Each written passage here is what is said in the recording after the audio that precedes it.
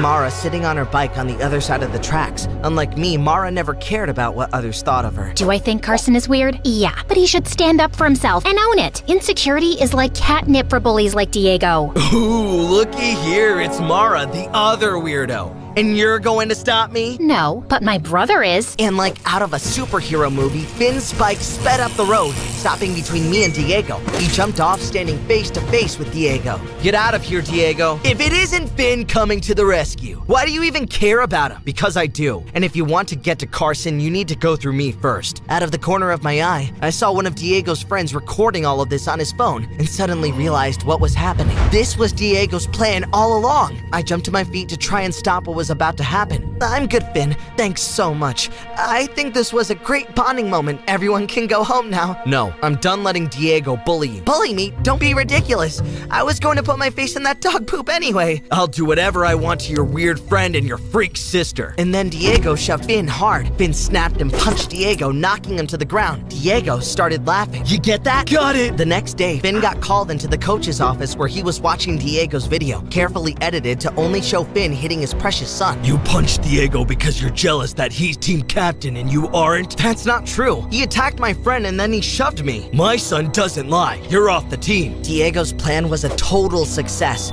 Over the next week, Finn didn't speak to anyone, including me. I tried to get his attention by jumping in front of him as he walked down the hallway, locking the door of the boys' room as he tried to go inside, and even holding onto his leg so he couldn't walk. But none of it worked. He was so depressed. But something else was happening. Diego stopped bullying me. He wasn't picking on me in class or tripping me in the cafeteria, and I could bike home without worrying he was following me. I had to know why, so I rode my bike up to him as he was leaving school. Why are you leaving me alone? You haven't mocked, insulted, or shoved me once since. Since you helped me get your buddy Finn kicked off the wrestling team. But I didn't. Oh, yes, you did. I couldn't have done it without you, weirdo. And now the recruiter is coming to see me instead of him. So consider my leaving you alone as a little thank you present. And as he walked away, I looked over and saw Mara just staring at me, shaking her head. Since we were kids, I always secretly had a crush on her. She would play rough with me and Finn. In fact, she is the one who convinced him to get into wrestling and even helped train him for the championship. But the older we got, the less she liked me. And now she really hates me after what happened to Finn. I needed to speak to him, so that day I went over to their house, but Mara answered the door. What do you want, Carson? Mara, Finn needs to tell the coach the truth, that he was only defending me and you. First of all, Carson, let's get something straight. I don't need defending. Second of all, who do you think Diego's father is going to believe? His son or Finn? So unless you can get him back on the team before the recruiter comes, then I advise you just let it go. The damage is done. And then she slammed the door in my face. Finn was my only friend and now he lost his dream trying to help me.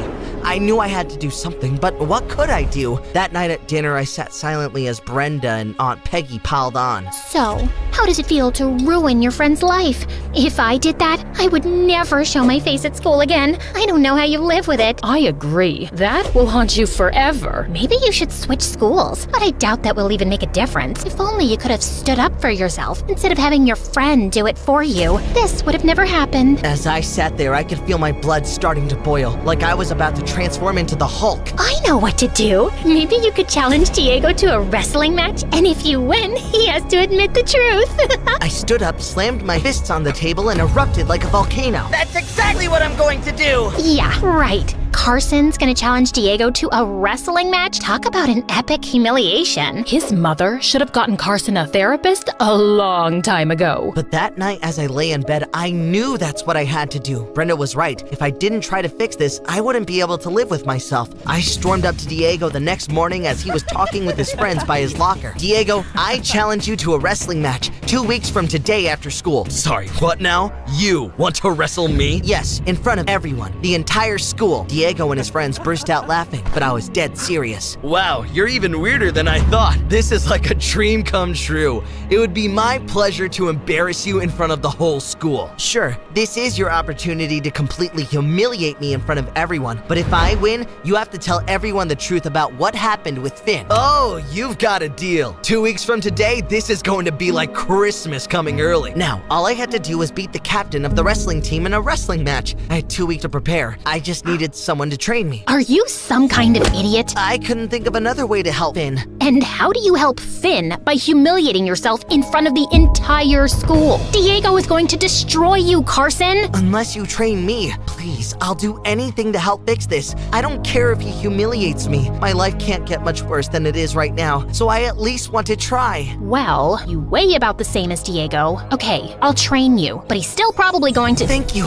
And then I made the mistake of trying to hug her. She flipped me over and pinned me to the ground. Training starts right now. For the next 2 weeks, Mara and I trained in the mornings, during lunch period, after school, and at night, even in the rain. It was like something out of a Rocky movie. When she wasn't teaching me wrestling moves, I was running or lifting weights in the school gym. And one day as we were practicing, Mara flipped me over and pinned me down. Please, I need a break. I can't take it anymore. Suck it up, Buttercup. Only 1 week left until you face Diego, and he won't let up, so neither will I. And for the first time, I saw the hint of a smile, and for some crazy reason, it gave me a burst of energy. I made a move and flipped Mara over, pinning her down. Yes, that was great, Carson. Meanwhile, Diego and his friends were putting up flyers all over the school advertising our wrestling match like it was the event of the year. Something strange was happening. For the first time in my entire life, I was feeling a sense of confidence, and people were noticing. People who never even looked at me were saying hello. What's up, Carson? Hey there, Carson. And at home, even Brenda and Aunt Peggy were seeing it. Hey, Carson, why do you put so much salt on your food? Hey, Brenda, why don't you mind your own business? And no, Aunt Peggy, it's not my mother's fault that I like salt. The two of you sit here every night criticizing me and my mom while living under our roof.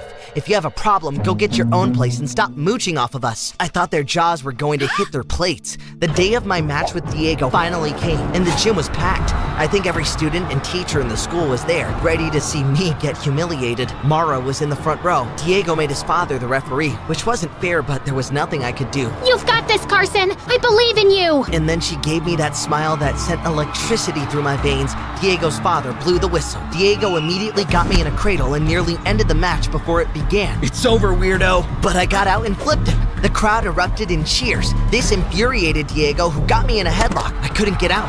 I could see Diego's father smiling. The crowd started chanting my name. Carson! Carson! Carson! I struggled as hard as I could, but Diego had me. Come on, Carson. You can do this. And then I looked over to see Finn walk in and sit down. I felt a sudden burst of power, picked Diego up, and threw him back. Yes, Carson! Diego couldn't believe what was happening. I was holding my own and the crowd was cheering for me. I had him pinned. I was going to win. And then I heard Diego's father say something in his ear. Don't you dare let him win. And then Diego headbutted me in the face. The crowd screamed, "That's illegal!" That's my boy. I grabbed my bloody nose. Diego flipped me over and pinned me down, winning the match. Diego's father raised Diego's arm up in victory, but the crowd was booing. Mara and Finn ran over to me. Mara held a tissue to my nose to stop the bleeding. You did amazing out there. He had to cheat to win. I can't believe you did this for me, Car. You truly are such an incredible friend. But I lost, and you won't get back on the team. It's okay, buddy. Diego is stunned at the crowd's reaction. He never faced this before. Cheater! Cheater! Cheater! The crowd went crazy, and then something incredible happened. The school principal had been watching the whole thing. He walked up to Diego and his father. Our team was the national champion this year, and I will not tolerate a coach who encourages cheating. You're fired. You can't fire my dad! Well, I just did, and you're off the team permanently. And then the principal raised one of my arms in the air and Finn the other, the real winner of the match. And the crowd went crazy.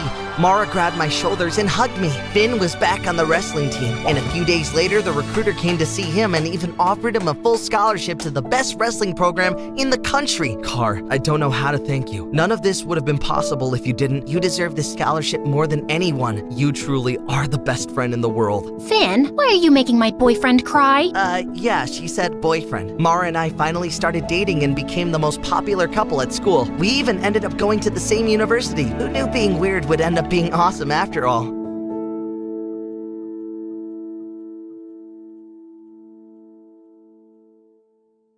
Hey, I'm Sakura, and I was born to the coolest parents ever. Before I go on, please hit like and subscribe. My parents were immigrants from Japan who built a successful business in America and gave my brother Dean and me the best life ever. Growing up, I was a straight-A student, and my dad always said I'd be a great doctor someday. It was his dream, only I knew the real reason. He loved Grey's Anatomy. I was too young to know what I wanted, but I loved making different sculptures out of anything I could find around me. When Mom noticed how good I was, she took me to the best workshops. Once when I was 6, we went to Spain for a vacation. I dragged everyone to see the famous mammal sculpture. It was the best day of my life. Oh my god, why would anyone make such a big spider? Yeah, I'm surprised you like it even though you're terrified of everything that crawls. I know, but I think it's beautiful. At least that's the meaning of it. It shows how the spider protects her babies even though she looks so delicate because of her thin legs. People around me who heard me were surprised, and the tour guide told me that my observation was correct. Dad looked so proud at that moment. See? My Sakura is so smart. And you both thought it was just some ugly spider.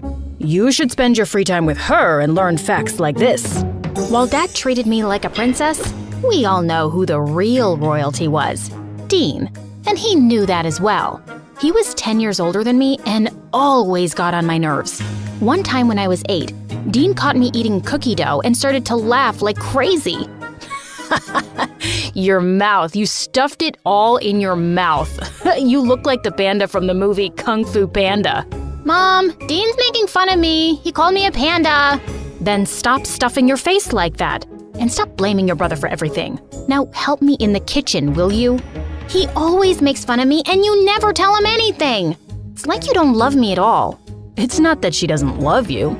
She just loves me more than you. Dean snickered in the corner, making ugly faces at me, and I felt so mad. He was annoying, just like every older brother.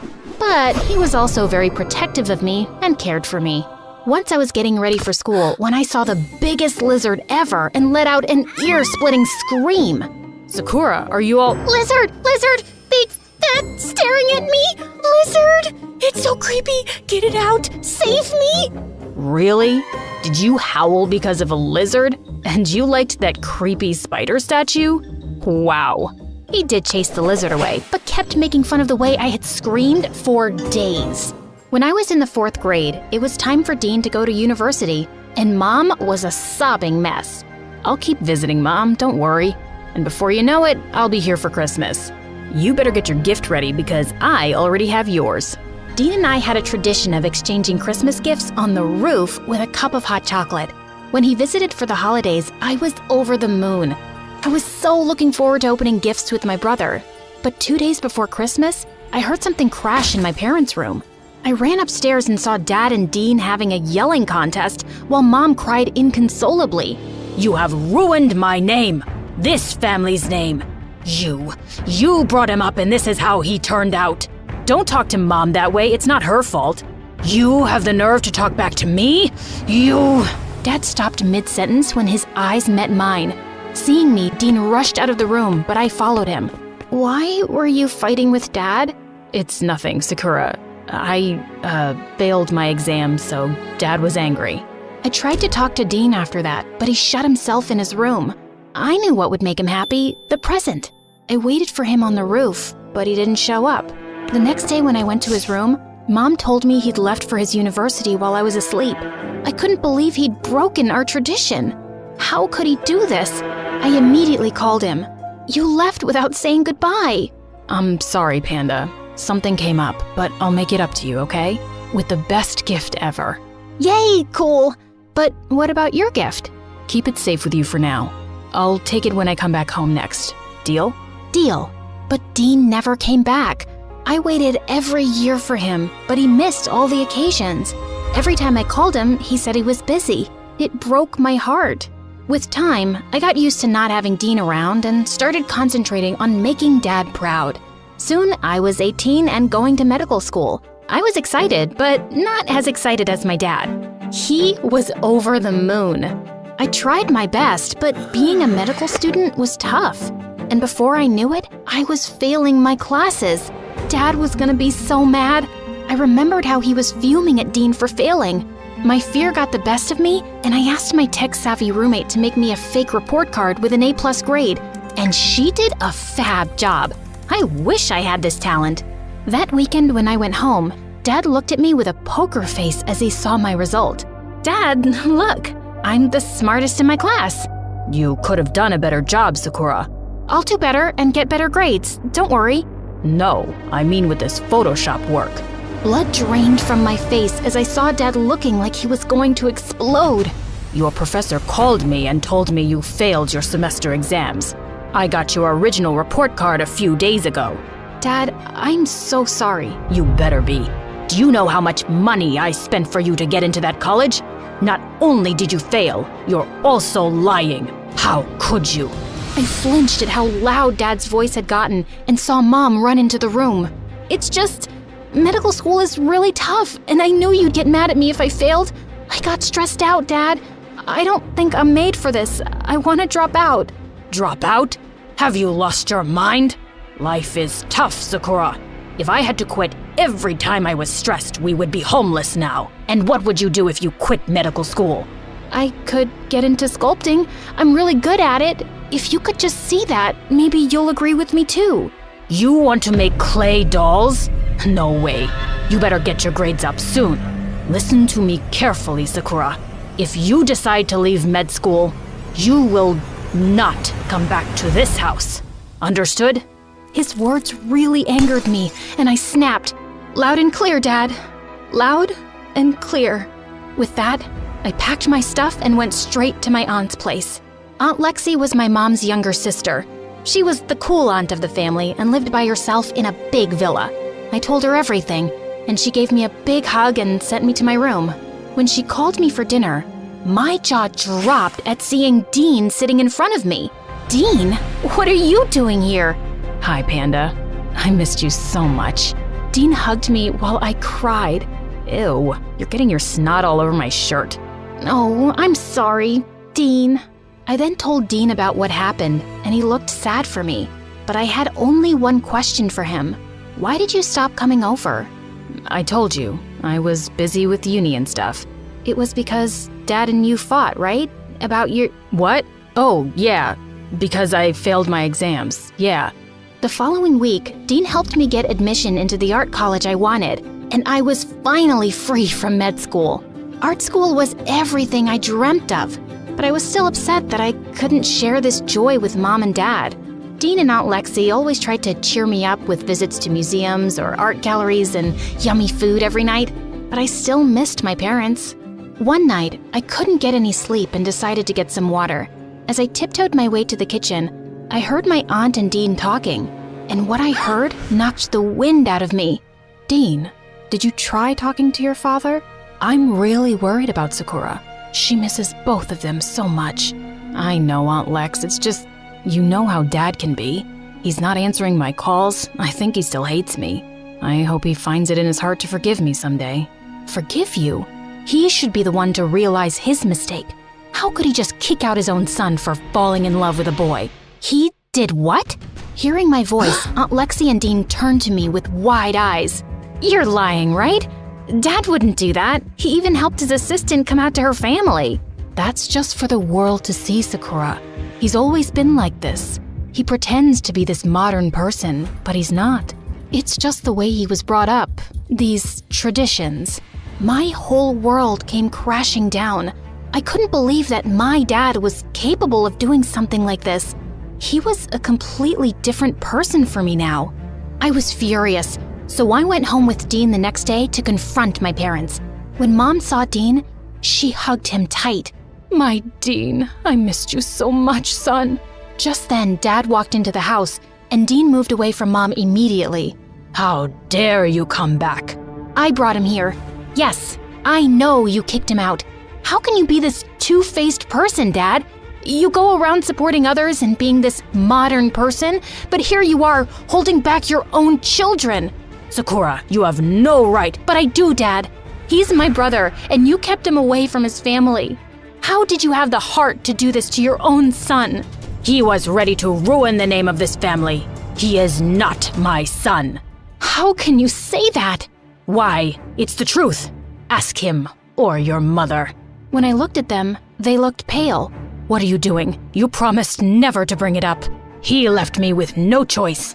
He is breaking apart this family. I loved him and brought him into this house from that orphanage. And this is how he repays me. What in the father-freaking world? I looked at Dean and instantly knew that Dad was telling the truth. You're adopted? Why did you never tell me? I found out the day you were born, and you'll always be my little sister. I couldn't hurt you. And Dad, I never meant to hurt you either. But I won't apologize for being who I am and falling in love. I can't believe you still have the nerve to stand in my house and talk to me that way. Get out.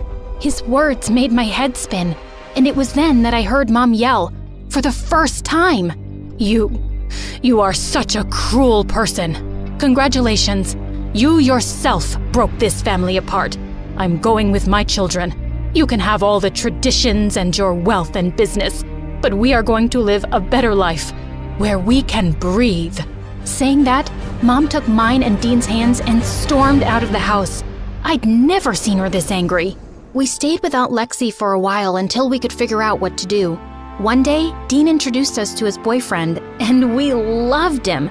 He was kind and yelled at Dean for teasing me and calling me a panda again. I liked this guy. One afternoon, the doorbell rang as we sat down to have lunch. Aunt Lexi entered the room with Dad right behind her. He looked like a mess. Can I talk to you all, please? We have nothing to say to you. And I doubt we would want to listen to you. Mom. Dad then began sobbing, and it broke my heart. Dean went and held him. Dad turned and hugged Dean tight. Son, I'm so sorry. I was rude to you and I shouldn't have done that. I thought what I was doing was right, but it wasn't. You're my son, the future of my house and business. But before all that, you are my son. And then you came along and my world was complete. I hope you'll forgive me. Please forgive me. I ran toward my dad and hugged him as well. Of course, Dad. We're so glad that you found your way back to us. Everyone in the room was a sobbing mess. Dad agreed to meet Dean's boyfriend one day, and to everyone's surprise, they bonded really well over sports and the fact that they dislike ice cream and loved Grey's Anatomy. Weird.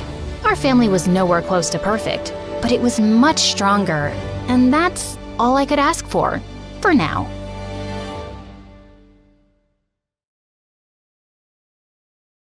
Hi, I'm Sasha. I live in Arizona with my parents and my brother Matt, who's a year older than me. But before I continue, please like and subscribe. Dad was a business tycoon, and our lives were just perfect. That is, until one Christmas when I was 5 years old. Dad had invited the whole neighborhood for dinner, and the house was buzzing with excitement. We were all busy with the preps when suddenly Dad cried out, Matt, that tree's fallen. Catch it before it breaks my glass table. Matt ran to the tree and caught it just in time, but he couldn't hold it any longer than a few seconds. I dived forward and caught the tree, holding it up easily. But just then, Matt suddenly lost his balance and went crashing straight into the table, breaking it now. Oh my God, what a mess! Dad came running to push the tree back in place, and then he lifted me up on his shoulders. Oh, darling, you're a strong one, aren't you? That was amazing. And you, Matt, you're such a shaky old lady. Can't you watch your own freaking feet? You must be ashamed to be weaker than a little girl. Some older brother you are. Matt turned red, burst into tears, and left the room. And from that day on, Dad kept singing praises about how strong and tough I was. And Matt just hated me. He built a huge Lego wall between our beds so he wouldn't even see me. Once, I broke the wall by accident, and he immediately shot me using his plastic toy gun. Its bullets hurt my butt so bad.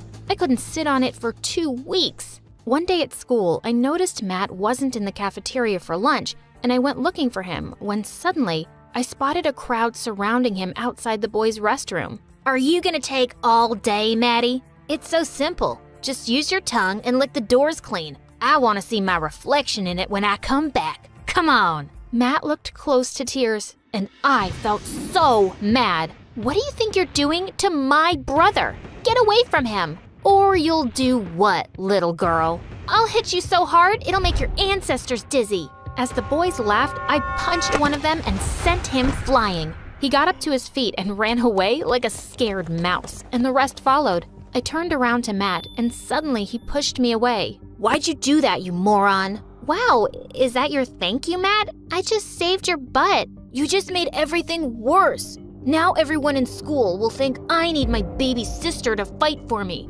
Isn't it bad enough that I live in your shadow at home, Daddy's little princess? Just stay away from me. And he stormed off furiously. All I'd done was try to help him, but he just ignored me more than ever after that. On my 12th birthday, Dad surprised me with the latest PlayStation. The minute Matt saw it, he flung his plate of food at the wall and walked out of the room. What the heck is wrong with that boy? Dad, I think I know why he's mad. He's been asking you for a PlayStation for years, but you didn't get it for him. And why should I?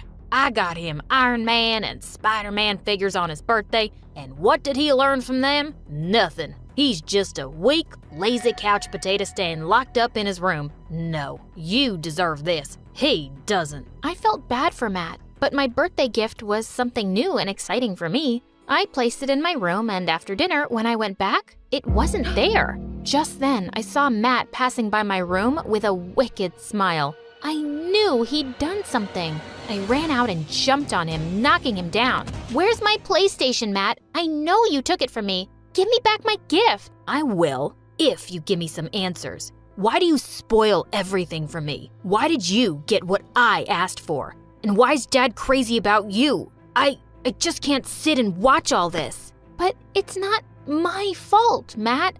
I didn't do anything to you. Now, where is my PlayStation? Boom! And he ran off and shut his door. Suddenly, we heard a loud explosion from the backyard. We all looked out the window, and it was my new PlayStation. Matt set fire to it? I cried my eyes out, and the next day, my parents got me another PlayStation and a cute kitty, who I named Kit Kat. I adored her, and I spent the whole summer playing video games. I was obsessed with this whole new world. I even discovered that by being a gamer on YouTube, you can earn big money. That was amazing. I started off with a simple game, and things were going better than I expected. And in no time, I started streaming my games on YouTube, and I was getting so popular in school. One evening as I sat down for a live stream, I saw a video had been posted a few hours earlier from my account. I clicked on it, and to my horror, there was a figure sitting at my desk in my hoodie with the face covered, speaking in a weird, shrill voice. I just came online to confess that I'm a fraud. I made my brother play all these games for me because I'm just a dumb girl who could never be a good gamer. You all are pretty stupid for believing me. Now my brother has left me and I'm done. So go follow somebody else, you morons. There were tons of hate comments under the video, and so many people had unfollowed me. Oh my God, I was gonna kill Matt. Matt, what's your freaking problem? Your stupid prank could ruin my career as a gamer. My followers are hating me now. Well, yeah, it's time for you to know what hate really feels like. And it's just a reminder, girls can't be gamers. Oh, really, Matt? Well, you are so mistaken. I'm gonna get into a big esports team and earn more than you can imagine real soon. So watch out, loser. I ran to my room and recorded a video explaining everything and posted it, hoping to get back my viewers. Later that night, when I went to the kitchen to get water, I saw the light was already on and I heard someone's voice. I peeked in to see Matt holding Kit Kat, talking to her lovingly. You're so adorable. Who wouldn't love you? Everyone loves you, right? Aw, was I just seeing Matt's sweet side? But suddenly, he put Kit Kat in a baking dish and opened the oven door. And that's why I hate you. Your time is up, stupid Kit Kat. Oh my God! Before he could push her inside, I leapt forward and attacked him, and we went flying into a rack of dishes. Everything came crashing to the ground, and my parents came running at the noise. Mom, Dad, Matt has lost it. He nearly baked poor Kit Kat. I always knew something was off about this boy. You better behave or I'll send you to an asylum. Matt left the room quietly, and I just knew this wasn't the end of it. The next night, when I was fast asleep, someone pulled me off the bed from my legs. I opened my eyes in horror to see Matt standing near me with a knife in his hand. OMG, I thought he wanted to kill me. I shouted and hid under my bed, but then, all of a sudden, he started screeching a plate with it. Ow! It hurts my teeth. Stop it, Matt. Are you crazy? I'm trying to sleep here. No one sleeps when I'm awake, especially you. I'm gonna play this till morning, every night, even if you send me to an asylum. I screamed and managed to run out of my room, locking it from the outside. Matt kept beating the door with his chairs, almost breaking it. My parents arrived on the scene too, and they were horrified. That's when it struck me. My system, my camera. Oh no, he was gonna wreck everything. I asked my parents to open the door, and the moment they did, he ran out of the house like a maniac. Gosh, he didn't come back all night, and we were all so worried about him. The next day I went to school alone, and when I got back, there was a note stuck on the door from my parents. Sasha, we've left for Chicago. Grandma had a terrible accident. Tell us when your brother returns. We will be back tomorrow. What the what? So they'd left me alone? Oh no. How was I gonna deal with Matt if he came back? You're strong, Sasha. Why should you be afraid of him? And it's just a day. You'll be fine. The whole day went by, and Matt didn't come at all. The next morning, I heard someone at the front door. I opened it to see a courier person. It was a special post addressed to me. When I opened the envelope, I saw the names of other gamers like Sniper Wolf and Gloom. The best part? I was invited for a gaming marathon where Sniper Wolf and other famous gamers would be joining. OMG, I could get all my viewers back. I was dancing around in excitement when I suddenly turned around and shrieked. Matt was standing inches away from me, looking down with an evil grin. When did you come? Who said I ever left? And with that, he grabbed the letter out of my hand and ran into the kitchen. And then he switched on the stove. Matt, no, please, don't do that. That is very important. Yes, everything about you is always important. And who am I? Just worthless garbage? As he was looking at me and talking, his long sleeve caught on fire. As he screamed and waved his arm around like crazy, I leapt forward with a jug of water and threw it at him. The fire was put out and he was okay. Oh my God. Thanks. No, don't smile at me. You just saved me from the fire, and I'm thankful for that, but I still hate you. And he just walked away. Mom and Dad arrived later that night and were shocked to see Matt so quiet in his room. Weeks passed and still, Matt never talked to me. But at least he didn't do anything to hurt me either. A few days later, our school was celebrating World Children's Day, and the chief guest was talking about how we were all lucky to have the love of families, unlike many children. Just then, Matt got up and shouted at the top of his voice, Lucky? I wish I was an orphan. Families don't give love or happiness. All my life, they've given me only disappointment and tears. Families suck, and you suck for giving this stupid speech. The teachers immediately dragged him out of the auditorium, but I couldn't help thinking about his words. Matt wished he was an orphan? I suddenly felt like the most terrible sister. We'd all ignored Matt's cries for help and attention too long. Later that evening, I went to my parents to talk to them about Matt's outburst. Mom started to cry, but Dad, he got really mad. That stupid boy said we made him miserable? What does he want, huh? He has everything. He lives under my roof and eats 10 times a day. He's just a spoiled, whiny, weak little...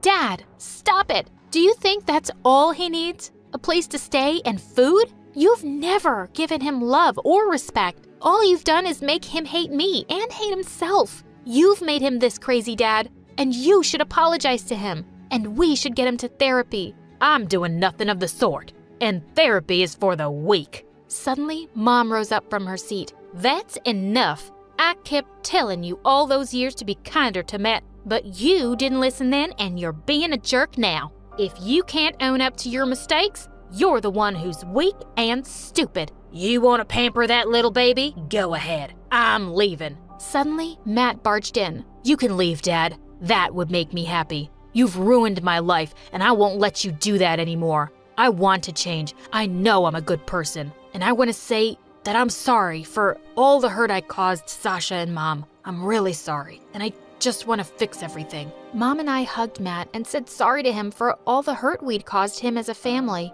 I'm so proud of you, Matt. Asking for help and deciding to make a change needs a lot of courage. I love you. I love you too.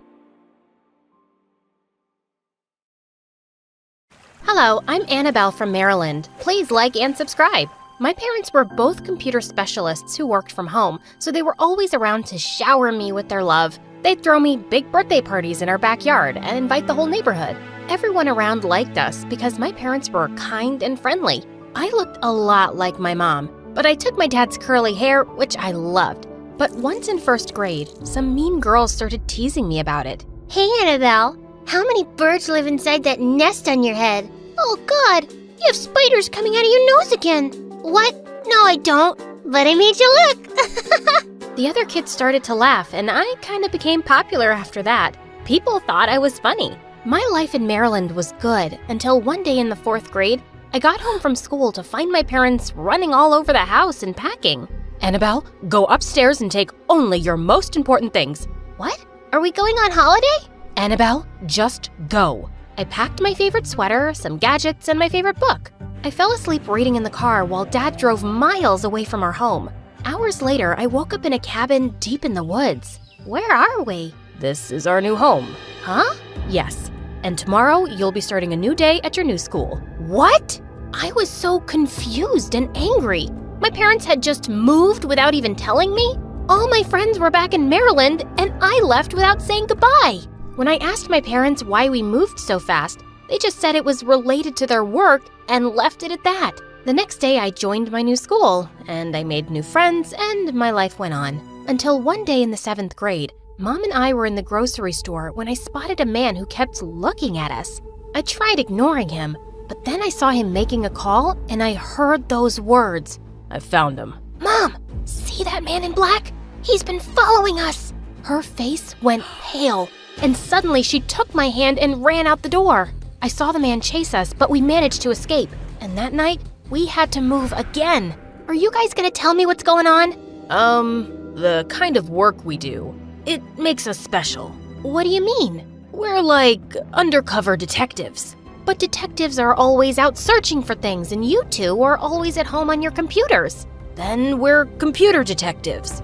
I knew he was lying, which made me more frustrated.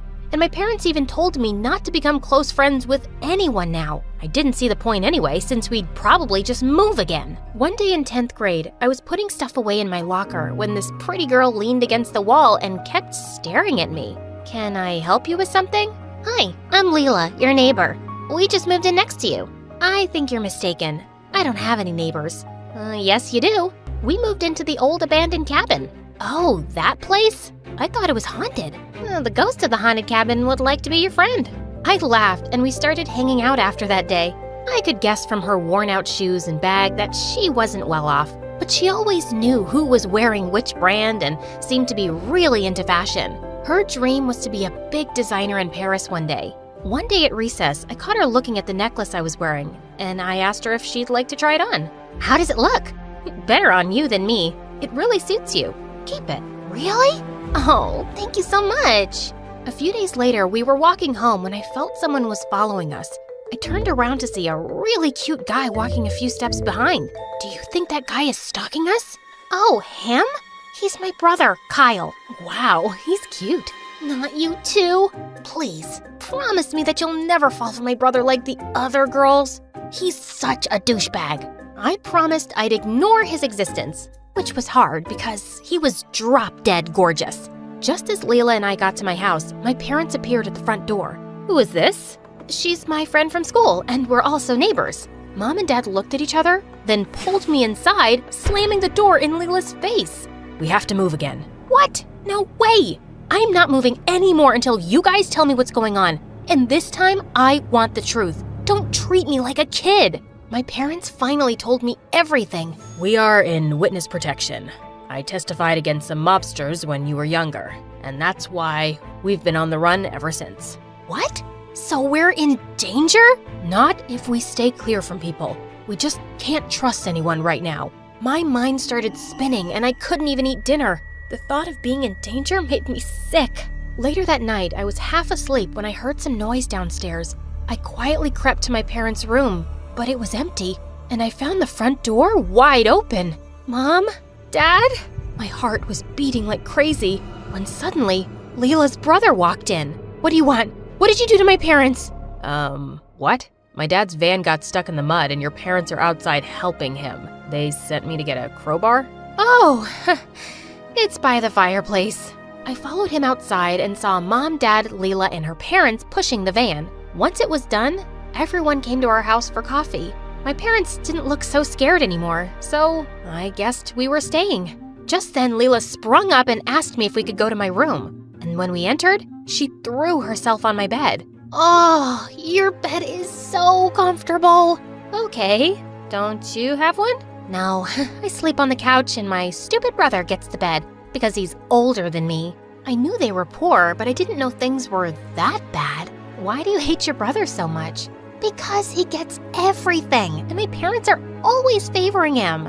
Since Leela started opening up to me, I decided to open up to her too, and I ended up telling her my parents' secret. Wow, so you and your parents are like special undercover people? Yeah, you could say that.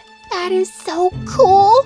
Just then, Kyle came to my door and said they were going home. He looked directly at me while I spoke to Leela, and I blushed. Leela clearly noticed it because as she was leaving, she whispered in my ear, "Remember your promise." The next day at school, the principal had a shocking announcement to make. She said that someone had broken into the cheerleaders' locker room the day before and stolen many wallets, watches, and cell phones. We have a hooded figure caught on the security footage, and when I identify the culprit, he or she will be expelled. But if you come forward and confess, I'll be willing to consider another punishment. It was all anyone could talk about. Later that day, I was in the library trying to reach a book when suddenly Kyle appeared next to me and took it down. I mumbled a thank you and turned to leave, but my charm bracelet got caught in his sweater. Oh gosh, I'm so sorry. It's okay, I'll get it out. While he tried untangling it, I couldn't help looking into his blue eyes. What's going on here? My bracelet got caught into Kyle's sweater. He's just helping me out.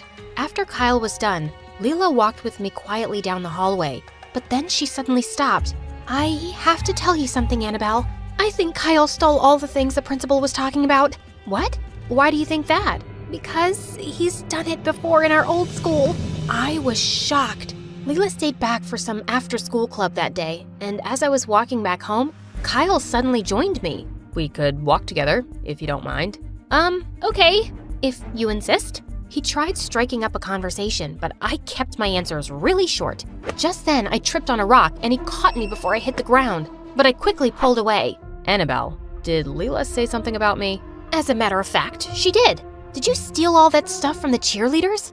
Gosh, no. I'd never do that. Listen, Leela hates me because our dad left her mom for my mom. She's been making my life miserable since forever by making up awful stories about me. He looked so genuine that I couldn't help believing him. We took a walk by the riverside and spoke some more, and I felt butterflies every time he looked into my eyes. And when he dropped me home, he gave me a quick kiss on the cheek. I couldn't stop thinking about him the whole night. But the next day at school, Leela approached me looking upset. I thought you were a good friend, but I guess you're more desperate to be with my brother. Yeah, I came home early and I saw that kiss.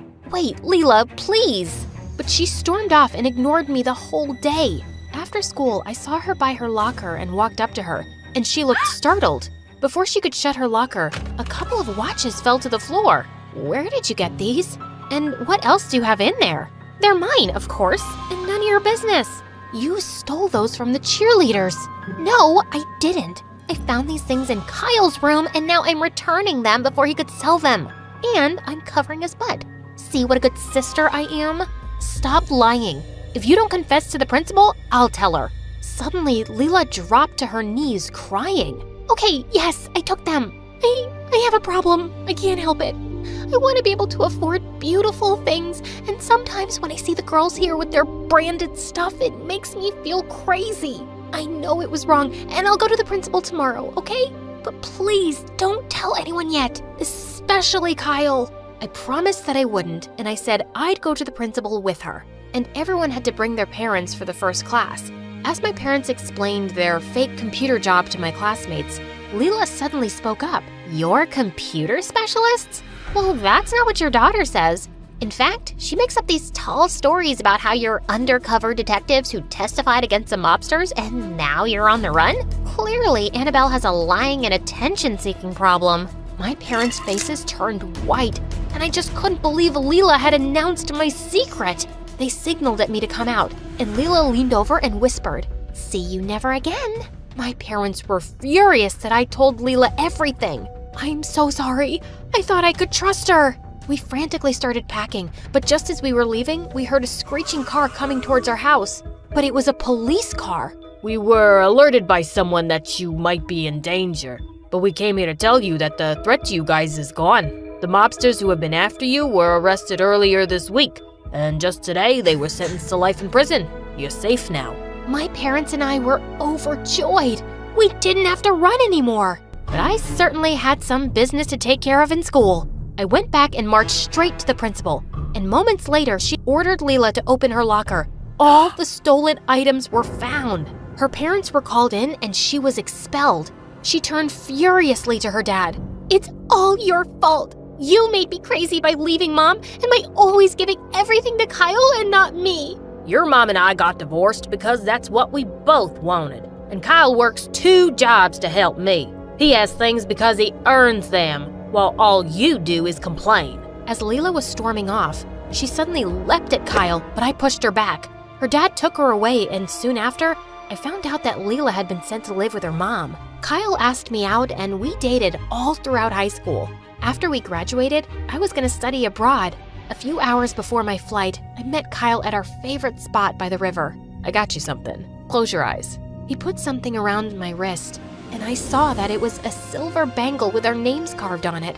Wow, this is beautiful. Yeah, no more charm bracelets. I don't want you getting stuck on another boy's sweater.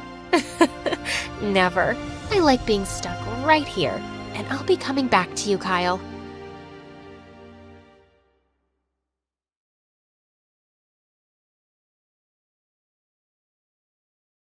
Hi, my name's Lucy, and I really don't like to be the center of attention. Until I decided to make myself the center of the whole world's attention, and now my life is totally destroyed. As far back as I can remember, I've loved taking photos. The hidden stories they tell, the raw honesty in a single frame. And, most importantly, it keeps me behind the lens and never in front of it. Achoo! Now, I know what you're thinking. Fancy rich girl gets a fancy camera and can coast through life while spending her time taking photos of fancy things. But that's not really the case.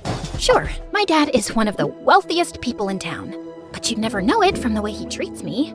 He's never bought me any branded clothes, never spoiled me at a 5-star restaurant.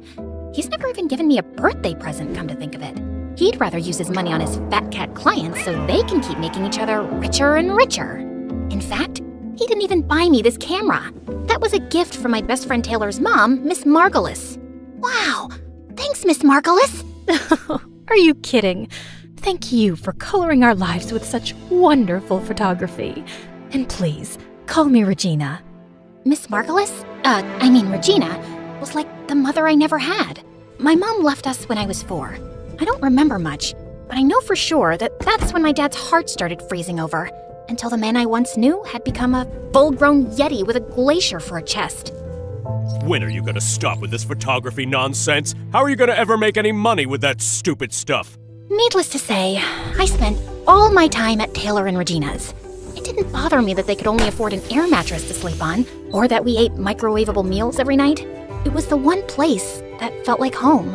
And then, when I was in the 10th grade, everything changed. Regina got sick, couldn't work anymore, and could barely keep up with household expenses, let alone afford the surgery that would make her healthy again. I tried asking my dad for help, but that went as well as you'd expect it to go. What am I, a walking ATM? You need money, you earn it. Just like I had to. I began to feel guilty that I'd been practically living there without contributing so much as a single dime. I even offered to sell my camera. Absolutely not. You don't owe us anything, Lucy. You've already given me plenty by spending all these years with us. I didn't know what to do. But just when all hope seemed lost, Taylor found an advertisement from the billion-dollar brand Floriful saying they were looking for photography submissions for their Be Real campaign. The chosen winner would win a huge cash prize. I knew it was a long shot, but being real is kinda my thing. If you ever want to see the realness of how messy life is behind the glitz and glamour, my dad is a masterclass in how not to live your life. I walked around for hours combing the town, capturing life in its rawest form. Candid smiles of couples in love, faded graffiti on old brick walls, anything that told a real story.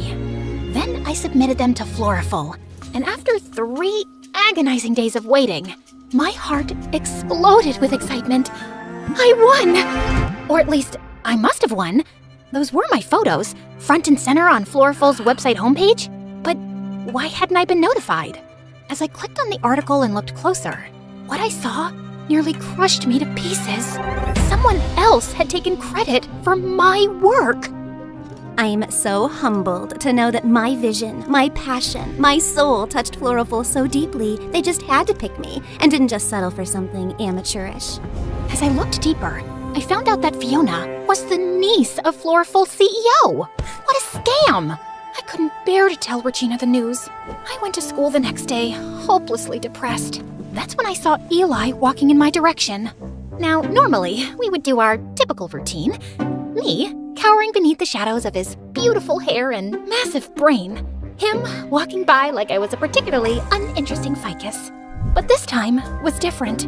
This time, he was walking straight towards me. Hey, you're Lucy, right? Well, I can be a Lucy if you want me to be. But your name's Lucy, right? Like Lucy with a C? Yeah, Lucy with a C. How smart.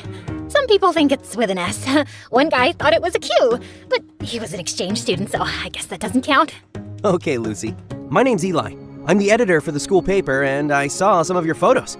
They're brilliant. We're looking for a photographer for our next big story. Only problem is, we don't exactly have a story yet. Well, there was a fish that went missing from a classroom, but that's not exactly Pulitzer material. And then, under the weight of the pressure and sadness and indignation of losing what was rightfully mine, my shyness evaporated. I burst out and told him everything. I told him about Taylor and Miss Regina, and the Be Real competition and Fiona. And I watched as I saw a side of Eli that I had never seen in all those years of pretending not to gaze at him from afar. He was mad, like fuming mad. How could they do that to you? After all the great work you put in? That's outrageous! I couldn't believe it. The smartest kid in school, and third most handsome by gossip's consensus, was angry on my behalf. Eli vowed to go forward with the story in the school paper. But first, we had to find Fiona. As an investigative journalist, I know a lot more than I probably should. Like what? Like Fiona's address, for example. We got into Eli's car and sped to Fiona's house. I felt more alive and more assertive than I have in years. Don't be nervous. When she answers, just... Thanks. But when it comes to defending my work, I don't need a pep talk. Who was this person I was becoming? Or was I finally rediscovering my old self? Was the Be Real campaign uncovering a real me I'd forgotten years ago? I rang the doorbell, and Fiona herself answered. But to my surprise, she looked different, more tired than she did online, and maybe almost nice. At that moment, all my previous confidence shriveled up like an overexposed photo left out in the sun. Hey, can I help you? Fiona. It is Fiona, right? Of course it's Fiona. After all, this is Fiona's house. What were we here for again? I'm Eli Bellinger. I'm with the Northwood Times. We're here to ask you some questions. Oh, right. Okay, well... Fiona, don't slouch and fix your hair. You look tired. What have I told you about answering the door like some intern? And suddenly, everything about her changed. She began to morph into every it girl that ever terrorized me at school, like a werewolf at full moon. I don't have time for this. But Eli, here's my number. Call me if you want to interview someone who doesn't need a pep talk to ring a doorbell. No offense. This witch! First she takes my work, now she tries to take my friend, I guess? I couldn't contain myself anymore. My name is Lucy, and you stole my photos to win the Floraful competition. Excuse me? Your photos? Please. In case you weren't aware, I graduated as the top portfolio pick at the Willow Ridge Visual Arts Academy, won 2 regional youth photography awards, and got featured on the front page of Shutterscene's Next Gen Visionaries issue. But sure, let's pretend I needed to steal your pictures. Now, why don't you make it like the Floralful campaign says and get real? Call me Eli. I didn't know what was worse, having my hard work plundered or being brutally embarrassed in front of Eli. The drive home started off silent, but just as I was wondering what could possibly be going through Eli's mind, he said the perfect thing. We should get pizza.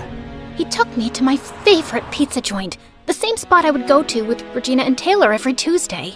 And as we started having our first real conversation, I realized we actually had a lot in common. All these years, I had been avoiding him out of fear, when in reality, he was one of the easiest people to talk to. He also had problems with his father, who got scammed by a rich con man when Eli was little. Now his dad only showed up to his house every couple of years to ask his mom for money. 2 broken homes, and a basket of garlic knots holding us together. That's why I can't stand people like Fiona. Just another snobby rich kid feeding off of people like us who really need the money. You know what I mean? Yep. Unlike her, just 2 humble peasants. Gotta go harvest some potatoes after algebra. Makes me mad just thinking of her. Yeah, she's like a squirrel with a credit card. What? I don't know. It made sense in my head. And he even found me funny. After Eli dropped me off at Regina and Taylor's, the weight of my reality crashed back down on me. I barely slept through the night. I just kept refreshing Floralful's homepage over and over again. I even began to doubt whether those photos really were mine. The next morning, I sulked into the kitchen, totally dejected. But that's when I saw Regina cheerily making us her special secret pancake recipe. And I remembered, this wasn't about me or Fiona at all. This was about Regina and her health. And if she could put together a smile and trudge forward every day, so could I. So later that day, I marched right up to Eli. I didn't even care that other people were looking at me. That weird feeling was back again. You know, confidence. We need to write this article, and we need to write it now. Now that's the girl who took those photos. We spent the entire day secretly messaging each other bits and pieces of the article back and forth while pretending to pay attention in class. I scribbled a note to Eli as fast as I could. We need a stronger ending. Fiona's gonna wriggle out if we're too polite. Eli read it, and then, like the true nerd he is, pulled out a pen. First, he actually corrected my grammar. Then, just for extra spice, he scribbled a note above the word polite. Polite? Weak sauce. We're going full spicy. I blinked at it. This boy had literally proofread my panic scribble in the middle of algebra, and he was proud of it too. I bit my lip to keep from laughing, grabbed my pen, and drew the dumbest, soggiest looking noodle you've ever seen, right next to his weak sauce edit. The teacher noticed the note passing.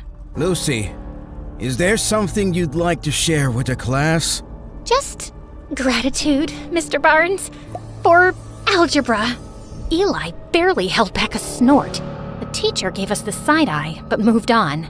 Sure, it was just the school newspaper, but Eli was good. Some of his articles had gone viral in the past. He even served as a TV correspondent once on the news. Later that week, I found Dad in his office, buried in spreadsheets as usual. Hey, Dad, do you have a minute? I have 30 seconds. I got a meeting. I hesitated, then held out one of my photos, the one Regina said looked like hope. Maybe, just maybe, my photographs could help sway him. I thought this one turned out well. He gave it a glance for maybe a second. Still wasting time with that camera, I see. It's not a waste. I actually won. Well, I almost won this contest, but... You want to play artist? Fine. But don't come crying when the real world eats you alive. I swallowed hard. But Regina's really sick, and I was wondering if maybe... Still not my problem. But she's practically family. All heart, no sense. Just like your mother. The doorbell rang for my dad's meeting, and at first I was relieved to get out of this conversation, until I saw who it was. You must be Eli. OMG, is that Eli? You're a lot younger than I expected. Let's just get this over with. My dad went into the conservatory, and just as I tried to hide behind one of the statues in our foyer... Lucy? Eli! Hey! What are you doing here? What are you doing here? I work here. May I take your jacket, by the way? Oh man, you have to work for this guy? I'm sorry to hear that, but don't worry. I'm about to write the most scathing expose on him. I forced a laugh and led him to the conservatory, my heart pounding so hard I thought it might echo off the marble. Would you like a refreshment before your meeting, sir? Sure. Orange juice? I darted toward the kitchen, which I'm usually not even allowed to go into, and grabbed a tray of orange juice, much to the horror of our housekeepers. I balanced the tray for dear life, and just as I arrived in the conservatory, the housekeeper burst through the door. Ma'am, please don't. Your dad would kill me if he saw you doing this. My dad, the cook? Why would he care? She looked at me like I'd lost my mind.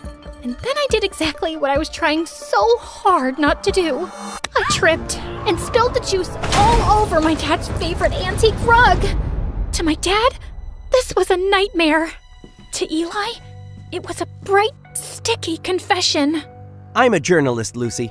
I know a lie when I see one. I couldn't say anything. I just stood there, frozen, orange juice pooling at my feet. The next day just so happened to be the day our article about Floraful was supposed to come out. I checked the school newspaper, but the front page was just a dumb story about our school mascot's favorite rock and roll bands. In fact, the whole entire paper and its corresponding website didn't have a single story from Eli anywhere, which almost never happens. I looked for him all over the place, but he was nowhere to be found. That night at Taylor and Regina's, I felt both embarrassed and abandoned. And just when I thought things couldn't get worse, I received an email with a subject that said, "One more photo to add," from a sender that made my stomach drop to the floor. Fiona. I clicked on it, and there, enlarged on my computer screen, was a horrifying picture of Fiona and Eli? And she had her arm around him? I couldn't make up my mind about whether to throw up on the screen or smash my computer to pieces. But instead, I sprung from my chair and marched all the way down to Eli's front door. No more Miss Shy Girl! I got there just as he arrived in his rickety old car. Care to explain where you were? I had an interview. An interview. Then what's this? So what? I can't interview someone anymore? She apologized for the way she acted. She said she gets defensive when it comes to her work and explained she was out of line. Her work? Eli, she's lying. And what about you? Do you really need this contest money after all? Look, I'm sorry I lied about my dad, but you don't understand. Save it, Lucy. I just don't know what to believe anymore. You're just another spoiled rich kid too. Wow. You know what? I'm gonna go storm off home. And you know why? Because I don't have my dad's car to drive off in, or my dad's money to call a cab home, or my dad's love to come pick me up. But yeah, I'm real spoiled. For the next couple of weeks, I redirected my efforts. I'd spent so much energy fighting Fiona that I'd forgotten how great it was to spend quality time with Taylor and Regina. We settled back into our routines. And truth be told, I settled back into my shyness. Being behind the scenes started to feel comfortable again. But I could tell Regina was still in pain, and she really needed surgery. Even worse, Floraful had the nerve to advertise an upcoming Q&A with the special winner of their Be Real campaign. Not me, Fiona. A couple of days later, I found a note stuffed in my locker. Meet me behind the library. Yeah, no thanks. I threw it straight in the trash. The next day, there was another one. Please, it's important. Trash. Third day. I'm sorry. At least hear me out. Trash. Hey, I was perfectly happy never speaking to him again. Mostly. A few days later, I was just minding my own business, walking home, backpack slung over one shoulder, dreaming about microwavable mac and cheese. When suddenly, a bag slipped over my head. I knew high school would kill me! Then someone shoved me into a car. 20 minutes later, they plopped me onto a chair. I thrashed around like a feral raccoon until the bag was finally lifted. And standing there, looking way too proud of himself, was Eli.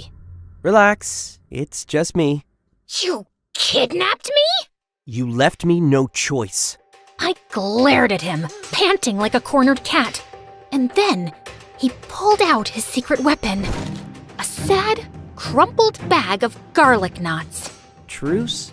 I stared at the bag, then at him, then back at the bag. Some battles aren't worth fighting. You're lucky I'm weak for carbs. I'm so sorry. I know it'll be impossible to make up for what I said to you, but I have a surprise that might help. I braced myself for, I don't know, a heartfelt speech.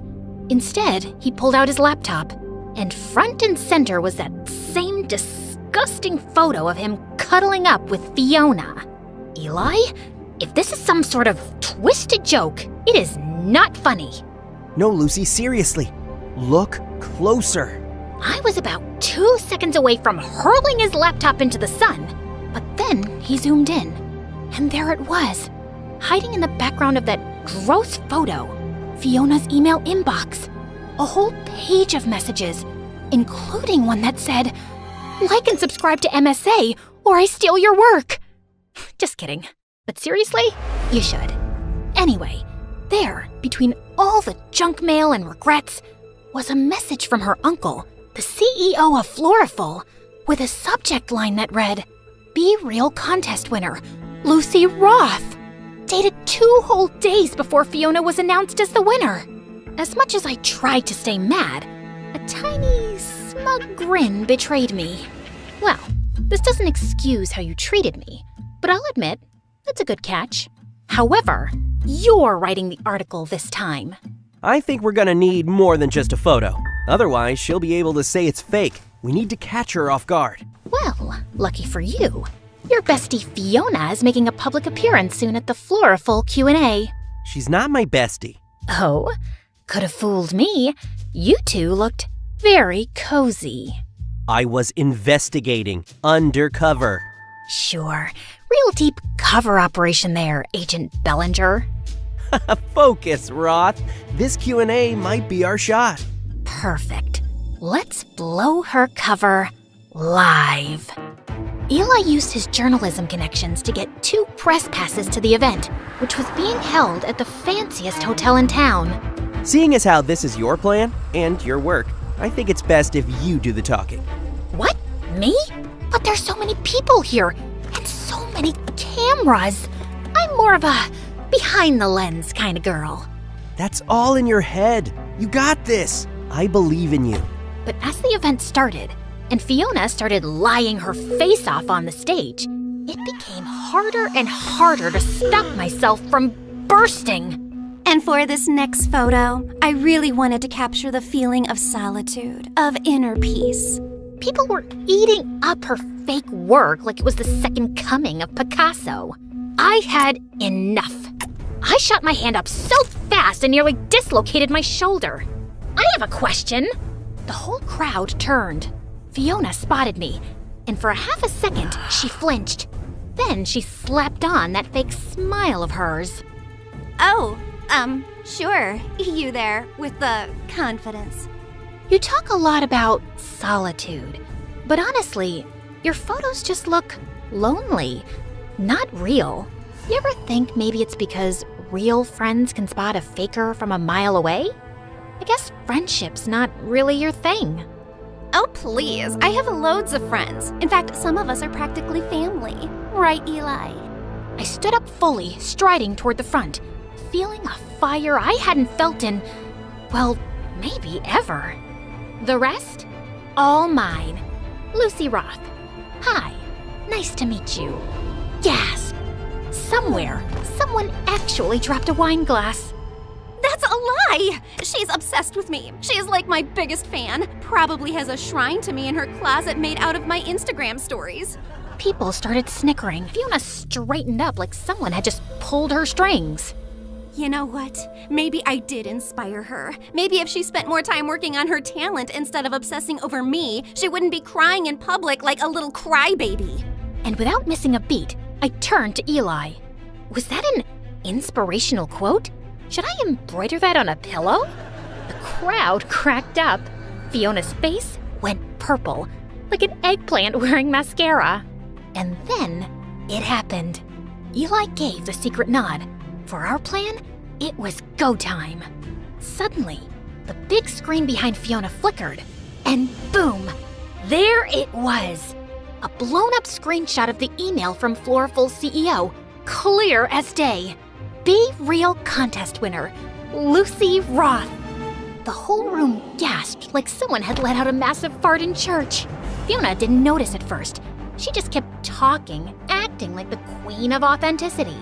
But when she finally turned around and saw it, it was like watching a Jenga tower collapse in slow motion. She froze, then let out this tiny, pitiful little squeak.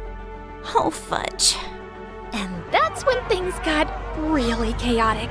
Her dad practically launched himself onto the stage, flailing like a businessman who had just lost a deal. That's a fake! Security! Remove her!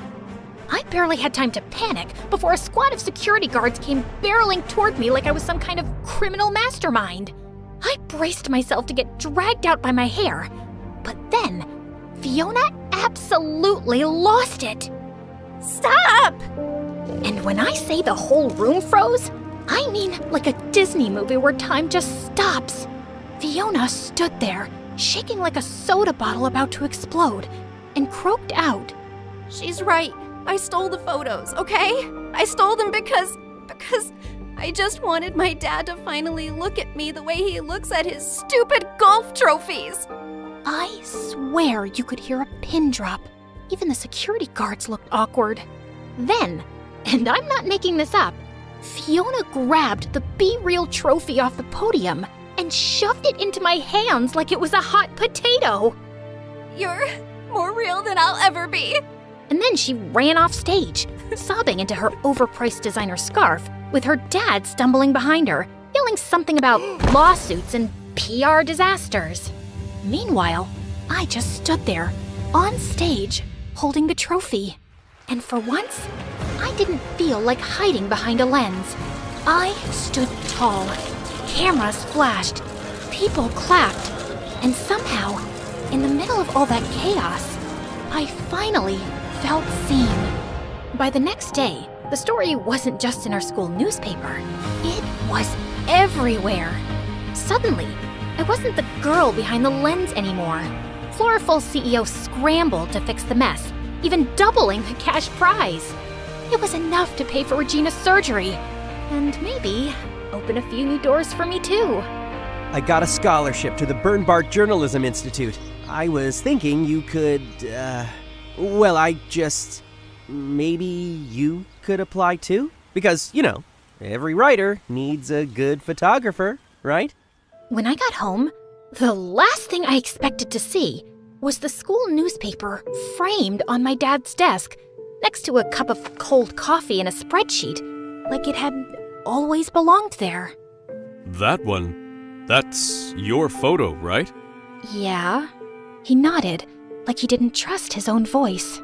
Then he added, I didn't know you had that kind of eye. Your mom, she used to see the world like that too. He didn't say, I'm sorry. He didn't say, I'm proud. But he left the frame right there. And that was enough. For now. I'm not sure how you noticed all that. I don't know, Dad. I guess it's just called being real.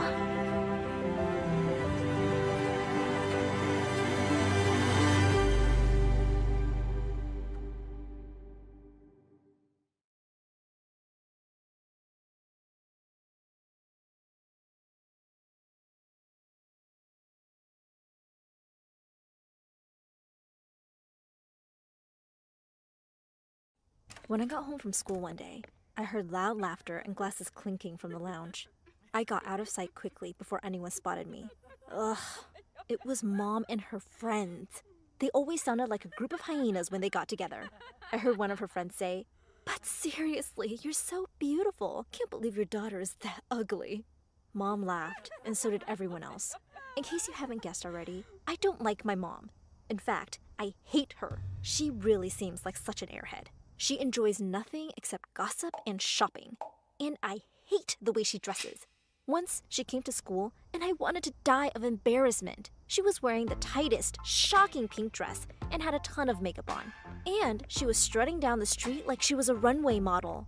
The boys in my class were staring and grinning at her. It was so gross. To make it worse, I heard one of them say, "Wow, now we know where Ella gets her looks from.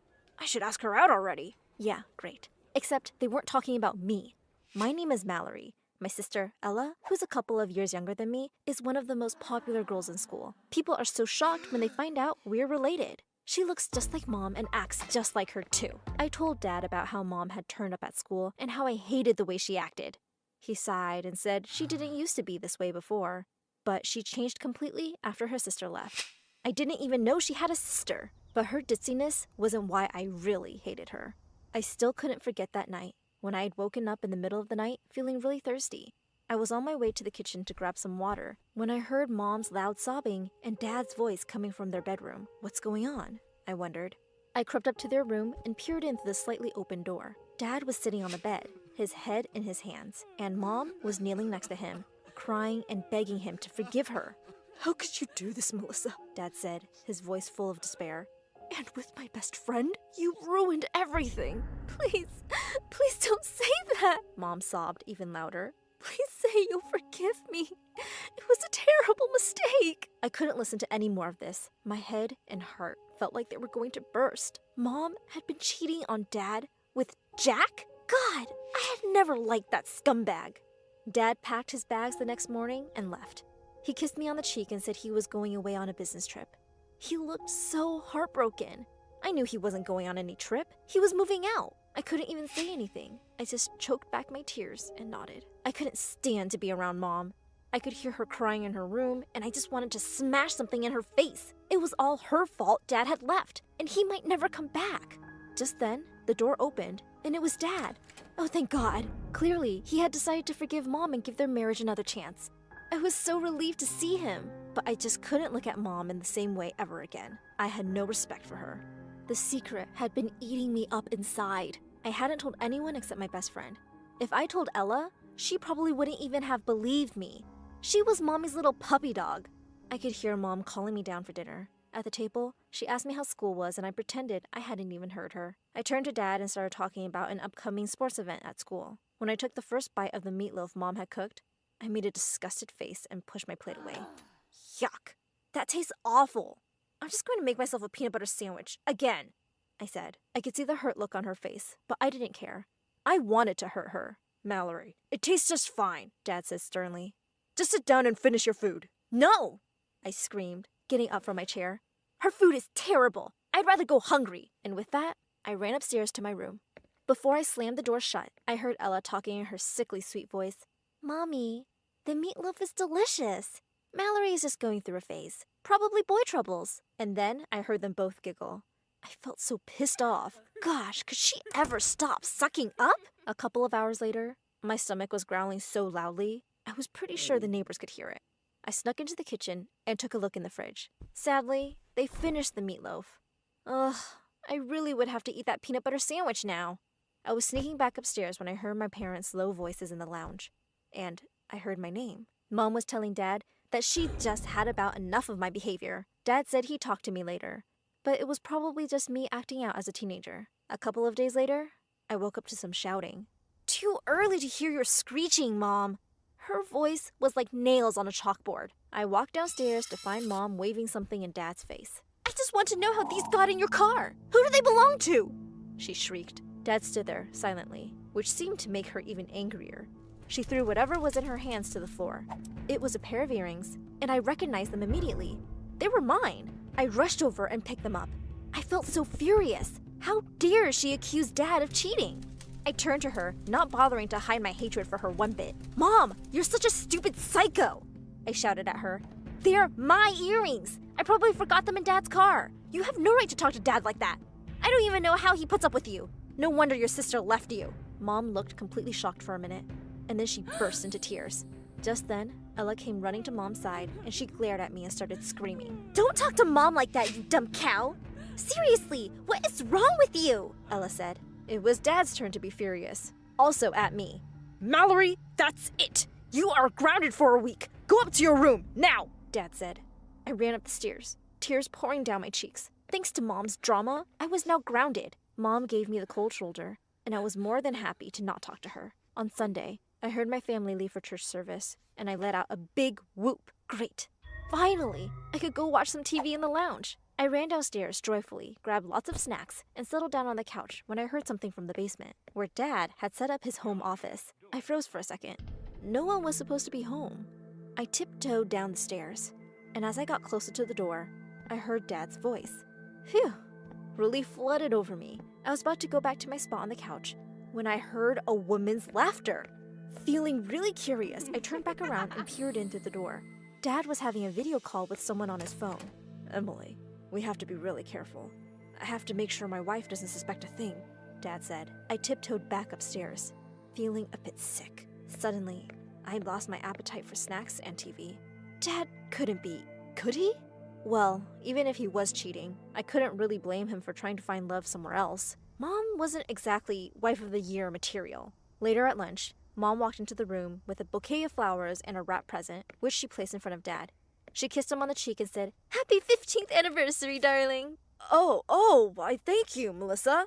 Dad looked completely surprised and flustered. He started apologizing and saying it had slipped his mind. Mom said it was totally okay, but I could tell that she was really trying hard to not look hurt. Ella squeezed her hand and gave her a sympathetic look. What a goody two-shoes.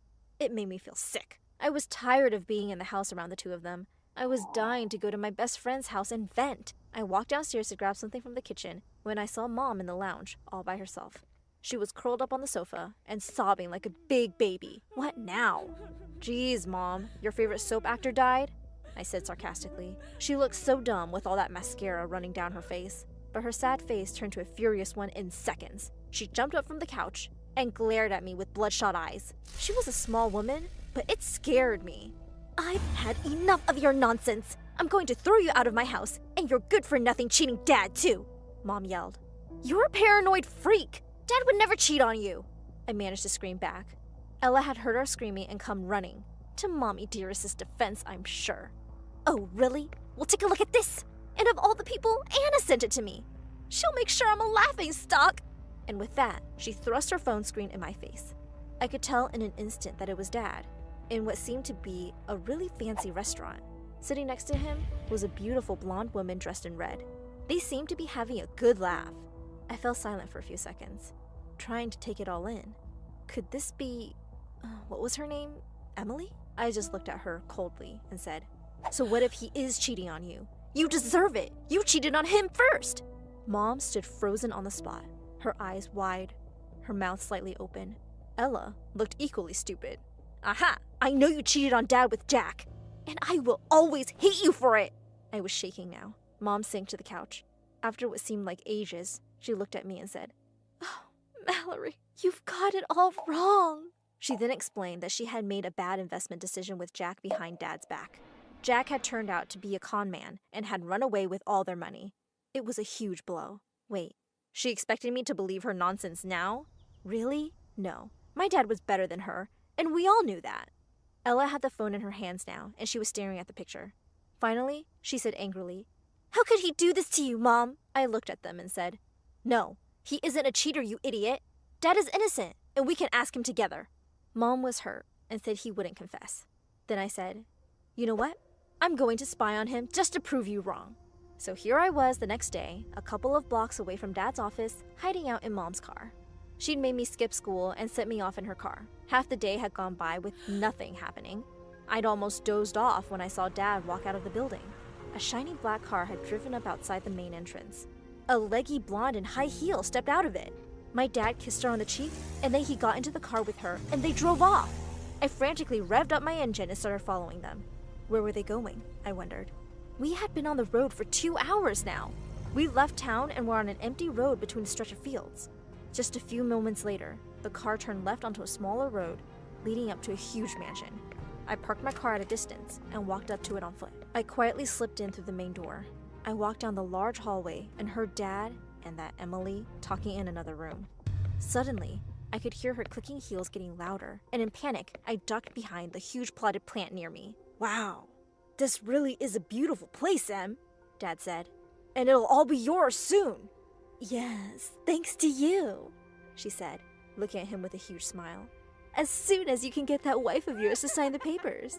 Her evil laugh echoing through the hallway made my blood run cold. And what was worse, Dad joined her. That wasn't the worst of it. They started going up the stairs, and suddenly Emily lost her balance. Dad was quick to catch her. Oh my God, Em, are you okay?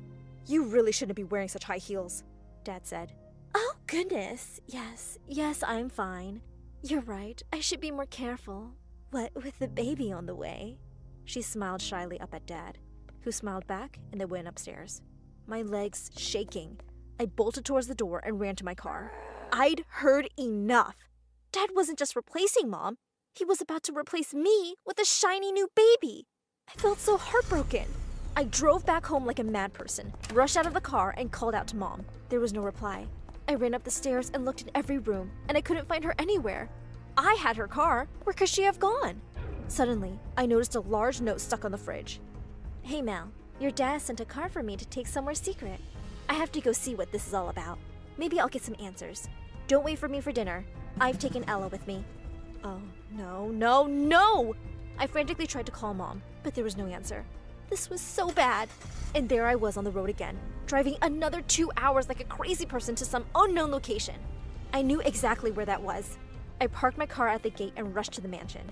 Emily's car was still there, and Mom and Ella must have been inside because another car was parked outside. I ran in through the main door and looked in all the rooms downstairs. Nothing. I ran upstairs and heard voices from one of the bedrooms. I peered in and saw all 4 of them in there. Mom and Emily were crying. I still don't understand why you suddenly left, Mom wept. You just broke my heart, Em. Oh, Mal, you know how hard it was with Mom and Dad. I couldn't live that life anymore, and I didn't even find out till much later about their accident, which is why I never came to the funeral. Just please forgive me. I will make it up to you, Emily sobbed. I stood there in shock. So this was the long-lost sister. My sister was there, crying like an idiot. Then Mom hugged Dad and thanked him for reuniting them. And behind her back, he mouthed, I love you, babe. Then he winked at Emily, who also mouthed, I love you too, babe. I looked at my sister, who had just witnessed this. We exchanged worried looks. Then Mom said, we are all going to have so much fun together. Oh, poor Mom. For the first time in years, I felt sorry for her. Hi, I'm Violet from Vermont. If you like my story, like and subscribe to MSA. I grew up with a single mom who made sure to provide everything for me. Mom was awesome, but whenever I'd see my friends at school with their dads, I'd ask Mom about my dad, and she'd just make light of it. I asked him to get bread one time. Looks like he's still searching the aisles. Even though she laughed, I knew the question bothered her, so I stopped asking. My mom loved me to bits, and that was all that mattered. One time when I was 13, everything changed. I was just minding my own business when a fight broke out in school. I tried to get out of the way, but a kid shoved me. When I got up, I saw a huge puffy rash appear on my skin, and I screamed. What was that? I was taken to the doctor, who told me I had dermatographia, a major skin allergy to anything I touched. My skin was sensitive to everything, even just scratching an itch. The doctor told me it was normal for it to start at my age. She reassured me the rashes passed quickly, but the condition would not. Mom, these look so ugly. Oh no, darling, you're just overthinking it. You'll be fine. We'll get you new clothes. If you're uncomfortable telling it to others, you don't have to. Of course I didn't want to. After that day, I started wearing long sleeves and jeans and even wore gloves. But soon, kids started to have a problem with me being covered from head to toe. I would always tell them that I had a condition, but they'd ask me to show it to them and I didn't want to. My illness wasn't some freak show. Are you some kind of werewolf? Do you have tons of body hair that you have to keep yourself covered? Or maybe she has scales. Who knows? It's so weird. Who knew people could be so annoying? One time, as I was putting my books in the locker, a girl came over to me. It was Charlotte. We were both in the same class. How come you always wear long sleeves? Another one. I was so done with these questions now. It's never too late to shut up and mind your own business. Wow, so rude.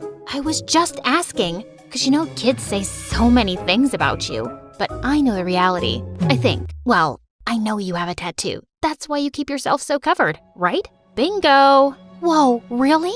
How did you get it? My dad would never let me. I guess if my mom was still living with us, then she would have allowed it. Oh, she didn't have her mom with her. That made me feel sad, and I decided to cut her some slack. I asked her to sit with me in class, and it turned out she was a pretty nice girl.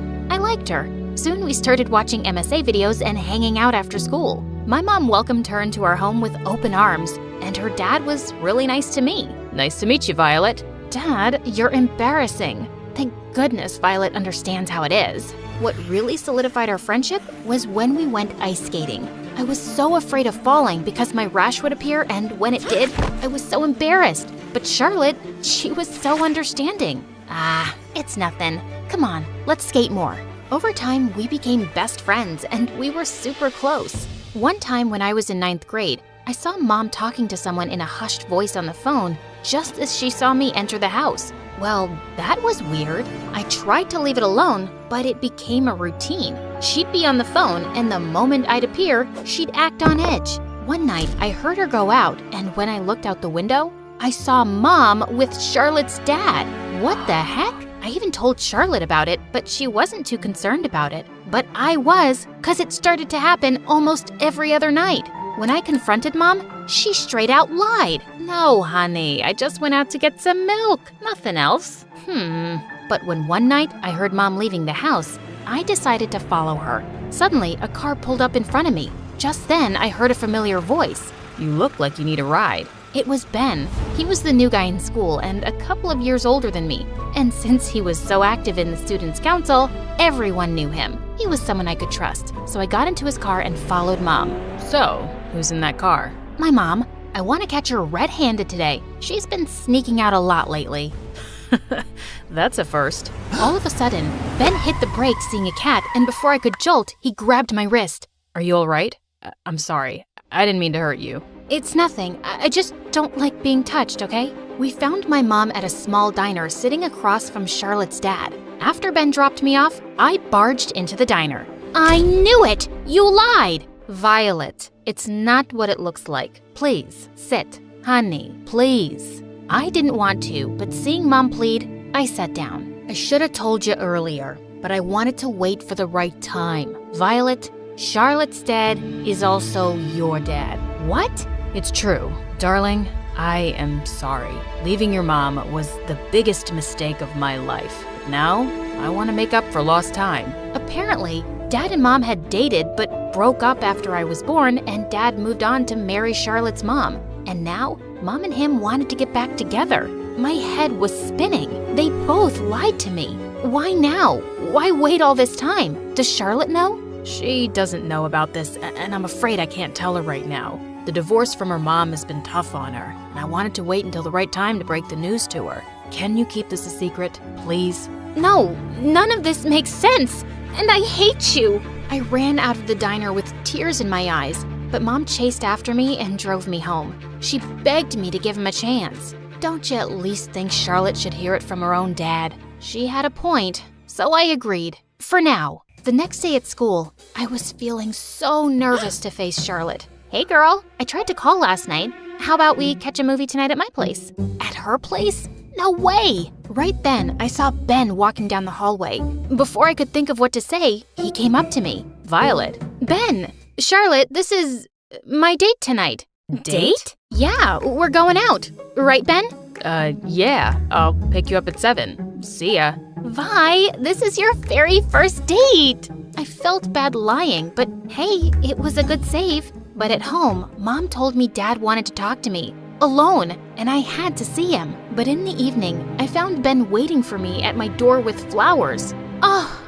Oh, I am so sorry. I totally forgot about our date. I have to meet my, someone. As I started walking, Ben offered to drop me off, and I accepted. I met Dad at a park, and he had nothing new to say except tell me how sorry he was about leaving Mom and me. Please, don't you have anything new to add to your story? Listen, honey, I know... Don't you dare. You don't get to call me that. You can't just come waltzing back into our lives and act like everything's fine. Saying that, I ran out of the park and saw that Ben was still there. When I asked him why he waited for me, he told me how he just wanted to make sure I was all right. I found that quite sweet.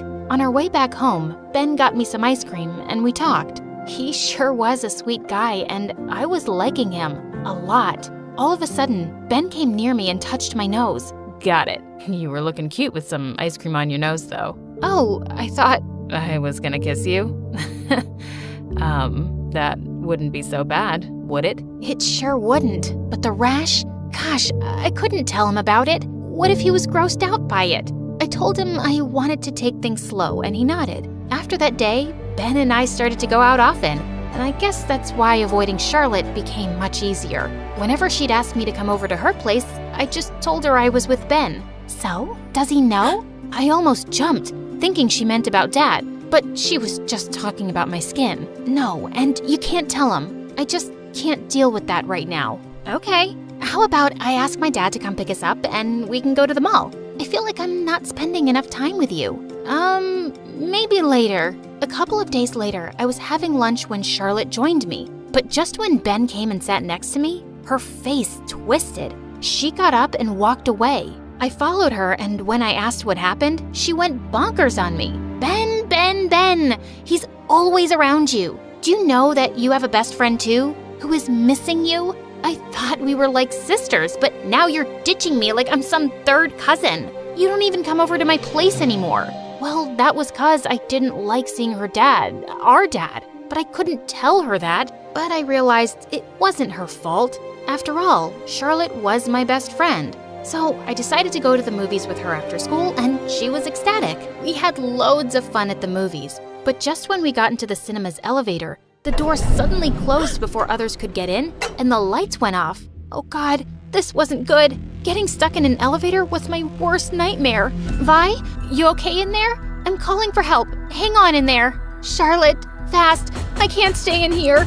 Every second passed inside that elevator felt like a lifetime.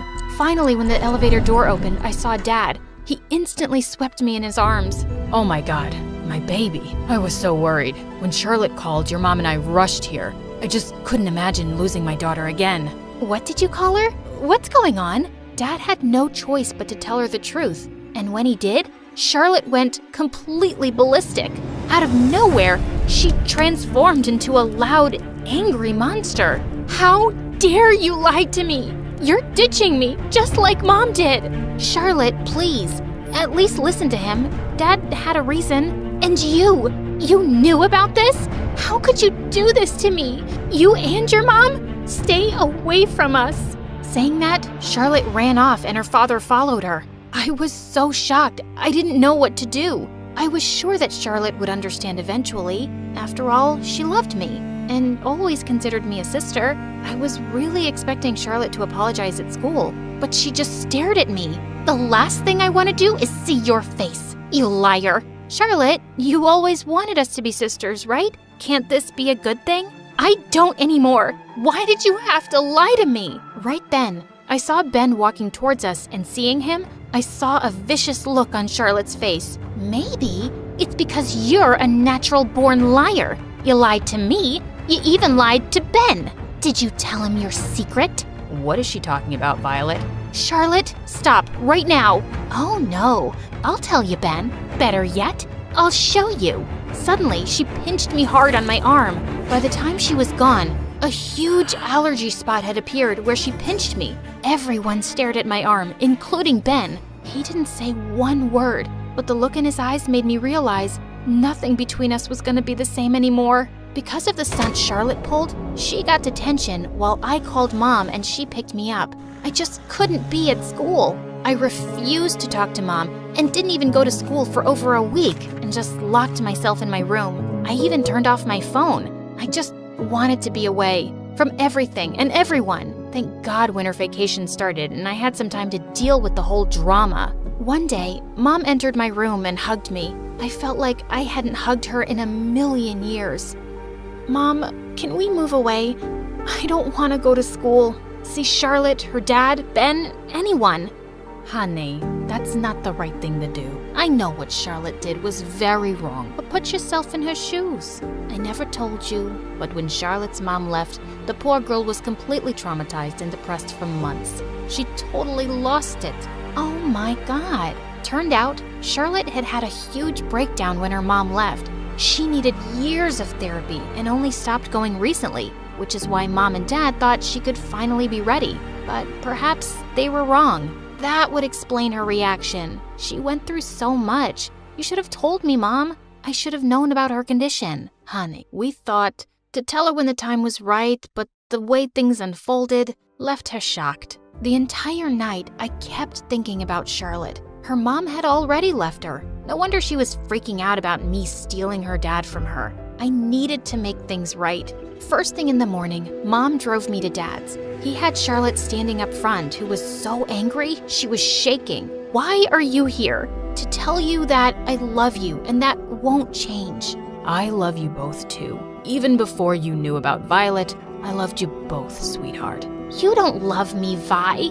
You abandoned me for Ben, and now I will forgive what you did. I can't be abandoned again. I can't. No one is leaving, Char. I understand you were hurt. I just wish you would have told me. I stepped closer to her and grabbed her hands. But you hate being touched. I don't care. You are more to me than any skin rash. And it's about time you knew it. We're family. I should have never tried to hurt you or keep you away from our father. I was selfish. I'm so sorry. We all went into the house together for our first family breakfast. Charlotte and I got closer than ever, and our dad was pretty cool too, but no one was better than Mom. A week later, Charlotte made a plan for us to visit a ski resort in our town, considering what a disaster our last outing was. It was so much fun.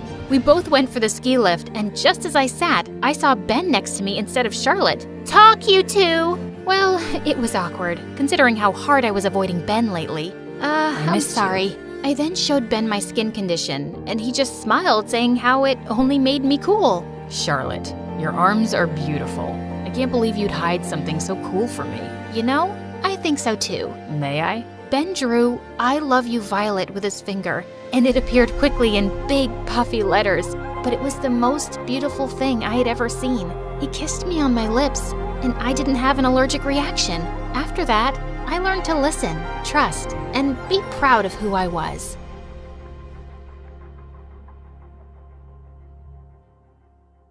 Hi, I'm Sophie from France, and my story, you'll have to see to believe. My life was brilliant. I grew up in a vineyard, and my parents worked super hard to make it a worldwide success. Even though they were super busy, they made sure I got the best things in life. I've just bought you a pony. You can take him out on rides around the property. Do you want to get a puppy too? We were super rich, but I didn't care about that. I was homeschooled to take over the family business, but I spent most of my time going on adventures with my best friend Luke. He was the son of our surveyor, Mr. Duran, and a major scaredy cat, but he never said no to my crazy plans, even when they landed us in trouble. Come on, Luke! Let's go to the lake and search for sea monsters. Are you crazy? We'll catch a cold, and besides, it's against the rules. Rules schmools. If there was a rule against sneezing, your head would explode from keeping them in. And you'd pick your nose just to tick people off. No, we're not going to the lake, and that's final. But I never took no for an answer. So I jumped over the fence and went running towards the lake. And poor Luke had to follow. But I stopped short when I saw a couple of village boys throwing rocks at a beehive. Hey, leave those poor bees alone. What's it to you, princess? Go back to your stupid grape juice farm. Sophie, we need to head back now. No, you should go back to school and learn how important bees are for the environment.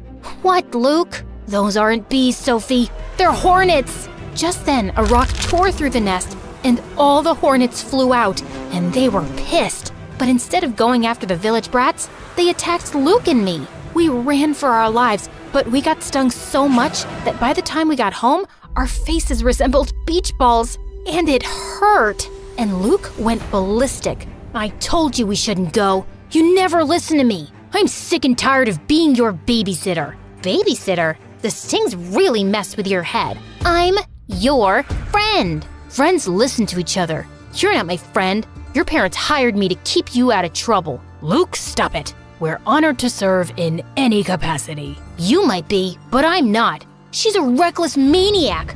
I'm sick of getting hurt because of her. I quit. Mom, what's going on? Sweetie, you're an adventurer, and we didn't want to hold you back. And Luke was the perfect balance to your hyper-personality. So, we paid him to keep you safe. We were only doing what was best for you. You think this is best for me? My entire relationship was a lie. What else have you been lying about? Are you two even my parents or is someone paying you too? I stormed off to my room and didn't speak to anyone for days. Luke left for the city without saying goodbye, and I felt humiliated that I was such a loser. No one would be my friend if I wasn't rich. Mom and Dad arranged playdates with other kids, but it wasn't the same. Every day I missed Luke, and every day I hated him more. But things at the vineyard got worse. Our wine sales went down, and then a freak storm destroyed more than half the vineyard. We had nothing left, and the bank seized the family estate. Suddenly, we were homeless. Don't worry, darling. As long as we're together, we'll be fine. The Durans have invited us to stay with them for a while. Stay with Luke? But he hates us. Beggars can't be choosers, love. And it's been years. I'm sure he's over all that. It'll be cramped in their small house, but it's temporary. But my jaw nearly fell to the floor when I saw their house. It was a mansion with fountains in the garden. Mr. and Mrs. Durand had made a fortune by making the right investments and were super nice. But Luke, I had to blink hard because I couldn't believe how handsome he'd become. His eyes were still as green as I remembered, and the small dimple still appeared near his lips when he smiled. Suddenly, he reached out and touched my hair. You've still got bugs in your hair. Oh, thanks. I didn't know it was there. I guess I'm a real bug magnet. Yeah, you always did attract the creepy crawlers. That was weird, but at least he wasn't angry or rude. After lunch, I was strolling around trying to let out a quiet burp when suddenly I slipped and fell in the pool. Strong arms pulled me out of the water, and I was face to face with Luke. And to my complete humiliation, I burped in his face like a bullfrog. I thought you had changed, but I still have to save you from yourself. And I'm sick of it. Hey, it was an accident. Once a troublemaker, always a troublemaker. Mom, you better hide the good plates or she'll break them in a freak accident. Luke, that's enough. Whatever. I have homework to do anyway. Mr. and Mrs. Durand apologized for Luke's behavior, but I didn't want to be a burden. I spent the night thinking of several business plans to get us back on our feet, but we just didn't have the money. A week later, I was waiting at the bus stop when suddenly a sports car raced by me, drenching me with muddy water. Hey, watch where you're going. I am so sorry. I didn't see you there. You're headed to school, right? Let me give you a ride and we can get you cleaned up. My name is Bella and I'm kind of a big deal there. You should stick with me because you're obviously new, and don't mind me saying so, but you look like you got dressed in the dark. I just moved here from the village. OMG! Love that for you. I've always been a city girl. Last year when we went to my family's, Bella talked non-stop till we got to the school, and by the time we were sitting in first period, I knew her entire life story. She was an only child, her mom and dad were rich politicians, and she loved corgis. They have the cutest, slappable butts. I've wanted one for so long, but my parents say I'm too irresponsible, and my boyfriend is super scared of dogs, and OMG, there he is! Babe, come meet my new bestie! Oh wait, I totally forgot to ask your name. It's Sophie? Whoa, did you just read her mind, Luke? I didn't know you had super normal powers. No, I know her. She's the family friend I told you about. The reckless one. Even turtles look reckless to a chicken like you. Guys, do you know what this means? We can be besties together! Bella was the sweetest girl imaginable. She didn't care whether I was rich or poor. She just liked me for me and took me everywhere with her, even on dates. Oh, wow, babe, this is such a cute bracelet. But you know I'm allergic to pink. But it looks so cute on you, Sophie. OMG, you should totally have it. Bella, you're crazy. Luke got this for you. I don't mind. See? Our boyfriend doesn't mind. Put it on her, Luke. Our boyfriend? What was going on? My skin tingled as his fingers touched my skin, and Luke stared into my eyes. He was oddly sweet when we weren't at home. And rather than get jealous, Bella clapped and cheered. They were the weirdest couple I'd ever met. But Bella thought I was the weird one. What do you mean you've never read Shakespeare? I was only taught things that would help me run a vineyard. Like, that is hollyroot and will help you with fevers. And that thing you're taking a selfie with is poison ivy. Yikes! Hey, you should make TikToks. OMG, this is the best idea I've ever had. We can go on nature walks, and you can talk about what's poisonous and what isn't. Incredibly, Bella's idea was a hit. I went viral and people in school started calling me Nature Girl. I even started getting sponsors, and one day, my fans challenged me to participate in Mr. Beast's Squid Game. The contest was tough, and as expected, many people joined the fight. I did my best to win the game, but I lost during the tug of war. Still, it was the best adventure I had ever done. I made tons of new friends as well. Not to mention, seeing Mr. Beast personally is the coolest. My heart jumped when I saw him heading my way. Hi there. Thank you for joining our version of Squid Game. You were great. Thank you, Mr. Beast.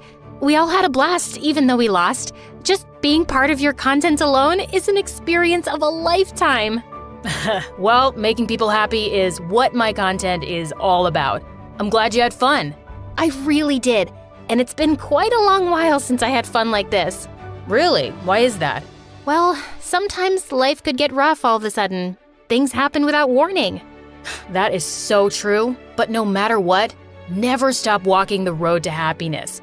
Never forget the quote, "A journey of 1,000 miles begins with a single step." I felt my eyes sting as Mr. Beast gave me a hug.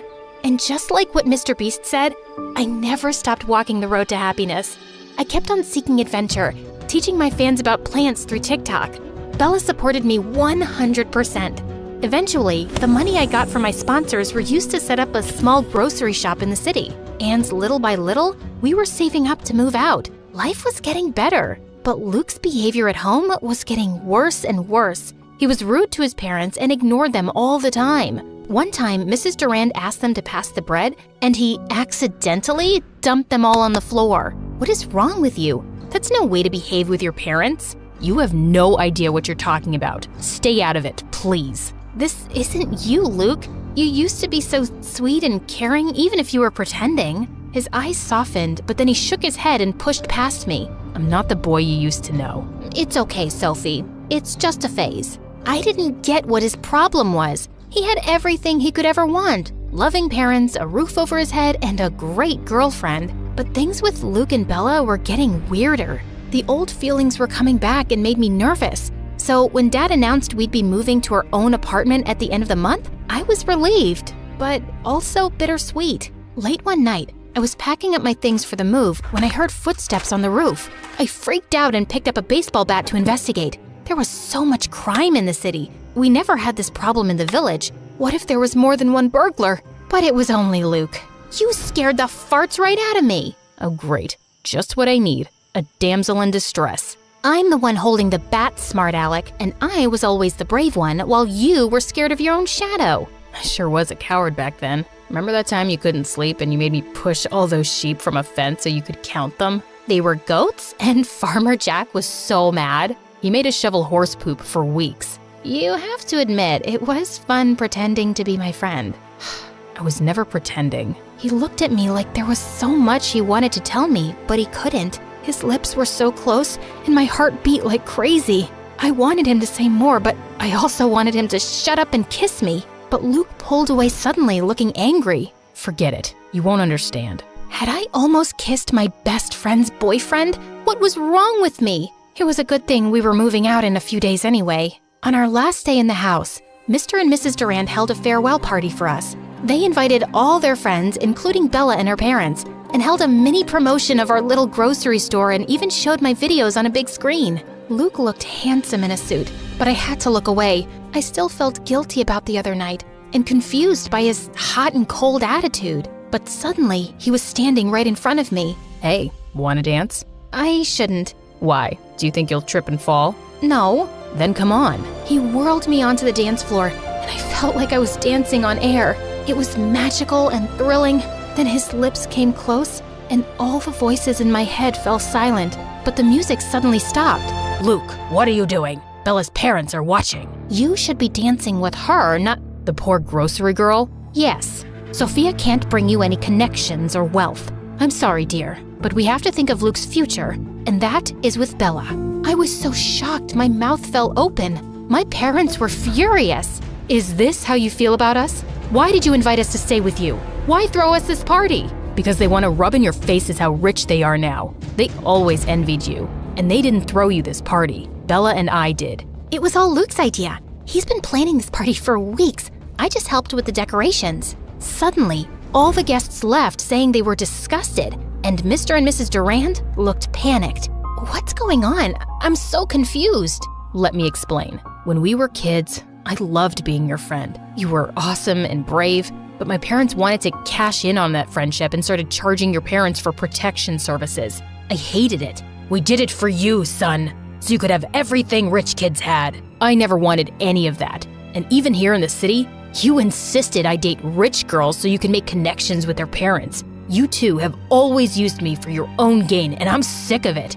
And look what it got you. You have luxury cars, you live in a mansion. But I can't be with the girl I love. I thought you two were in love. I'm a cheerleader and he's a jock. We had to date. It's like in the Bible or something. But we were never in love. And when I saw how much you two loved each other, you knew? Always. Why do you think I kept leaving you two alone when we hung out? You two are super cute together. Can you ever forgive me for being such a jerk and not getting in touch sooner? I thought you hated me. I did, but only because I missed you so much. I'm never gonna leave you now. Me either. Best friends? The bestest. And he kissed me, and it was everything I'd imagined.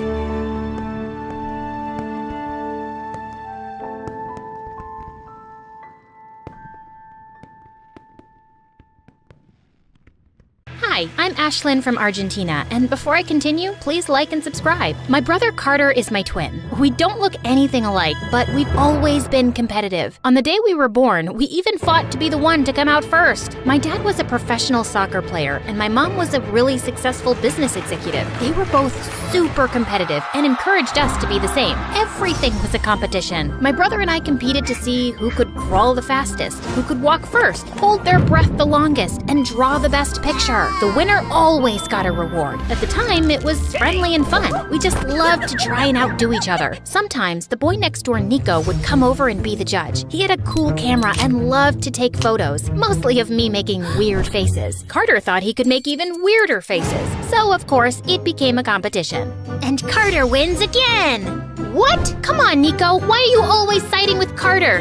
That wasn't even close, and you know it! You heard what Nico said. I won. We always play fair, sis. Whatever. Carter and Nico became best friends and loved teaming up against me, which was so annoying. Still, I loved my brother. He meant the world to me, so I was always a gracious loser. But Carter, not so much. You cheated. I did not. I beat you fair and square. It only got worse as we got older. My parents pushed us to compete with each other even more. Winning is everything. If I don't win, my team loses. And if I don't win, my company will fail and I'll be out of a job. But does that mean that everything has to be a competition? Of course it does, dummy. I just wanted to have a normal relationship with my brother, where we didn't always have to prove that we were better than each other. But whatever I did, he had to do it better. I even let him win just so he wouldn't hate me. Not again! I guess you're just better than me. What can I say? Then one day, he crossed a line, and everything changed. When we were in the 10th grade, I was getting straight A's, I was captain of the girls' soccer team, and got the lead in the school play. Carter got B's, didn't even make the boys' soccer team, and only got a tiny part in the play with no lines. He hated that I was doing better than him. He stopped speaking to me in school unless it was to say something mean in front of his friends. Hi, Carter. You want to eat lunch together? Wow, you guys smell something? Someone really needs to take a bath. I could tell that Nico didn't like it, but he never stood up for me. When I announced that I was running for class president, Carter ran against me. Vote for me if you want longer lunch periods. Vote for Ashlyn if you want twice the homework. And then he humiliated me in front of the entire school. You can't be class president if you have secrets, and my sister has a huge one. What are you talking about, Carter? I don't have any secrets. That's not what your diary says. My body froze like an icicle. I did have one big secret, and in that diary, I must have drawn Nico's name 10,000 times in every color, shape, and size. Carter opened one of the pages and held it up so everyone could see. The entire school burst out laughing, and I just exploded. I attacked Carter with all the strength that I had, and it took 5 teachers to pull me off. We were both disqualified from running for president and suspended for a week. I was removed as captain of the soccer team, and they gave the lead in the school play to another girl. I was devastated. I couldn't get over how my own brother could betray me, and now so much of my hard work had gone down the drain. Even my parents were furious with us, but I knew that Carter was secretly happy. In his mind, we were equals again. My life was ruined, and my grades declined. It just wasn't fair. Then one day, I was crying by my locker when I felt a hand on my shoulder. You okay? I turned around to see Nico. My heart started pounding in my chest. I was so embarrassed I tried to run away, but I tripped over my shoelace and fell. But Nico caught me. For a moment, I just lay there in his arms, staring into his big blue eyes. Ashlyn, you okay? Yeah, I'm fine, thank you. Listen, don't be embarrassed about the diary. Carter was a jerk for doing that, but the truth is, I only started coming over to your house in the first place because I had a crush on you. Really? Yeah, and when I would go home, I'd print out the photos I took of you and just stare at them. Kinda creepy, right? About as creepy as having your name written all over my diary. Over the next few weeks, Nico and I spent a lot of time together. And at first, Carter tried to ignore it, but I could tell that it was driving him crazy. I was happy again. My grades went back up, and the girl who took my role in the school play got sick, so I got it back. I even scored the winning goal in our soccer championship game and was awarded Most Valuable Player. Carter finally couldn't take it and confronted Nico and me in the hallway. Nico, you can either be my best friend or hang out with my loser sister, but you can't have it both ways. What's it gonna be? Everyone stopped to watch. I was too terrified to speak. I just stared at Nico, who looked like a little boy lost in the woods. But then, he made his decision and walked over to Carter. I rushed up to Nico and grabbed his hand. Nico, this is stupid. There's no reason you have to choose. But he does, and he did. Sorry, sis. Nico shoved me away, and my heart shattered into a million little pieces. What a jerk! That night, I burst into Carter's room and confronted him. What is wrong with you, Carter? Why do you always treat me like I'm your worst enemy? Because I have to, Ashlyn. What do you mean? It's Mom and Dad and the stupid competitions they make us do, isn't it? You're worried that you're gonna disappoint them. I never said that. I know that's what it was. Look, I forgive you for everything, but let's stop this right now before it completely destroys our relationship, please. For a moment, it looked like I was getting through to him. He seemed so vulnerable. I swear I thought I saw a tear in his eye. It's just what? But then his body tensed back up like he was suddenly possessed by a demon. It's just that you're a loser and I will always beat you. Now get out. The play was coming up in a couple of weeks, so I made a point of staying away from Carter. I knew he would try to sabotage it for me. Then one day, as I was rehearsing my lines, Nico walked over. Hey, Ashlyn.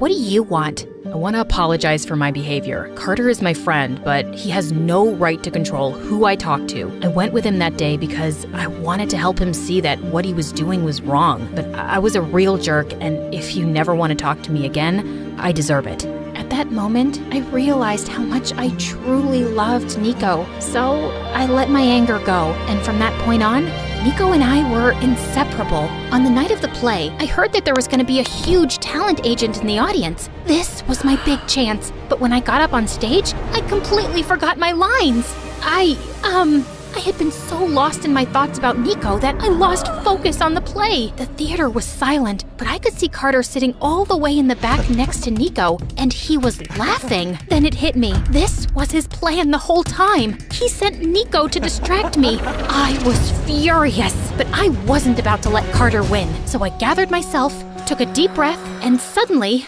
I remembered my lines. I poured all of my anger into the performance, and when the play ended, I got a standing ovation. I couldn't believe it. As I was leaving, the talent agent ran up to me. You were fabulous up there. I think you could be a star. Me? Really? Yes, you, Ashlyn. As she handed me her card, I looked for Carter, not because I wanted to rub it in his face, but because I wanted to share it with him. For just a moment, I thought maybe he would be happy for me, but he was gone. I felt like such an idiot for even thinking that. Then Nico came up to me. You were amazing up there. No thanks to you and Carter, you tricked me. I didn't know about his plan until tonight, I swear. When he told me I should spend time with you, I thought he had changed, but it was just a plan to distract you. I'm done being his friend. Why should I believe you, Nico? Because I love you, Ashlyn. And then he kissed me. I nearly melted right there in the middle of the theater. But then I caught a glimpse of Carter in the doorway. He looked sad. Over the next few months, I started going out on auditions, and right after graduation, I booked my first movie. Overnight, I became a huge action star. Nico was there for me every step of the way. Every time I booked a new role, Nico would come and visit me on set, but I barely ever saw Carter. He started staying out late at night and skipping school so he didn't graduate. After that, Carter moved to another city. Life was good, but I hated not having Carter around. I worked so hard to get where I am, Nico, and while I should be happy with my success, still, I can't stop thinking about Carter. He's an adult, Ashlyn. He chose to act the way that he did. Instead of trying to make himself better, he tried to tear you down, and it didn't work. I know, but I don't think it's all his fault. My parents turned us against each other from the day we were born. They taught us to be this way. A couple years later, Nico asked me to marry him. I wanted to invite Carter to the wedding, but no one had heard from him or knew where he was. I had an old number for him, and I often left him messages, but he never returned my calls. Then I got nominated for a prestigious acting award for one of my action movies. I was going to be on TV in front of millions of people at the award show, so every designer wanted me to wear their fancy dresses and their really expensive jewelry. I chose a stunning yellow diamond necklace that was worth millions of dollars. I left a message for Carter telling him about the great news. I wasn't sure if he would ever receive it, but it felt good to hear his voice. The night of the award show, something crazy happened. Nico and I stopped at my parents' house so my mom could help me get ready before the show. As Nico and I were walking to our limo, a robber wearing a mask jumped out in front of us. He shoved Nico to the ground and snatched the yellow diamond necklace. I sprang into action and used the kung fu moves I'd learned from my movies. I punched the robber in the face, kicked him in the stomach, grabbed the necklace, and then pinned him to the ground.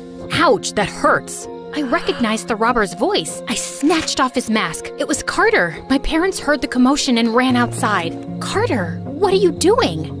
I'm so sorry, Ashlyn. I should have listened to you. But I was so obsessed with winning that I ended up losing everything. And now look at me. I haven't eaten in days. So when I heard your message about the award show and the necklace, I decided to steal it. It was a dumb idea. It's okay, Carter. No, it's not. I was a horrible brother and a worse friend. I hope that one day you can forgive me.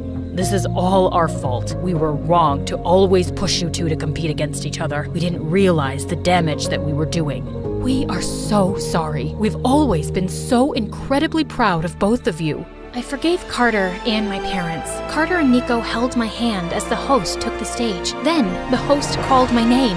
Get up there, Ashlyn. You won. I walked onto the stage to accept my award. When I looked out and saw Carter, Nico, and my parents smiling up at me, I couldn't help but cry. It was a dream come true.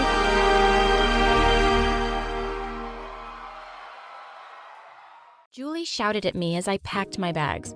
OMG, you aren't seriously going with him. What kind of freak adopts a 16-year-old? He must be a psycho. I don't know, maybe the universe is finally smiling down on me. I couldn't tell if my best friend Julie was actually scared of the eccentric man waiting for me in a limo, or if she was just jealous I was getting adopted by a billionaire. I assured her I was just a phone call away and I was going to be okay. I was not prepared for the life ahead of me, though. I should have known there was something off about the man.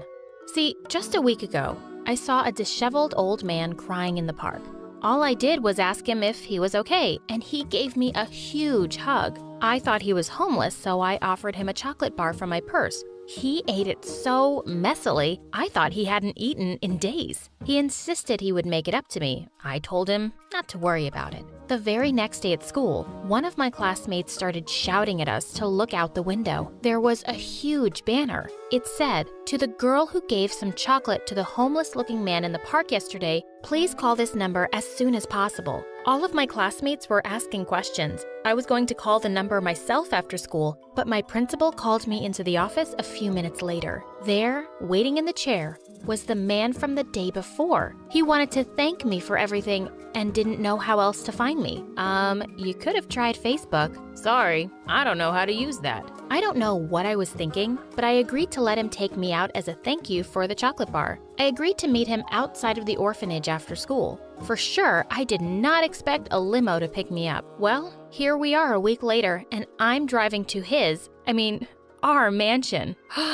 It was bigger than I ever could have imagined. Mr. Conrad gave me a tour of the whole house. It was as eccentric as he was. There were a few indoor gardens, a shark tank, and my room had a tree in it. That was probably my most normal day at the mansion. One night, after I said I liked Dumbo, he showed up to dinner riding a small elephant. It broke about $2 million in fancy china and stained glass windows, but he kept saying it was worth it just to see me smile. He was trying so hard to make me happy. As soon as I moved into the mansion, I was moved to the fancy private school of my dreams. I was really nervous on my first day. Mr. Conrad saw that I'd hardly touched my breakfast. He leaned over and smiled. Don't worry, everyone is going to love you. Turned out, the teachers were super nice, and the kids were really welcoming too. I was getting along just fine with everybody when suddenly, in the third class of the day, Mr. Conrad burst into the classroom with a big box. The latest Apple Watches for everyone,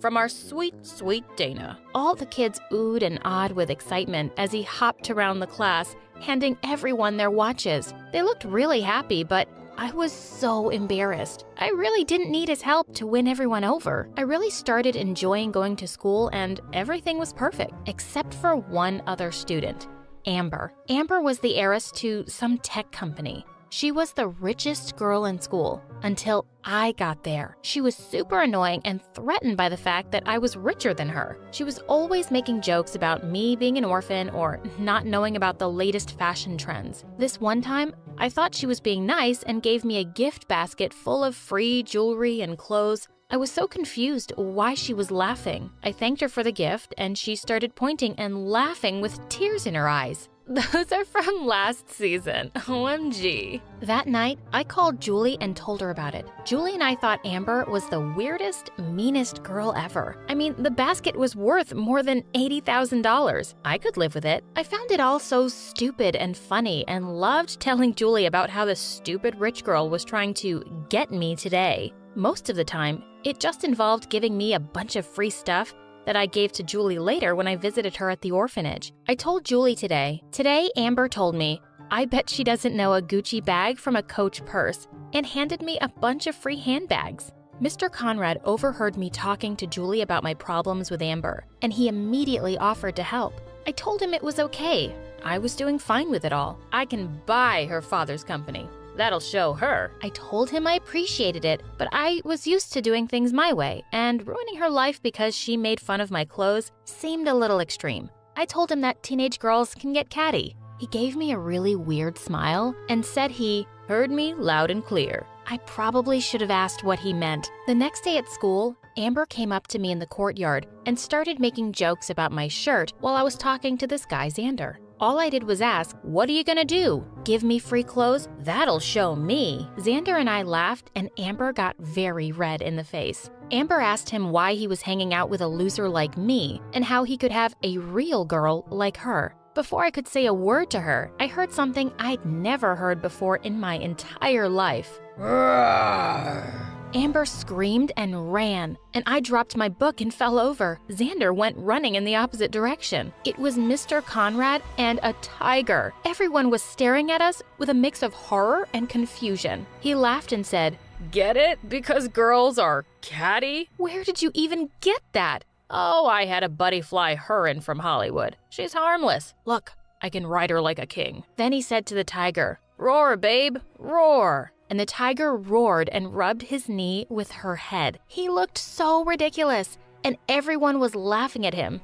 except for me. I was a little upset he'd managed to scare Amber and Xander away. I guess that's how parents are supposed to be. Mr. Conrad did a lot for me, and it was going to take more than almost feeding my enemy to a tiger to get me to be mad at him. But when Julie visited, she didn't find it as funny as I did. Julie said, "He brought a live tiger to school, Dana? Are you even safe?" I told her that I was and everything was okay, but she kept pushing me. "Yeah, it's great and all that. You go to the Bahamas every month and have a private jet, but do you ever get to be a real teenager?" I told her to mind her own business, and it was super obvious that she was just jealous. Julie looked hurt and said, "Who are you?" Then she left before I could even apologize. I felt bad immediately. I'd never thought about it, but Julie was right. At my old school, I always had friends. I had plans every weekend and was constantly asked out on dates. At my new school, it seemed like everyone avoided me now. Mr. Conrad had made me an outcast, but I assured her he was just doing normal rich dad things. Deep down,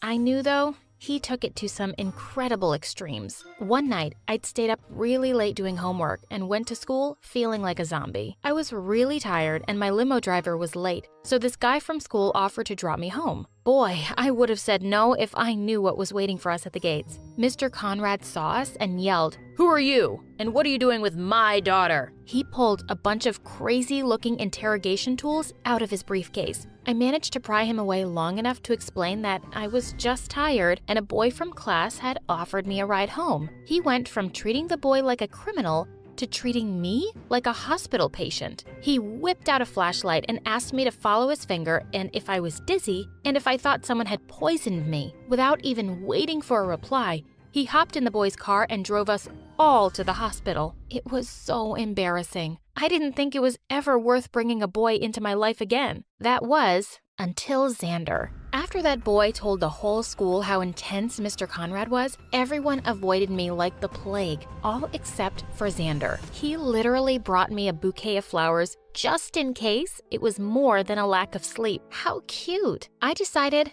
I wanted a boyfriend, and I wanted Xander to ask me out. I knew he was the one. I just needed to avoid Mr. Conrad finding out. Xander had seemed super interested in me before, but after the tiger incident, he got more distant, although I could feel he was still into me by the lovely looks he gave me and his warm smile. So I decided to make the first move. I really tried to drop some hints, like I was pretty embarrassing sometimes. Once I put on a bunch of makeup, walked up to him, and told him I was very available this weekend and had no plans at all. His response? "Me too. Hope you find something to do." Amber hopped over, hung all over him, and said, "Hey Xander, look how desperate she is for a date with you." Thanks again to Amber's bad attitude, he immediately ran up to me. "You mean you really want to date?" Mr. Conrad made it seem like he was a little overprotective. "I don't want to mess with a guy with a tiger."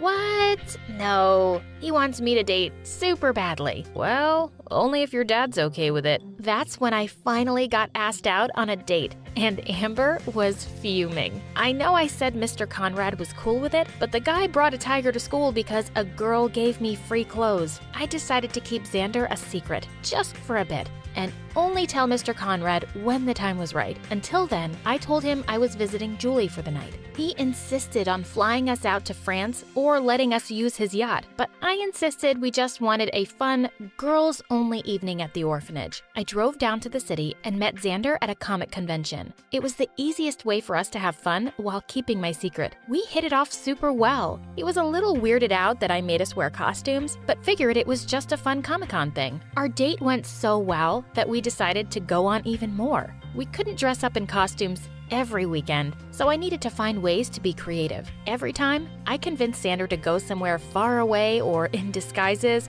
and every time, I told Mr. Conrad I was meeting Julie. I didn't want Mr. Conrad not to approve of Xander. At the same time, Xander was getting super suspicious. We always had our date in remote places, and I would never kiss him in public. the more serious we got, the harder it was to hide. Xander wanted to post pictures of us on social media and wanted to go to events together. I made excuses to avoid every real public appearance, and it all became more and more awkward. Even though we were official, I was even weird about us hanging out after school, just in case Mr. Conrad made a surprise visit. One time, he tried to run up and kiss me as Mr. Conrad dropped me off, and I instinctively spilled tea on his coat to distract him. Amber saw us and ran up to us laughing. Wow, some girlfriend you got there, Xander. I told her to shut up and go steal someone else's man. Amber got angry and pointed out how I was acting like Mr. Conrad didn't know we were dating. You just don't want to piss Daddy off, you spoiled baby. I swear I was about to punch her, but then Xander interrupted and said, "That's crazy because Mr. Conrad does know about us. Right, Dana?" I quickly changed the subject, but it was obvious it had gotten to Xander. The final straw came when I showed up to our date wearing a long trench coat, giant sunglasses, and a huge hat.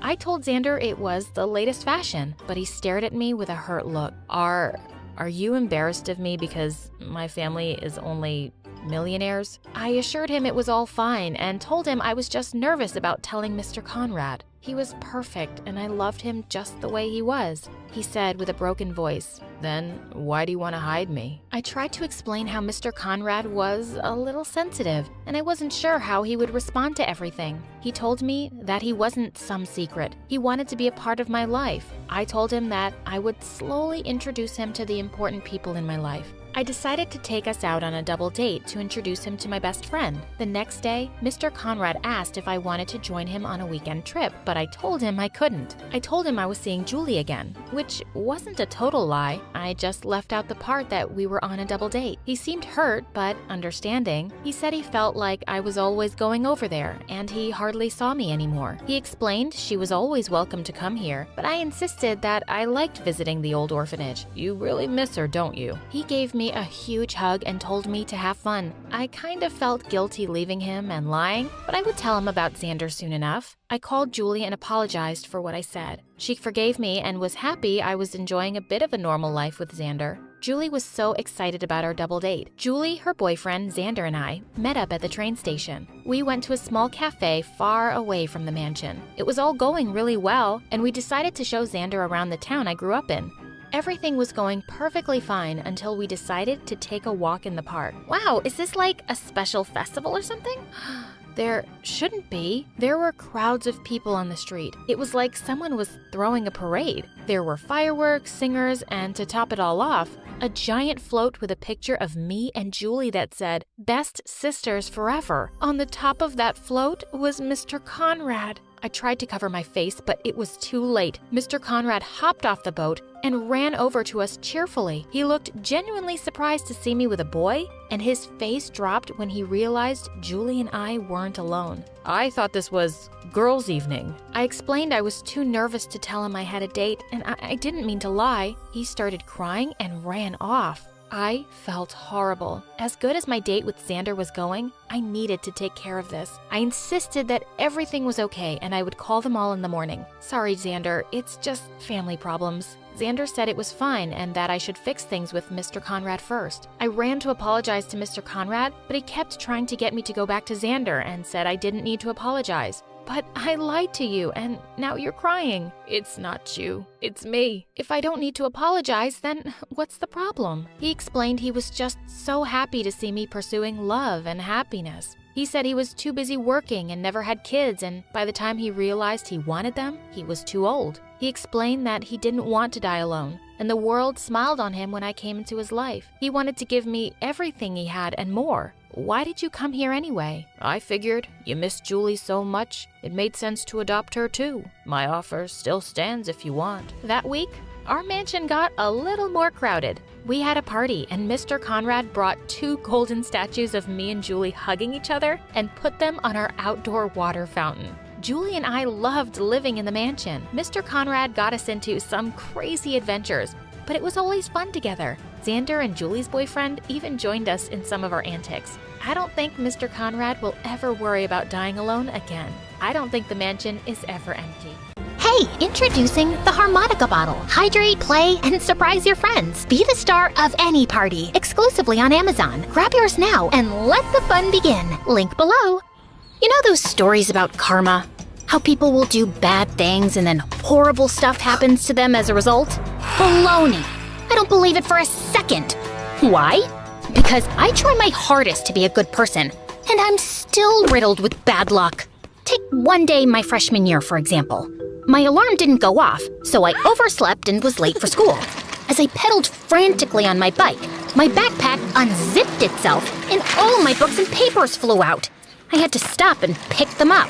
When I had finally gathered up all my things, I tried to get back on my bike, but my skirt was stuck in the chain. I tried to wrench it loose and ended up ripping it. Ugh. I was closer to school than home at that point, so I decided to just change into my gym shorts when I arrived.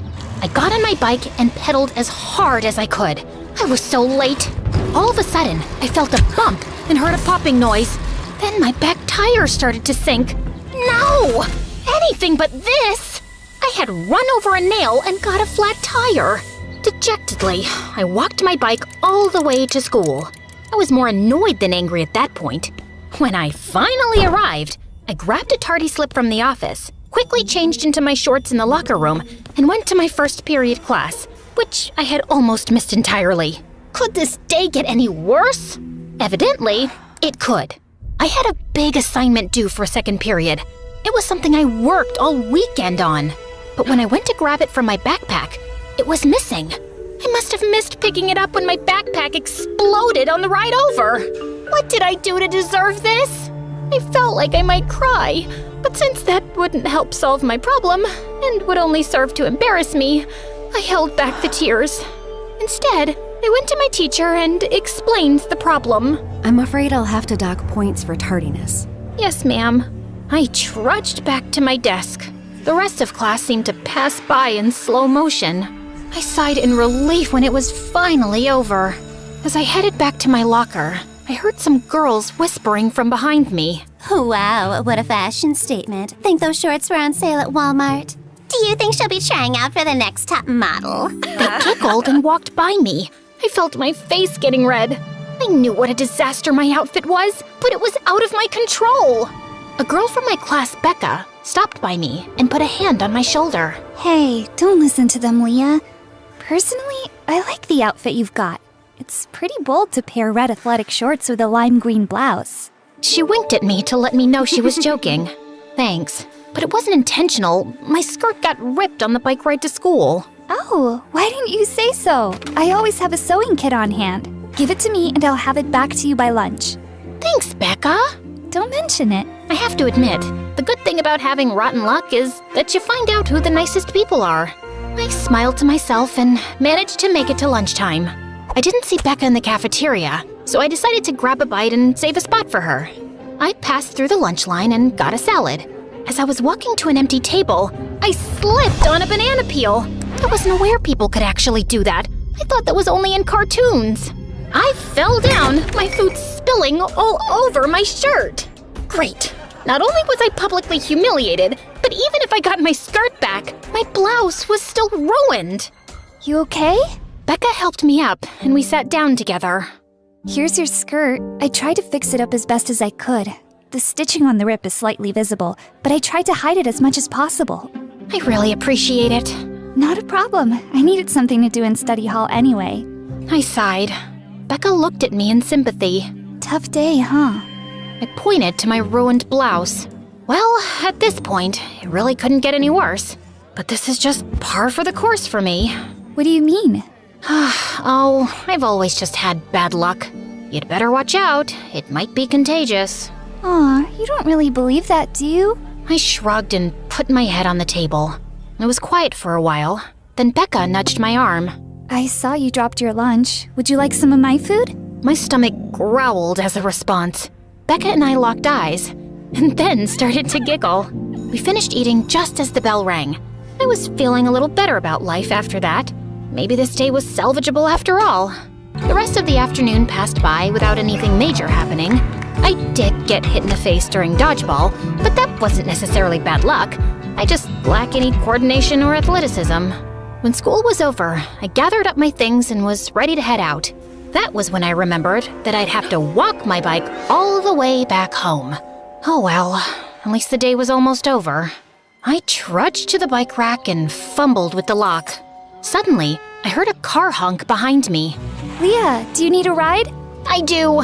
You're a lifesaver. Put your bike in the trunk and let's go then. Man, am I lucky to have a friend like you. Becca laughed. Well, I guess there's the answer to your question. What? You were afraid that you're cursed with bad luck, right? But you just said you're lucky to have me as a friend. So that proves that what you said isn't true. I paused, thinking about my day. Hey, I guess you're right. Of course I am. Now hurry up. Maybe we can get some ice cream before I drop you off. I happily jumped into the passenger seat and off we drove. And that was how my best, worst day came to a close. And that was just one example of a typical day in my life. I found ways to be grateful, even when my days were ridiculous. You would think that incident would have been the worst of my misadventures, but no. When senior year finally came around, I was all set to graduate. But the day of the ceremony, my cap and gown got misplaced. I had to be the only one who walked up on stage without them. On top of that, one of my heels broke when I was walking down the stairs of the stage. Thankfully, I caught myself on the railing. Years of bad luck had prepared me for such occasions. When I got back to my seat, I looked down at my diploma. I bit back a curse as I realized they had spelled my name wrong. The whole ceremony had been a bust, but I was still looking forward to my graduation party afterwards. I had invited all of my friends, and my parents had ordered a bunch of food and set up games and a photo booth. I was really looking forward to it. It was supposed to be at the park, but then a thunderstorm came out of nowhere.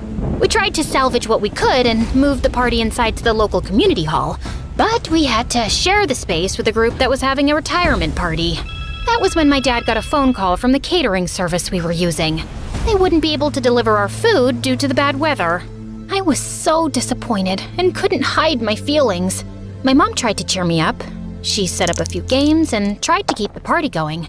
But soon, the storm knocked out the power, and we were sitting in the dark. I thought the day was ruined. But then, one of the guys from the retirement party found a bunch of candles.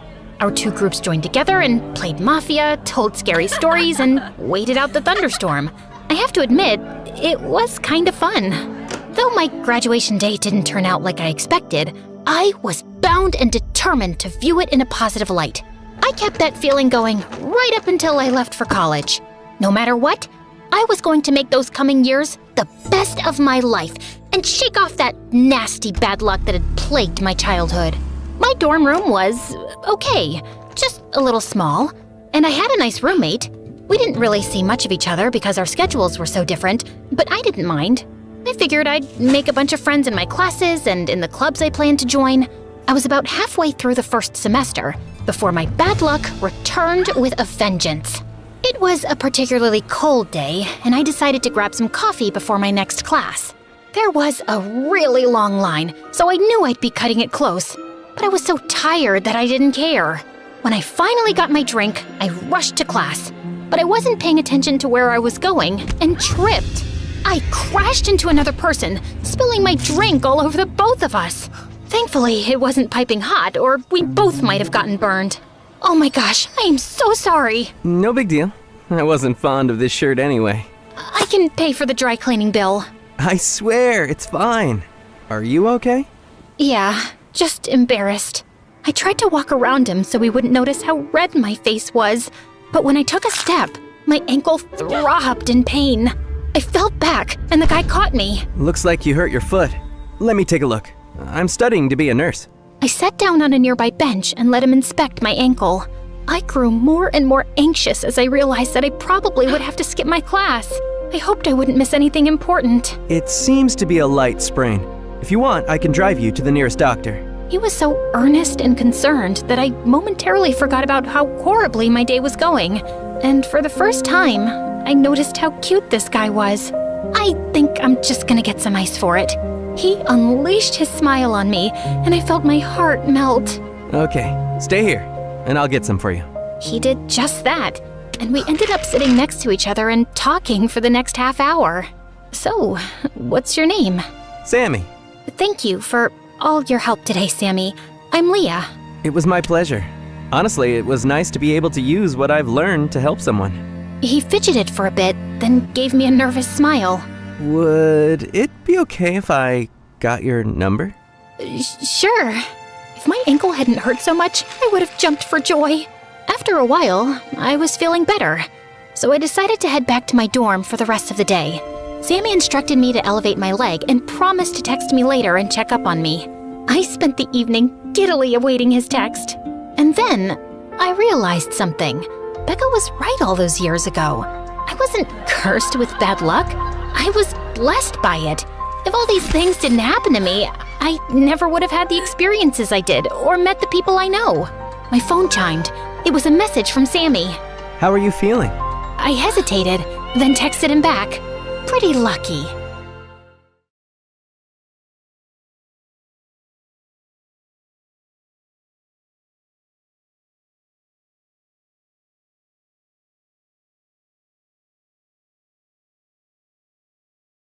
Hi, I'm Maria from Chile. Before I tell you my amazing story, please click like and subscribe. When I was 3 years old, I realized that the only smart person in my family was Mom. She was the only one who understood me. My dad and my older sister Elena seemed to be super dumb. One time, Mom had left an apple pie on the counter, and the smell was driving me crazy. I couldn't reach it, so I ran over to Dad and said, "Dad, bye." Okay. Bye. No, bye. Yeah. Bye. Me? Bye. Oh my God, what am I saying? Idiot. Bye. Bye. See me waving my hand? Go away. Bye.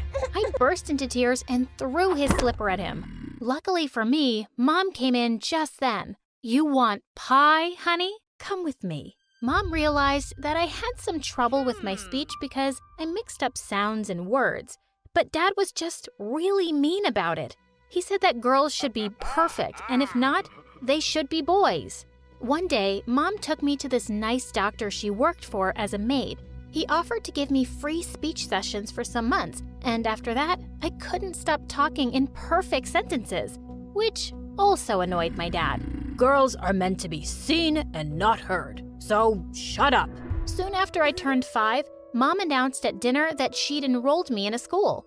Are you crazy? I'm not wasting money on her school. You don't even have a job. I've been saving money for Maria, and she is going. She couldn't even speak properly till forever. Wake up, Mom. She's stupid.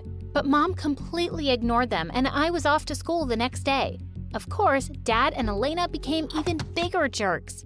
Once I told Dad he'd spelled his name wrong on a school form, and he yelled at me. Oh, you think you're smarter than your dad now? And this?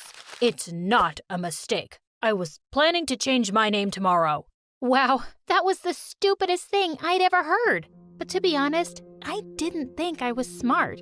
I didn't understand most of the stuff we were studying in school. Once in the 5th grade, the teacher asked me why I hadn't done my worksheet. "I'm sorry, miss. My mom made me a sandwich last night, and I needed a tissue, but we didn't have any, so I rolled the worksheet around it, and it was the best sandwich I ever had. Want me to bring you some?" The teacher looked at me like I was crazy. Everyone started laughing, and someone yelled, "Gosh, she's dumb." "Yeah, thank God she's pretty." Well, yes, thank God for that. Boys were always trying to flirt with me as I grew older, which didn't sit too well with some girls. Once in the 7th grade, I was blocked in the corridor by Elena and her mean best friend, Amanda. "Listen, Maria, I'm sick of hearing my crush talking about how pretty you are, so I need you to go and tell him how dumb you are, okay?" Yeah, just open your mouth and something stupid will come out for sure. That's what happens when you have an empty trash can instead of a brain. As the two laughed, I tried to push Amanda aside, but I swear I didn't remember I had a pencil in my hand, and she let out a very loud scream. The principal called my parents and let me off with a warning, but Dad lost it. That's all she gets?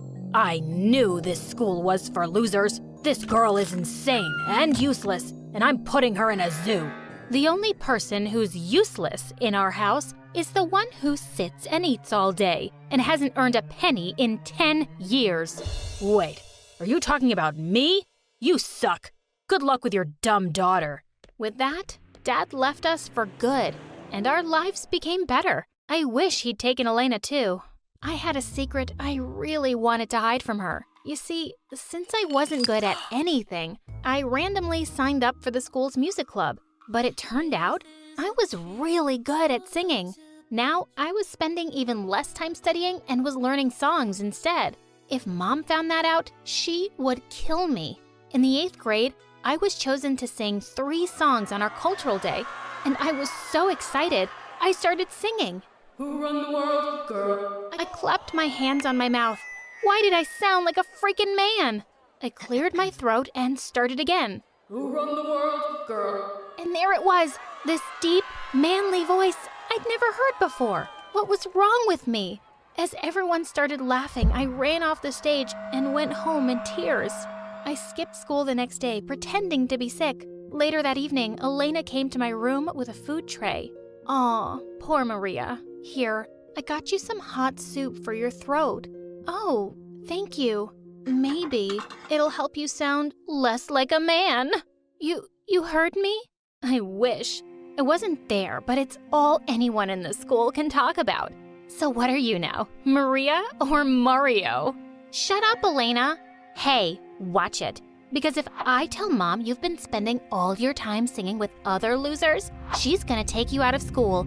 Now, where's that sweater of yours I really love? And with that, she picked it up and walked out. She was such a witch. The next morning when the bell rang, I opened the door to find my music teacher outside. I immediately pulled her into the coat closet to hide her from Mom. Miss, you have to go.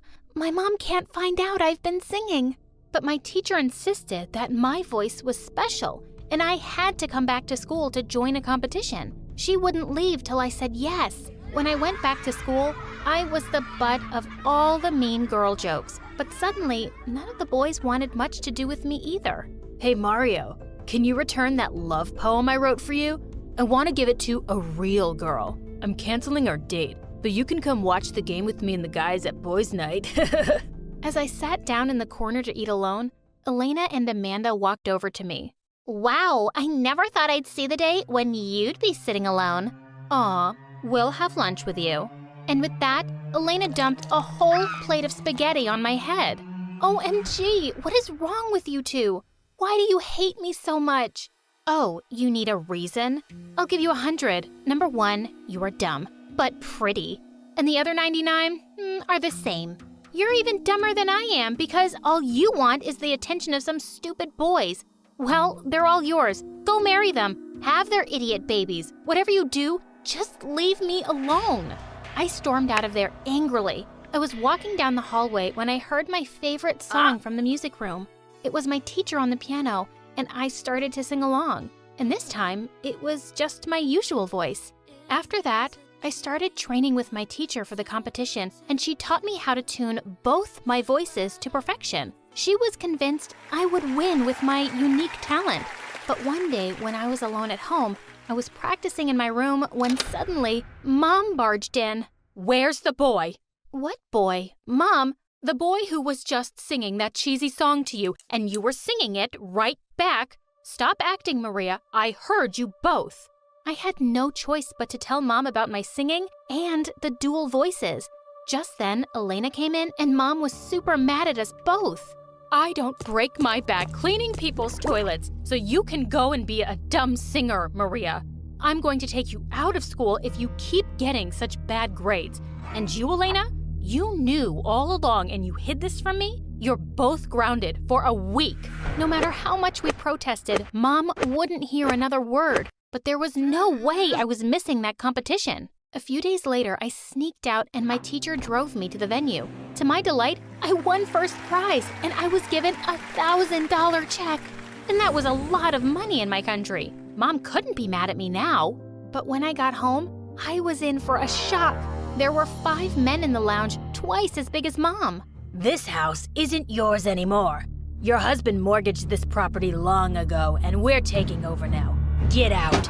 Before we knew it, all our things were out on the street, and so were we. We were homeless, all thanks to the worst dad on the planet. We camped out in a nearby park for the night. As we lay down to sleep on some benches, I went to Mom and took out the check from my pocket. Mom, I went to the competition and won first prize. You can take this to the bank tomorrow and we can pay for a place to stay till we figure out something. Mom looked shocked and then she hugged me tight. Oh, Maria, this will really help me right now, so thank you. Come, sing for me. I want to hear you. Just then, I heard some sweet flute music from the distance, and I started singing that song in my style. Now that it's raining more than ever, know that we'll still have each other. You can stand under my umbrella. You can stand under my umbrella. Ella, Ella, eh. When I opened my eyes, Mom looked stunned. Suddenly, we spotted an old man running towards us, holding a flute in his hand. Wow, you're such an amazing talent. I've never seen someone singing like that. Who are you? And why are you here? I told him we'd suddenly become homeless, and he immediately offered us a place in his house. When we got there, our jaws dropped open. It looked like a millionaire's mansion. I went to sleep on the biggest, softest bed I could ever imagine. In the morning, we discovered that the old man was a millionaire who came from a family of musicians. And what he said next left me shook. I own my own music production company, Maria, and I want to give you a record deal. You're going to take the world by storm, I'm telling you. Of course, I had to take up the offer. As Mom and I jumped for joy, Elena suddenly hugged me so hard I could barely breathe. Oh, my beautiful, talented sister, I knew you were special from the day you were born. I had to make a huge effort not to punch her face. I instantly shot to fame with my debut single, and suddenly, I was the talk of the city. In a few months, I was able to afford our own place and move out of the kind man's mansion. I hired house help for Mom and decided to enroll Elena and myself in a better school. But Elena was super jealous and she couldn't hide it anymore. I don't need your charity, you dumb witch. I hate you. Always have, always will. I have a boyfriend now, and I'm moving out to live with him. And just like that, she left. And well, I can't say I miss her. I have my huge fans around the world to make it up to me.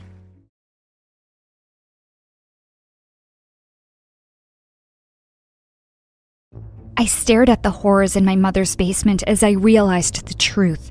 She was a total psychopath. I had to get out of here. I should have never been here, and I wouldn't have been if it hadn't been for that day, the day I found out I was adopted. The revelation just came out of nowhere. I was 13 years old, running around in my house when I heard my parents arguing. They were fighting about when was the right time to tell me I was adopted, that I wasn't really their baby. This discovery threw me for a loop. I couldn't tell my parents I knew the truth, but at the same time, I felt irritated and angry at them, no matter what they said or did. After many arguments, I became distant at home and school, slowly losing my friends and pushing my family away. I just couldn't stop thinking about my real parents. I knew it was time to find them. One night when my parents went out for dinner, I snuck into their room and found my adoption papers. There was a photo of my real mother in the file. Her name was Mary. She'd given me up for adoption 15 years ago. I started searching for her on the internet, and I found a Mary who looked exactly like the woman in the picture. Wait, what? She lived in my city. Her address was only 5 miles away. I couldn't believe my real mom was this close. I felt even angrier at my parents. They probably knew it. The liars. The next day after school, I rushed straight to the address I'd found. I reached a crazy-looking place with weird objects lined up inside the window. A large crystal ball sign read, Mary's Fortune Telling. Fortune telling? Great, my real mom's a cook. I was skeptical and curious as I stepped inside the strange shop. There was one table in the middle of the shop, and 2 people were sitting at it. I recognized Mary instantly. I can see your question, Chris, Mary said to the man across from her. You want to know if your business venture will succeed. I've done everything right this time. I've prepared everything, Chris said. I just need to know. What do the planets say? I sat down by the waiting area to watch the session. Mary closed her eyes and took a deep breath. She went on to tell him that she sensed a bad aura around his business, and it would be better for him to shut it down till the planets aligned in his favor. That sounds so lame, I thought to myself. But the guy was totally buying it. He looked really disappointed and said this project was his only dream. Mary just waved him away and said the session was over. He had to come again next month. He left. And that's when she noticed me. $100 for the session, cash payments only, please, she said. I didn't know how to say it, so I simply blurted out the truth. I'm not here for a reading. I'm your daughter. You gave me up for adoption 15 years ago. For a few seconds, her face froze in shock. With all her abilities to see into the future, she clearly hadn't seen this coming. She recovered soon enough, smiled, and pulled me into a hug. I couldn't believe it. I was hugging my real mother. We sat down and I demanded that she tell me everything about herself and why she had given me up. Looking ashamed, Mary said she was very young and poor when she had me, and she wouldn't have been able to give me a good life. She told me she had a true connection with the planets and spirits. That's why she became a fortune teller. I was rather doubtful about her powers, so she decided to do a reading for me. You're my daughter, so this one's on me, she said, winking at me. I had to admit she was pretty good. She knew just by looking at my palm that my parents hadn't told me the truth about my birth. She knew that I'd been depressed and I had no friends at school. She knew my grades were falling. I wanted to know more, but another client came in and Mary had to excuse herself. She said she was really busy these days with back-to-back sessions. That's when I got an idea. I could work here. That way I could get to know her better. She agreed. Now that I have gotten to know her better, I wish I hadn't. That week, I began to intern at Mary's. As we bonded daily and I felt happier, I stopped being irritable and began to joke around with people at school. I told them about my fortune-telling mom to seem cool and interesting. Allie, the head cheerleader, and Brandon, a football player, asked me to get them a session with Mary. I happily agreed because I really wanted to get in with the popular kids. This was my chance. A gang of cheerleaders and football players joined me as I went to Mary's shop that day. Everyone was excited to hear Allie and Brandon's future. Mary was very pleased to see new clients and began the first session right away with Allie. Allie wanted to know if she would win the upcoming fashion contest in school. No, Mary replied after reading her cards. The signs aren't in your favor. Allie was upset, but Mary refused to change her answer. Then it was Brandon's turn. He nervously asked Mary if his team would win the football game on Friday. Yes, you will win. Brandon was delighted by her reading and began to ask her more questions. Many other kids got their readings done, and it was night by the time they all left. Mary told me to go home and said she'd leave later. When I packed up my bag and looked back, Mary was no longer in the shop.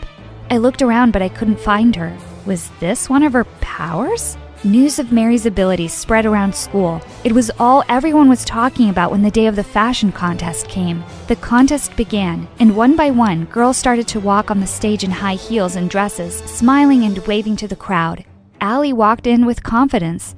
She'd barely taken 4 steps across the platform when her heel twisted and she came crashing down to the ground. The entire auditorium fell silent.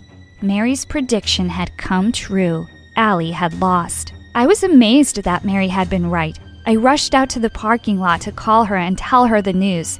That's when I noticed a figure in a thick coat running away from the auditorium. I squinted, but I couldn't make out who it was in the darkness. I called Mary 3 times, but she declined my calls. I assumed she was in a session and went back inside. The next afternoon, the whole school gathered in the stands for the football game. It began like any other, but then something strange happened. The quarterback of the opposing team clutched his chest. He was clearly having difficulty breathing, but he was trying to fight through it. It didn't work for long. He was off the field within a few minutes.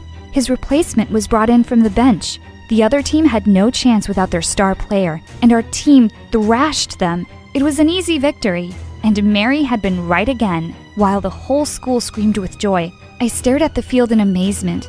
Could my mother have true powers to see through time? And if she could teach me her ways, would I be able to do this too? I called Mary to tell her about the contest and the game. She wasn't surprised. She laughed and said she was never wrong. I wanted to learn to do what she did, so the next day I reached the store early so I'd have time to ask her questions.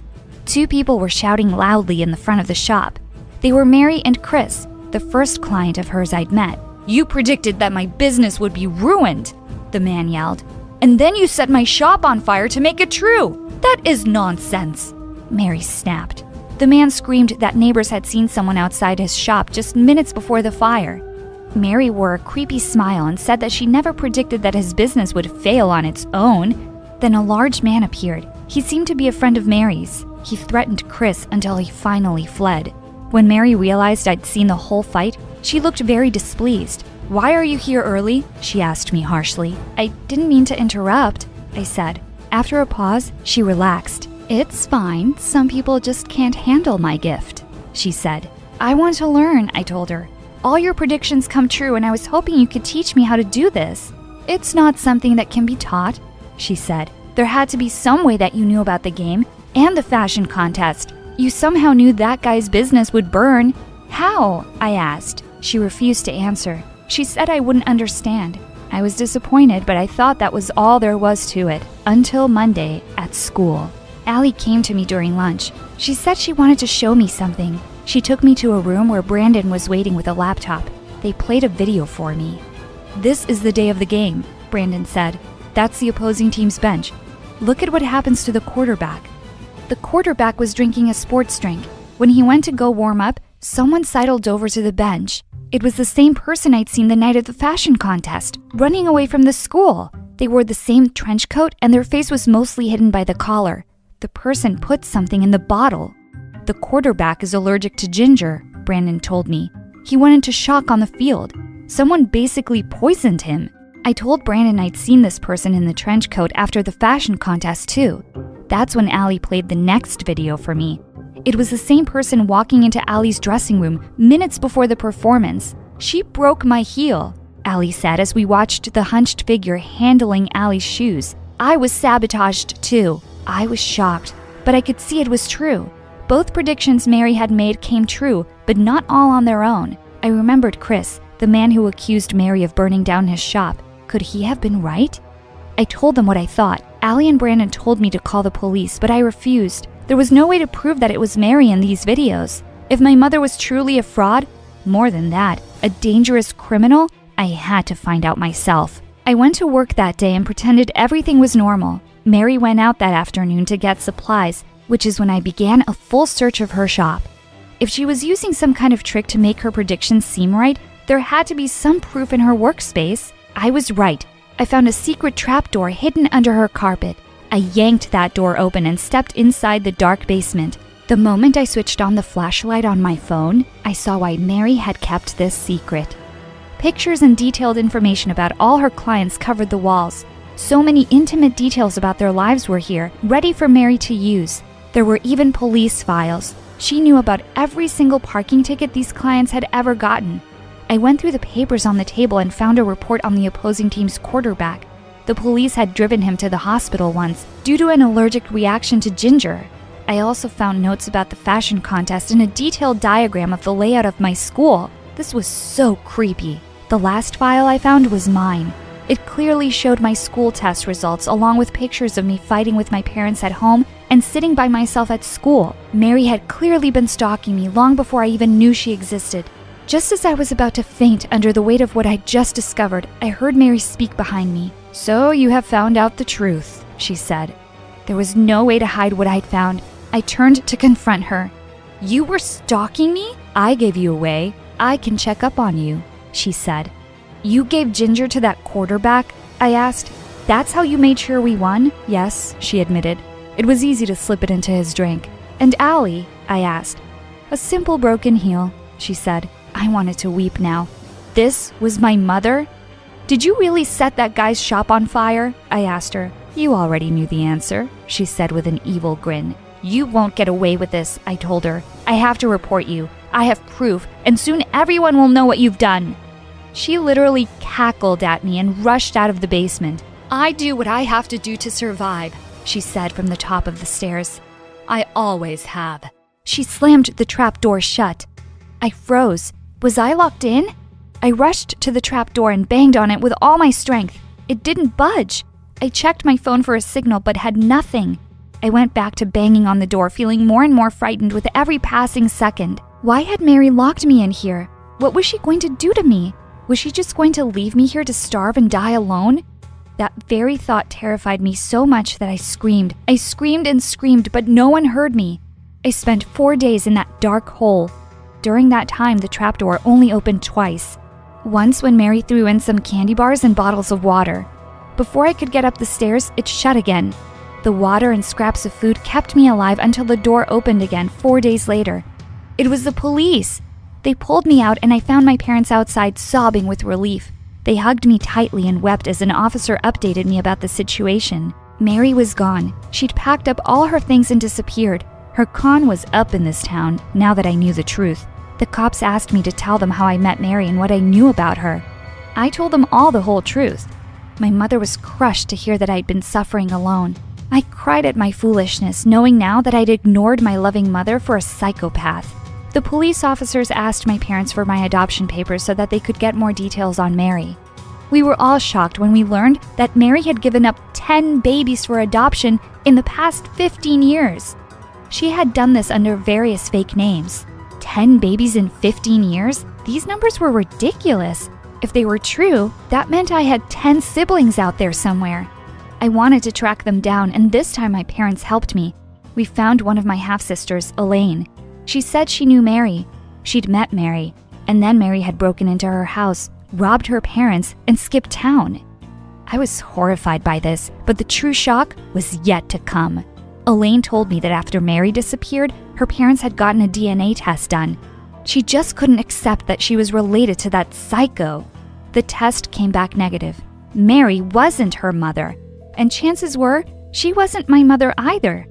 They supposed it was just another one of Mary's cons. My head began to spin. Was it possible that I wasn't related to Mary at all? We did a DNA test again with some of Mary's hair found in the shop. It came back negative. Mary and I weren't related in any way. I was so relieved to learn I wasn't related to that psychopath. News of Mary kidnapping me had spread like wildfire through my school. People were a lot kinder to me now that my family struggles were known. Everyone was curious about my psycho fake mother, and while I enjoyed their attention, I still had a question in my heart. If Mary wasn't my mother, then who was? My parents helped me search, and it took them several months to find Ruth, a woman who'd given birth to a baby girl in the area where I was born, on the same day. The moment I saw Ruth, I knew I'd found her. We had the same green eyes, the same square jaw. This was my mother. My parents introduced themselves and told Ruth who I was. She was very confused. She said that her baby girl had disappeared soon after the birth. My parents asked her if she'd ever seen the baby. Tearfully, Ruth said no. When we showed Ruth a picture of Mary, she recognized her instantly. She said that Mary was the nurse who'd informed her that the baby had been stolen from the hospital. My stomach sank. That baby was me. Mary had been disguising herself as a nurse in small-town hospitals and stealing people's babies. Then she put up these babies for adoption under her own phony names. She waited, and when the children got older and came looking for her, she took them for everything she could get. A federal investigation was launched against Mary, and they found her 3 years later, working in a senior's home where she was stealing from the elderly. All 3 of my parents and I testified against this monster. Today marks the 5-year anniversary of Mary's imprisonment. While I hated my psycho fake mom for what she did to me, I am in love with the life I have today. I have 3 loving parents and a very cool story to tell.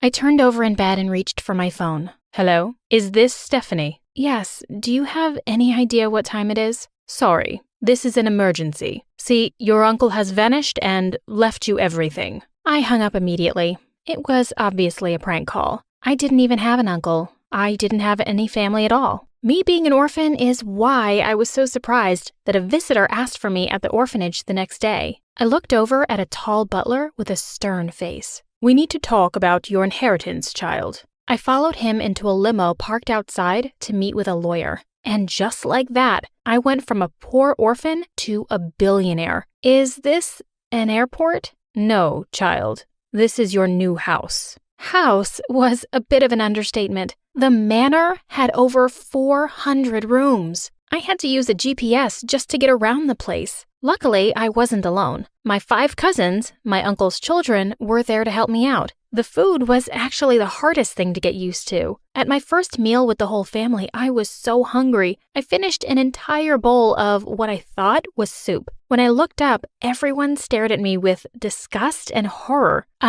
Stephanie, that was the fancy food for my kitten. I ran to the bathroom, and when I came back, I heard them talking about me. That's the girl Daddy gave his inheritance to? She smells like a peasant. Must be nice. She's the one who pays the bills around here now. I nearly cried. I was so excited to have a family, but to them, I was just a cash cow. They weren't the only ones who treated me differently because of my new money. My phone was blowing up with texts from the orphanage asking if the rumors were true. Ever since people had seen me set foot in the limo, they were spamming me with favors asking for new TVs and video games. Not a single person bothered to ask me what had actually happened. In fact, there was only one person who seemed to care about me at all. What's wrong, young mistress?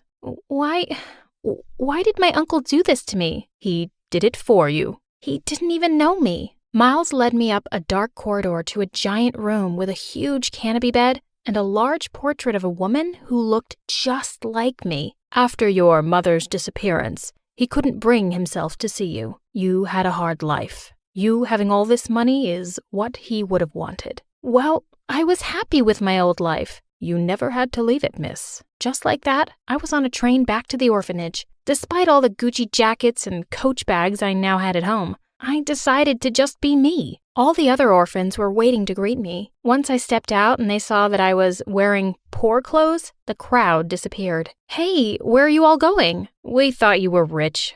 I'd never felt so alone. I decided I would never trust anyone again and I'd keep my wealth a secret. Plus, I didn't want anyone to take advantage of me. So hiding my wealth was the best thing to do. Are you sure you don't want to go to a private high school? I know of a great prep school in London. No, thank you, Miles. I just want to be normal. Plus, I can visit you every week. Oh no, I'm late for school. Oh no, you're not. Okay, so getting dropped off at school on my first day in a helicopter wasn't the best way to hide my money. By second period, everyone was asking me questions. No one was more intrigued than Eric. Those oil tycoon guys use that helicopter. How do you know them? Oh, I'm actually the maid. Yeah, the maid. Well, you must be a great maid for that kind of special treatment. Oh, I don't know about that. Wow, pretty and modest. I blushed so hard. We had every class together and we hung out nearly every day. Turns out, my uncle and Eric's father were old buddies. One time, I even ran into him at the steps of the mansion. Stephanie, what a surprise. They let the help use the front door? Oh, yes, very kind. He pulled me in with a serious face. Look, you know I like you, but if my father finds out, well, we need to keep us a secret. He talked about how romantic it was for him to be dating a maid, just like in a love story. Honestly, he was kind of right. It was thrilling to run around and hide, and I was grateful enough that my family played along with my charade. But my secret wasn't going to stay quiet for long. One day, I heard a loud noise while I was sitting in class. I saw Miles with 2 bodyguards. Miles was screaming and calling my name. He said to the teacher that I needed to leave class now. I left feeling really embarrassed, and everyone was staring at me. What are you doing? Miss, we checked your calendar, and it's about to be that time of the month, and we do believe you are ill-prepared. What? Let go of me. We just want to save you from embarrassment. He handed me a small box and said, Everything is under control now, ma'am. What the? When I got back to the classroom, I panicked and told them it was maid work. Oh, it was just an emergency kidnapping drill we do. The time I met Eric for lunch, there were already some other rumors. Steph, what happened? They say you stole a Da Vinci painting from the mansion. That's why you were arrested in class. It was just a drill, and that painting isn't even that beautiful. A drill for a maid? Eric wasn't dumb, and that's why I decided to show him my mansion. So, at the front door, I said, Eric, there's something I need to tell you. Anything, my love. I leaned over and kissed him. We don't have to be a secret anymore. He pushed me away. Yeah, and while I'm flattered you're obsessed with me, dating a maid isn't really good for my image. He told me not to mistake my need for money and his desperation for a fling with love. What? Just then, Miles opened the door. Oh, hello, mistress. Mistress? The look of shock and surprise on Eric's face was crazy. Yeah, Eric, I don't think you understand. This place is mine. Consider us done. Miles slammed the door right in his shocked face. I was heartbroken and cried for hours. Little did I know, the worst was yet to come. Eric didn't take the rejection so well. Or at all, really. Hey, babe. Eric, we're done. Everyone was staring at us. I dragged Eric into the hallway for some privacy. We should get back together, or maybe everyone will find out the truth, rich girl. My mouth dropped open in shock. Was he blackmailing me?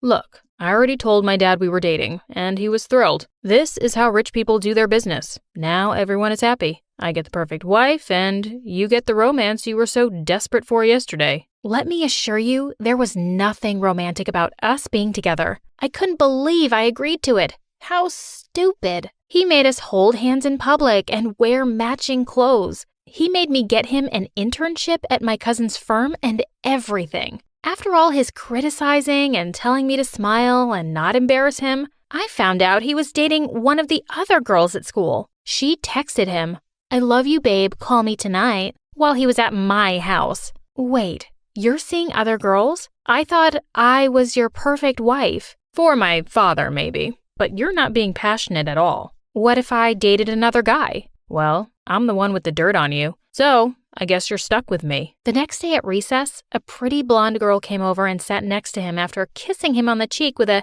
"Hey, you." Then she looked at me like I was a cockroach. Who is she and what is she doing here? Oh, don't mind her. She's just a loser who's drooling over me all the time. I think she's a bit of a gold digger. How could he just humiliate me like that in front of everybody? I was so sick of all of this. I went home and ran out into the garden and cried because I felt so hopeless. I stuffed my face with comfort food and sobbed under the little bridge. Soon after, Eric found me there and started yelling at me. This is all your fault, you know. If you want me to stop dating other girls, maybe you should be a better girlfriend. He leaned in for a kiss and I was struggling to pull away. I don't think the lady wants a kiss. I looked up to see the most handsome guy in the whole world. Without warning, the guy punched Eric right in the jaw. I said, "The lady doesn't seem like she wants a kiss." Eric charged at him, and before I knew it, the two were tackling each other on the bridge. The stranger managed to push Eric off, but not before Eric had ripped off his shirt sleeve. "You'll be hearing from my lawyer." Eric fell over a couple of times as he ran away like a scared little mouse. Thank you. Who are you? I'm just the gardener here. I just get a little defensive when I see pretty girls dealing with jerks. I hope you're not hurt. Nah, I'm fine. Ruined my favorite t-shirt, though. I got so caught up in the moment that I leaned in for a kiss. He pushed me away, and I fell into the mud. Then he ran away. Great move, Steph. Now that Eric was running around my family home, I spent most of my time at the orphanage. One day when I was studying hard in my room, I heard a knock on the door. It was Adam. How did you find me? Oh, I asked Miles for your info, and he graciously told me your address. Did he tell you anything else? Only that you seemed like a sweet girl, and I should apologize. So he didn't know anything about me being rich. I thought I messed everything up. I'm so sorry. No, I'm sorry. I'm just shy. Here, I brought you something to eat as an apology. What? This place is expensive. It's nothing. I would do anything for you to forgive me. He blushed super hard and looked away. He was so cute and shy. The best part? He thought I was the poor one. I know it's lying, but I just didn't want to take the chance that everything would change. Before our date one evening, Adam came by and said there was something he wanted to tell me. There's something I haven't been honest about. See, I'm an orphan too. That's why I never talk about my parents. It's very hard for me. As we sat and talked about it, I felt even closer to him because of this thing we had in common. After a while, he took something out from his coat pocket and said he had a present for me. He asked me to turn around and clasped a beautiful antique necklace around my neck. I gasped when I looked at it. I'd admired it in the window of an antique shop the other day when we were walking by, and he'd just gone and bought it. It must have cost him a fortune. You shouldn't have. Why not? You deserve pretty things, Steph. And I'll always keep the other half of this pendant with me. I had a mansion full of pretty things, but nothing was as special as this. Well, I've got something for you too. I offered him a few t-shirts my cousin had helped me pick out the other day. I smiled and said it was to make up for the one that was ruined in the fight. Steph, these seem like really expensive brands. Where did you get the money to buy them? Oh, God, I hadn't seen this coming. I shouldn't have shopped from the same store as my spoiled cousins do. I guess there's something I haven't been totally honest about either. I told him all about how I was poor, but now I was actually super rich. I just didn't want people to know and take advantage of me. I just wanted to be me. Adam looked betrayed. He just looked at me and said, "And you thought I'd take advantage of you?" He seemed really hurt. Well, maybe. I thought you knew I loved you. Adam got up and said, "Please, just take care of yourself. I don't think you should contact me anymore." And he left, just like that. I was devastated. I cried all night and decided to go back to the mansion and mourn my relationship luxuriously. Miles insisted it would be better that way. Miles had also had some devastating news that was going to bring my pain to a new level. I have to get married? It was in the legal documents. I'm surprised you missed them. But I just broke up with Adam. Well, better now before you needed to. What's that supposed to mean? Miles explained how, as a rich person, marriage was not about love. My cousins were already making plans to break Adam and I up. He wasn't husband material. In fact, my suitor was planning to arrive today. When do I have to get married? Suddenly, I heard Adam's broken voice. I should have known. I'm quitting, Miles. I looked up to see Adam crying. He'd overheard what I'd said, but he didn't understand the whole thing. I ran after him as he dashed out of the room. I begged him to wait, but he said, "No, Steph, we aren't meant to be with each other. I should have known. I'm not good enough for you. Have a great life." As he turned to leave, he threw something on the floor. It was the other half of my necklace. He just ran away, and I couldn't stop crying my heart out. Just then, Eric appeared and handed me a tissue. "Miss me, babe?" I just glared at him. "That's why I don't interact with commoners. They're brutes."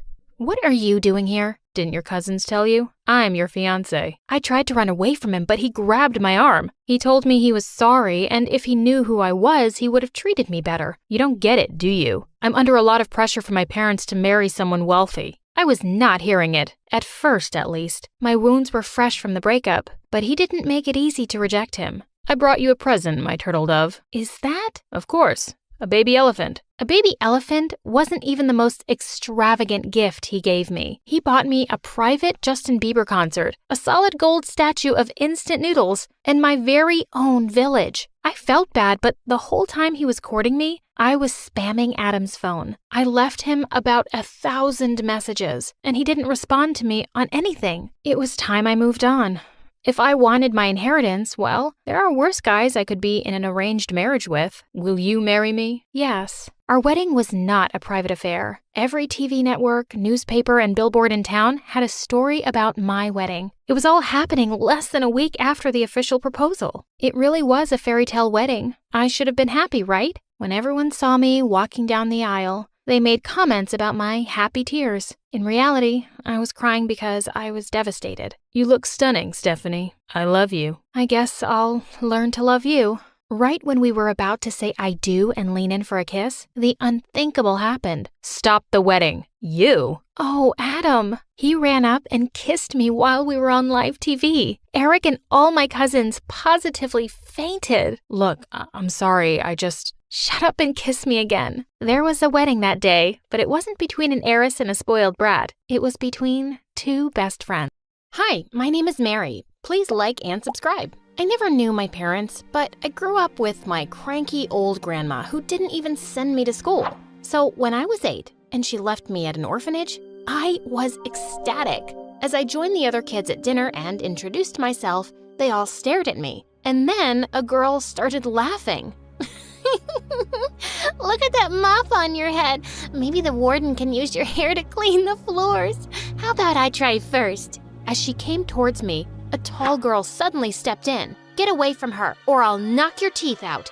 Ooh, Mommy, I feel so scared. Not. And with that, the bully pushed me to the ground. The tall girl attacked her, and they were both fighting when someone shouted that the warden was coming, and everyone ran. The girl helped me up, but I sprained my ankle. Lean on me, okay? I got you. Her name was Gianna, and we became best friends. But everything else about that place sucked.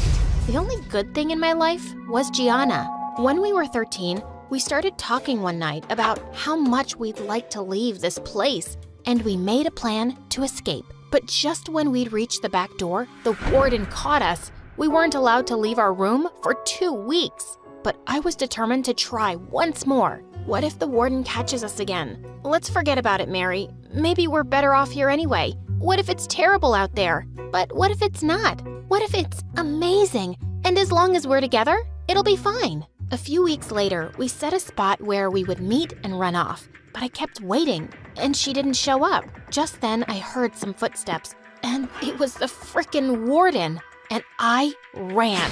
I didn't stop running till I'd left the orphanage far behind, but I was devastated to leave without Gianna. I vowed I'd be back for her soon. It was exciting to be out, but as it got dark, I started feeling scared. Just then, 2 homeless boys came out of a dark alley and grinned at me. "You lost, little girl? You can share our garbage dump." I panicked and ran off.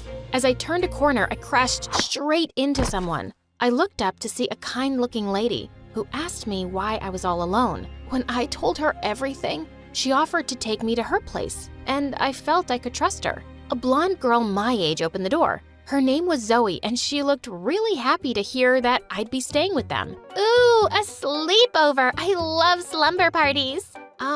Yeah, me too. I had no idea what she was talking about. The next few days were some of the best ever. The lady got me clothes and gave me my own room. Zoe and I got along really well, and we watched tons of videos on this awesome channel MSA that she introduced me to. One night, we were out for dinner, and I was so excited to see the huge spread. I piled my plate high with food and started gobbling it up when some kids started laughing at me. "Look at her, eating like a horse. Haven't you seen food before, weirdo?"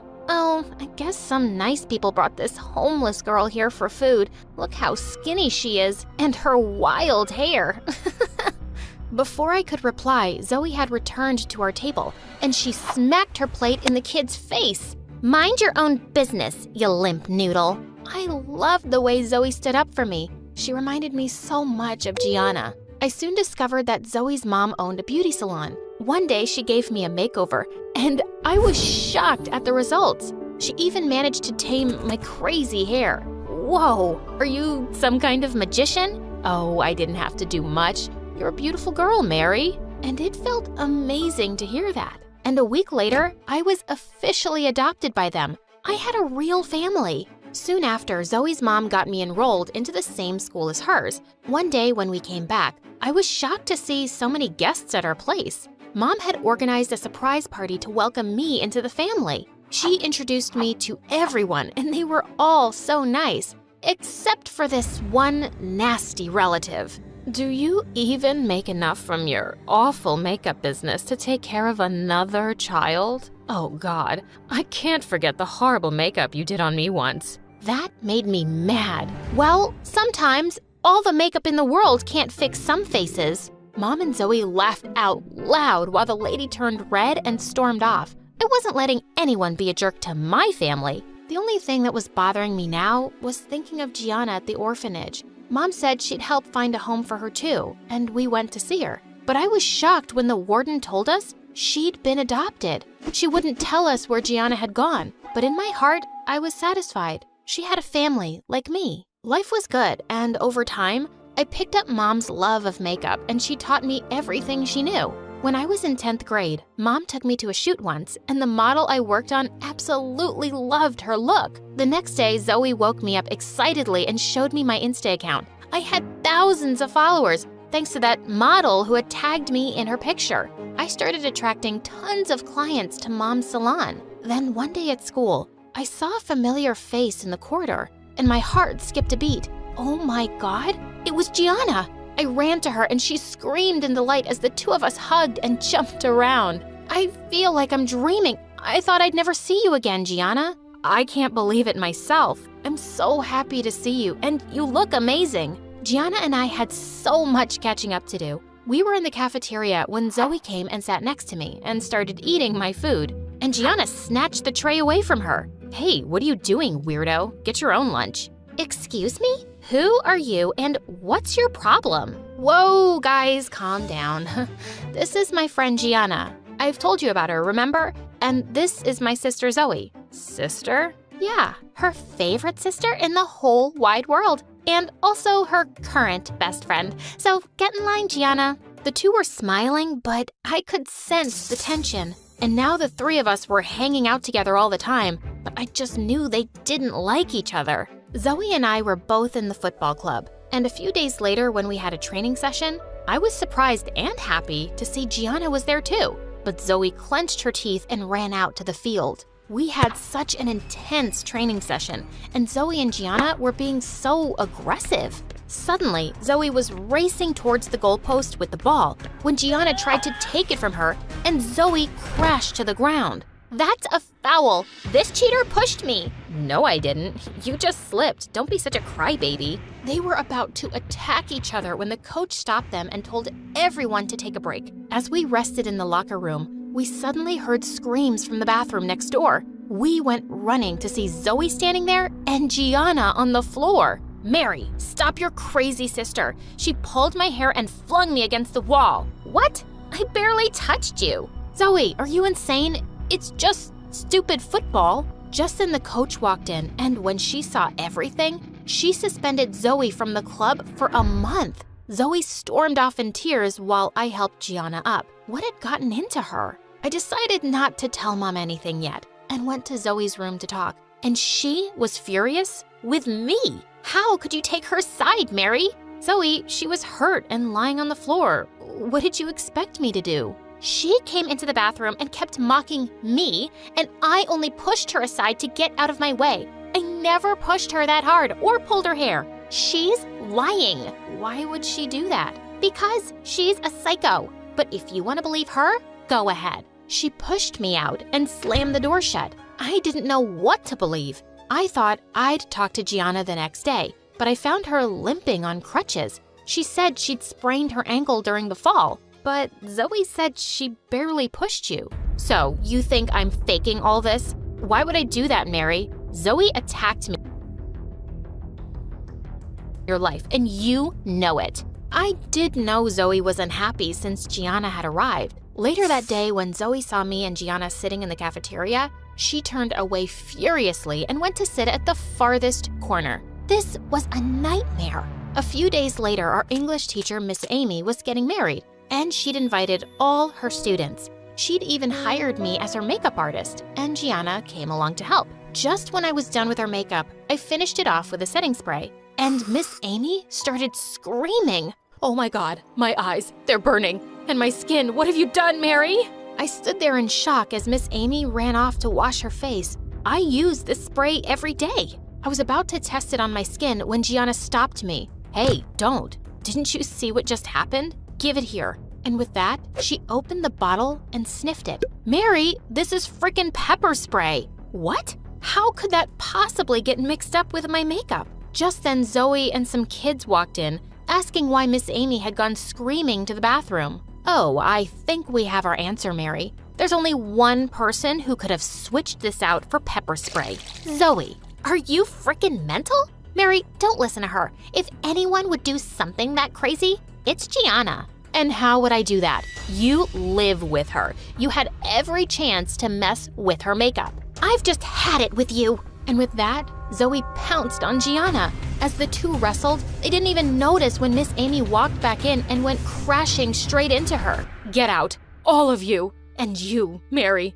I'll never forgive you for ruining my wedding day. We were all thrown out, and before I knew it, Miss Amy had posted pictures with her swollen red eyes and face on Instagram. She tagged me and Mom's salon, telling people never to get makeup done from us. People were resharing her pictures like crazy. I couldn't bear to see anyone and shut myself up in my room. I couldn't believe someone would hurt me. It was either my sister or my best friend. I had been appointed as the football team captain recently, and the next day, when all the players were gathered, I made an announcement. I feel that I cannot lead a team where all the members can't play well together, so I've made a decision to let one player go, and that is Zoe. Zoe stared at me in shock, and then she pounced on me.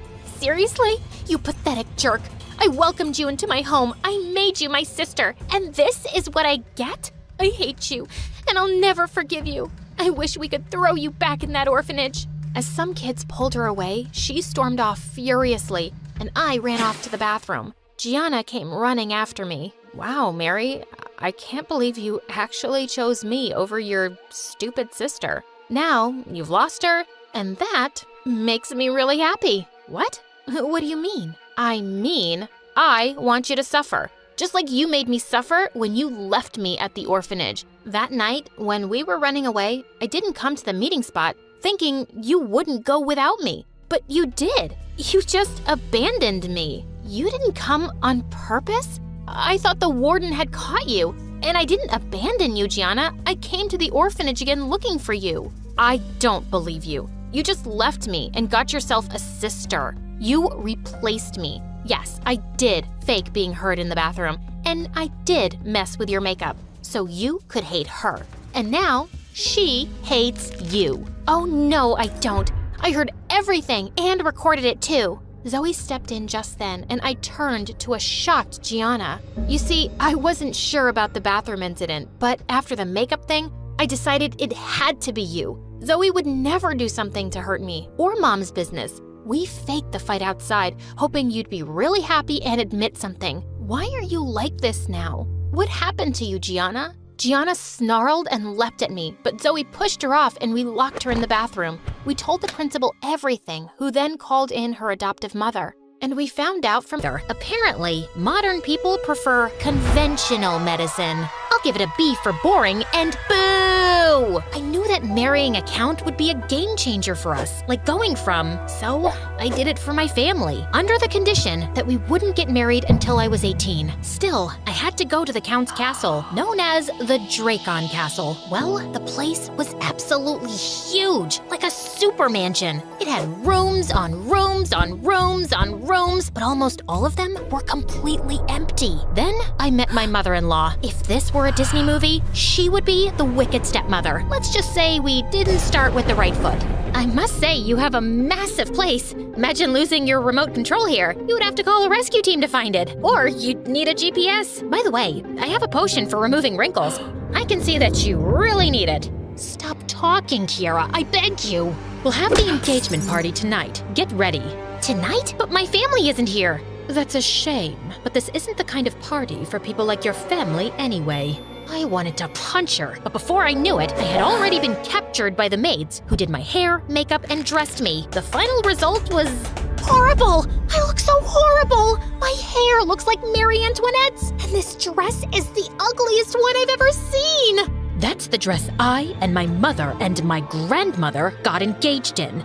Well, I guess not everybody has the class to pull it off. The class? You mean the big hips, right? Oh, I'm so sorry. I meant, I'm just more of a pants girl. Yes, I can tell that. The night came, and it was a giant masquerade ball. Everybody was so uptight that if they were noodles, they'd be straight up spaghetti sticks. I felt so out of place that I took the first opportunity to sneak out of there. While I was trying to get back to my room, I got lost and ended up in their greenhouse. The place was full of weird and exotic herbs and plants. Bingo! I started taking various plants and putting them inside my dress when someone caught me red-handed. Or should I say dirt-handed. Are you stealing plants? Even with the mask on, you could tell the guy was ridiculously good-looking. He also had a really cool dragon tattoo on his neck and chest. I'm not stealing them, I'm just borrowing them. I'll return them later. Right. What are you gonna do with those anyway? Sell them on eBay? No. For your information, I'm a healer, an alchemist. Is that so? Then show me. I was about to tell him that I wasn't some circus monkey ready to perform tricks on command, but he seemed genuinely interested, and again, he was ridiculously good-looking. Hey, don't judge me, guys. Okay, just a small potion. We sneaked into the kitchen, and I started mixing some ingredients, and soon, bubbles of all colors started pouring out and dancing in the air. Wow, that's really impressive. I turned around, and he was right behind me. We stood facing each other, just inches apart. Okay, now you can judge me. It's my engagement party, and I'm about to kiss a random guy. We came back to the ballroom, and right then, cue the creepy thunder, my soon-to-be mother-in-law entered. When she saw us, she smiled. Ah, so you two have officially met. Wait, what? You're Nicholas? My future husband? Nicholas smiled, but he didn't look as surprised as me. I was expecting my future husband to be a nasty old man, but Nicholas was so dreamy. Maybe this arranged marriage isn't such a bad idea. Over the next few years, we spent all our time together. He taught me how to behave like royalty, while I showed him how to do some simple potions. Or at least how to try to do simple potions. In no time, we two fell completely in love. Once, he returned from horseback riding with a small cut near his neck from a branch. While I was applying the potion to his neck, what's the thing with the dragon tattoo? Aren't you too young to have a tattoo? A long time ago, our region was separated between 3 houses, so I got it from my father's house, the House of Draco, also known as the House of Warriors. And why does your mother have a tattoo of a crow? That's the House of Valthor, the most traditional and ambitious people.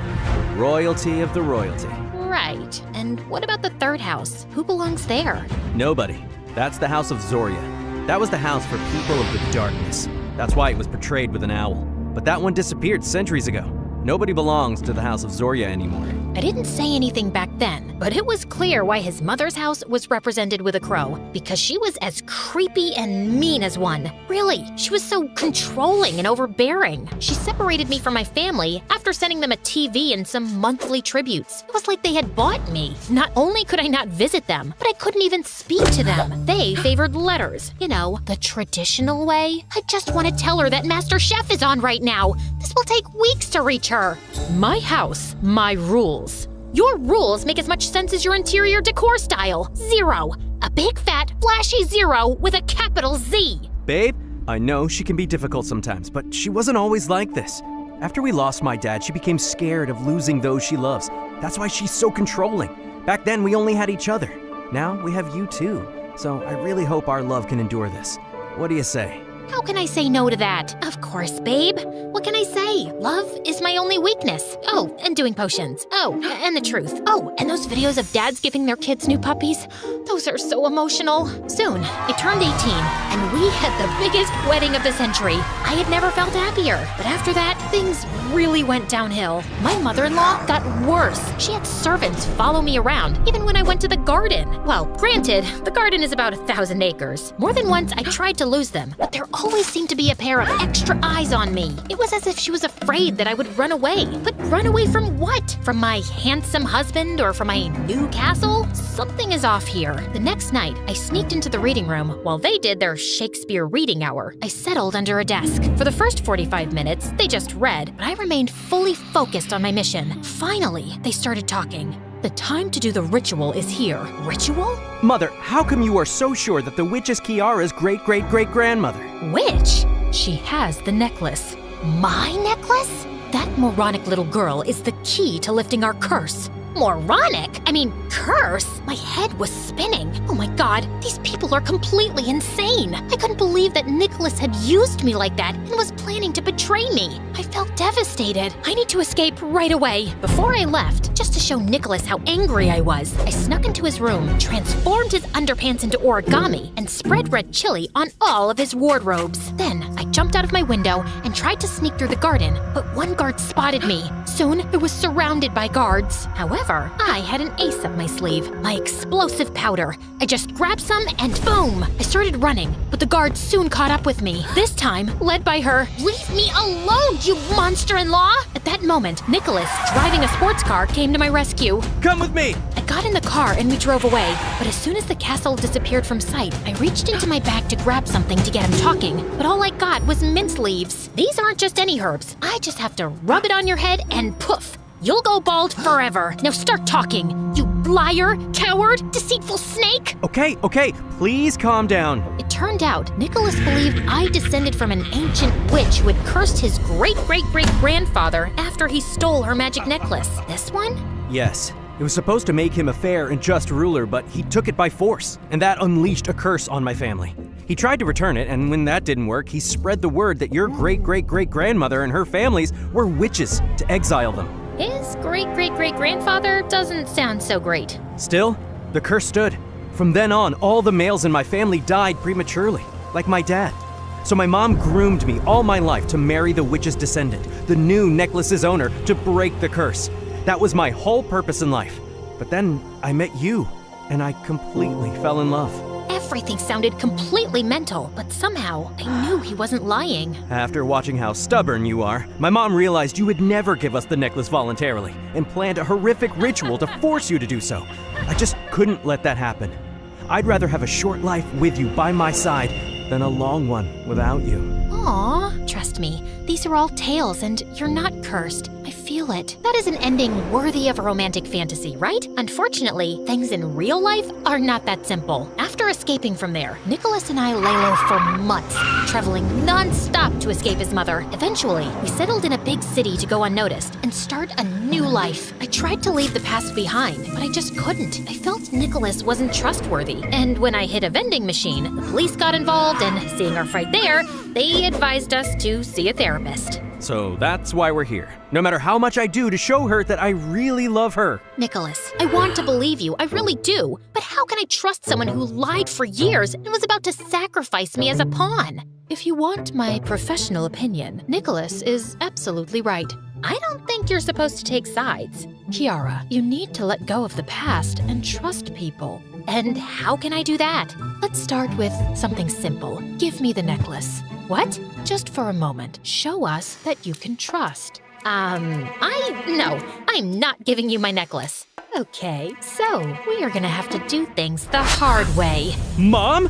What the? That's right, don't try anything. You're surrounded. Guards came out from everywhere and captured us. Soon, they dragged us to an abandoned factory. Mom, stop! Let her go! Shut up! Bring my son to me. The guards grabbed Nicholas. I know you'll never give me that necklace. So let's try something different. If you don't give it to me this instant, Nicholas will be the one paying for it. Mom! Shut up, you traitor. I'm gonna count to 3. 1. Don't do it, Kiara! 2. Okay, you win. Just have it, but don't hurt him. After so much time, finally, I have the necklace and his power. How could you use me like that? Would you have done it? I would do anything for supreme power. Oh wait, that's not what I wanted to say. What just happened? So there wasn't a curse to begin with? Is Kiara's ancestor a real witch? Of course not. I made that up just to control you because I couldn't take the necklace by force alone. There was no curse. And Kiara's family were not witches, but healers. Our ancestors said that to make people exile them and steal their castles and wealth. So their castle belongs to my family? And all this time we've been living in a mouse house? Why do I keep telling the truth? And that's when it hit me. The necklace has real powers, but it isn't blowing people up or firing laser beams. Oh my gosh, that is the real power of the necklace. To be a true, fair ruler, the wearer can never tell a lie. No wonder I couldn't stop telling the truth and snitching on people when I got the necklace. I'm gonna end you two right now. She raised her arms and began to gather strength. The earth seemed to move and lightning began to fall from the sky. However, when she tried to use her powers, nothing happened. What's wrong? The legend says this should give real power to its owner. You're not the real owner of the necklace. You're right, I'm not. Not as long as you are still alive. Guards, do it yourself. So this is where we were in the beginning. The guards were everywhere, and we were completely surrounded. It seemed that all hope was lost. Then I remembered my grandma's words. Whenever you feel that there is no hope, just remember these words. Still, I couldn't remember the words. What the hell was it? I just started shouting everything that came to my mind. Carpe diem, Avada Kedavra, Hakuna Matata, say hello to my little friend. Nothing worked, and the guards were almost on us. Nicholas put himself in front of me to protect me. The thought of losing him opened something inside me, and as if I was possessed, I screamed, Agape Basilive! After that, everything went haywire. The necklace flew off my mother-in-law's neck into mine. When I had it with me again, I felt a violent current of energy run through my body.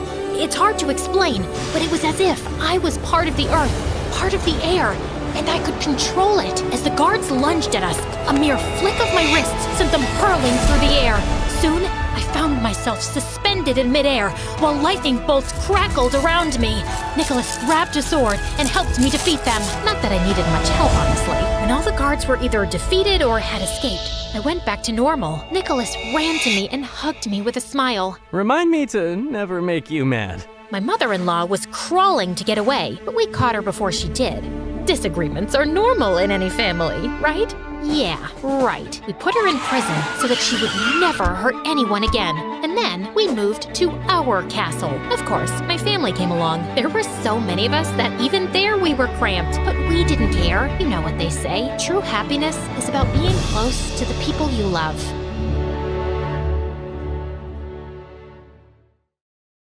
Hi, I'm Alice from Sweden, and my story is really crazy. But before I begin, please like and subscribe to For Eve.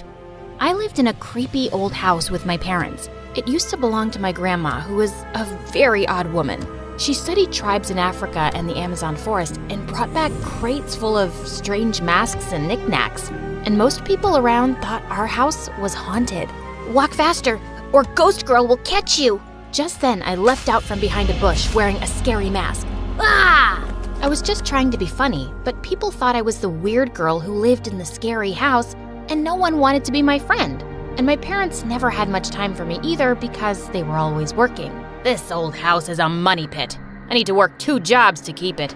Please, go to your room, Alice. I'm in a meeting. I wanted to help out, so I started giving ghost tours of the property when my parents were away. I loved telling made-up stories about the freaky things I'd seen around the house. I even made up a murder or 2 and sold Mom's dresses with ketchup stains as souvenirs. I made a killing on Halloween. But when Mom and Dad found out, they were furious. What's wrong with you, Alice? Why can't you be sweet and well-behaved like other kids? They took all my money and I was grounded for a month. I was so lonely and wished I had a sibling to play with. Then one day when I was 12, I got the biggest surprise of my life. I went looking for a snack in the kitchen when I found a thin, pale boy my age instead. Who are you and what are you doing in our pantry? I'm Damien, your brother. Didn't your parents tell you they were adopting me? What the flip? My parents had adopted a whole human and hadn't even bothered to tell me? Typical. I don't believe you. What proof do you have? He waved some official-looking papers in my face. They looked legit. My parents might have adopted you, but you still need to pass a few tests if you want to be my brother. Bring it on. We stood on our heads to see who could do it the longest, ate the hottest chilies for lunch, and for the final task, we caught the fattest, slimiest frogs and balanced them on our heads while we stood on one leg on the fence. Damien was great at it all. Congratulations. You are officially my brother. I was over the moon to finally have someone to play with, but my parents had to ruin that too. You can't play with Damien anymore. Why not? Didn't you adopt him so I'd have company? We've decided it isn't a good idea. You can't play with him and that's that.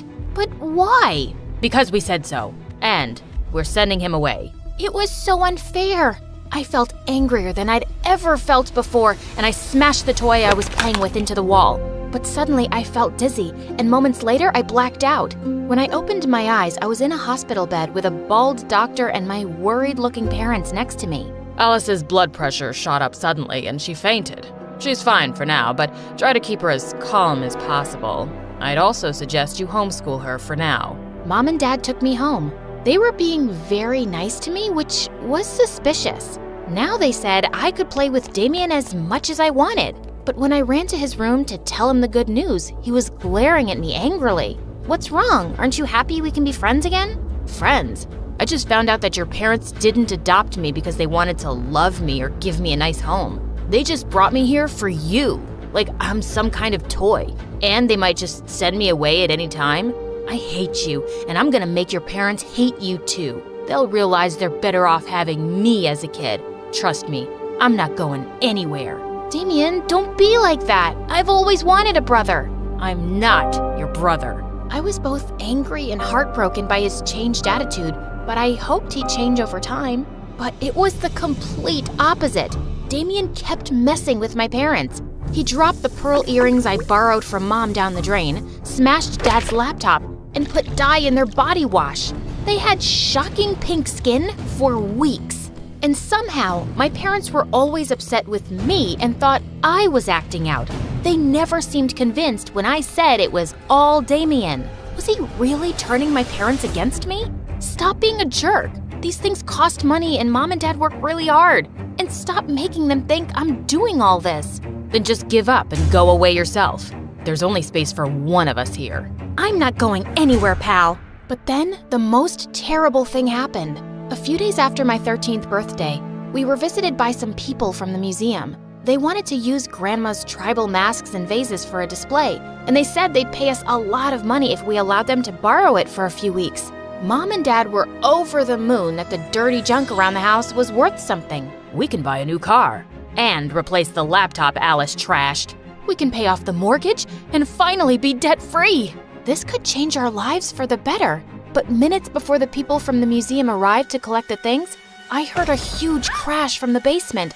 I went running to see all the masks and clay pots smashed and broken on the floor, and Damien standing in the middle with a stick. Oops, I'm so sorry. I was just looking at them. This time, he had gone too far. I slapped him hard.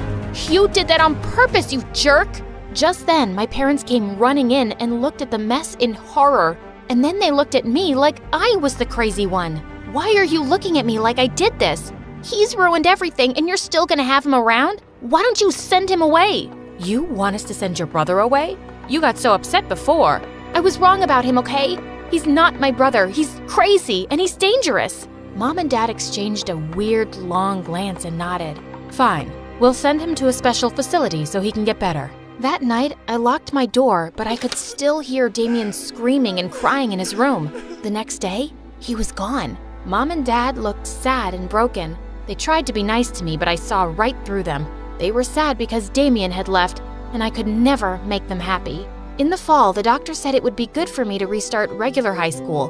Things were going really well on my first day until... Hey, watch out, it's Ghost Girl. I'm so scared. Dude, grow up. That wasn't all. In my very first class, I met the most bonkers girl. I heard you were the ghost girl. What's it to you? I'm Tara. I just moved here from Ireland. Is it true your house is haunted? I'd love to meet a real-life ghost. I've dreamed of it my whole life. Are you nuts? Who has creepy dreams like that? You haven't read Dead Love Doesn't Die? It's the most romantic book ever. Are there handsome ghosts in your house? Are they single? Girl, you need help. No, I need a ghostly boyfriend with ice-cold lips and dreamy eyes who can transport me to his time and give me a million ghostly kisses, and he'll take me away to... Was there something wrong with me? First Damien and now Tara? Was I a weirdo magnet? For the next few weeks, she stuck to me like glue. At first, I acted indifferent because I wasn't sure she'd even stick around for too long. But she did, and I slowly started to enjoy having a friend. Look, there's Ghost Girl and her vampire girlfriend. What in the twilight? Tara hissed and bit the jerk on his arm. You're absolutely crazy. Hey, no one messes with my friend. Yuck, he tasted disgusting. Let's go get candy. How about I make you a sandwich at my place? You mean it? Tara instantly fell in love with the place. This place is fantastic. Can you imagine the paranormal romances that could take place here? I just laughed and went to the kitchen to get the sandwiches. But there was already someone in there. Damien, what are you doing here? I'm back. Of course, Mom and Dad didn't tell you. You would have forced them to keep me away. It would be for their own good after the mess you made last time. What kind of facility allows home visits? Ha! I'm not at a facility. They sent me on vacation to Bali to prove how much they loved me and wanted me in the family. I'm back now, and I'll make sure you end up in the facility soon. I couldn't believe this was happening. I made some excuse and sent Tara home before Damien did something to her. When my parents got home, I confronted them. You lied to me. He's dangerous and out to get me, but you still allowed him in our home? Mom started to cry and Dad glared at me. You're upsetting your mother, Alice. How long will this go on? You don't even care that I'm upset too? You guys are the most selfish parents ever. I'm going to stay at my friend's house because I don't feel safe here. You can't leave. We should call the doctor. I told you we shouldn't have sent her back to school. Dad locked me in my room. I could hear Damien laughing under my door. He was evil. I had to get out of here. I called Tara and told her what was up. Within minutes, she was outside my window. Come on, Ghost Girl. Let's get you to safety. Tara's house was so normal. It was awesome. She pulled out a mattress for me to sleep in her room, then brushed my hair to calm me down as I told her everything. Wow, your parents sound like a piece of work, and I finally get why you're so weird about being friends. I can't trust anyone. My parents ignored me for so long and thought things would be different for me once Damien came, but he's the worst. And ever since he came, my parents treat me like I'm some lunatic when he's the crazy one. He really scares me, Tara. Don't worry, you're safe here. I'll punch his lights out if he tries to mess with you. Suddenly, I heard a loud tap on the window, and he was standing outside. I screamed and jumped up. It's him! Damien's here! He was holding rocks in his hand and wore the evilest grin. Where? I don't see anything. Damien threw the first rock. It slammed against the window hard, leaving a deep crack. Are you blind? He's right there. Alice?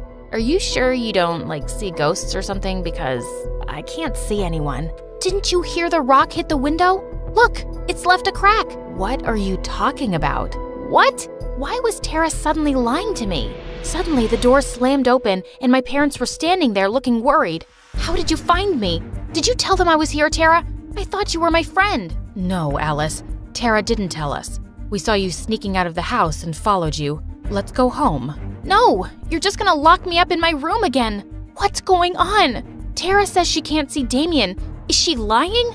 Or am I crazy? The saddest look crossed my mom's face, and she broke down crying and hugged me. No, Alice, you're not crazy. That's when they told me how they'd never adopted a boy named Damien. We thought he was just a harmless imaginary friend, but when you started seeing him all the time, we tried to stop it by saying we'd send him away. The doctor said you had created Damien to help with your feelings of being alone and we should play along, so we agreed. But then you started acting out and blaming it on Damien. We were so glad when you finally sent him away yourself. We thought things were gonna be okay now, but then you said you saw him again and we just can't see you like this, sweetie. And it's all our fault. We should have given you more time when you were a kid. I was in utter shock. So, everything Damien did, the earrings, the laptop, the masks, it was all you. But we weren't mad about any of it. We were just worried about you. But if Damien was the friend I made up, why was he suddenly so mean to me? Your doctor said you suffered from low self-esteem. In your mind, no one wants to be friends with you for long. Oh yeah, it took me ages to get her to call me a friend. Are you real? Can you guys see Tara? I could pinch you. Ouch! Okay, you're real. Don't worry, dear. We talked to your doctor and he says we can start therapy sessions now. You'll be fine. And we'll be with you all the way. Me too. They all took me in a big bear hug, and suddenly, I didn't feel alone at all.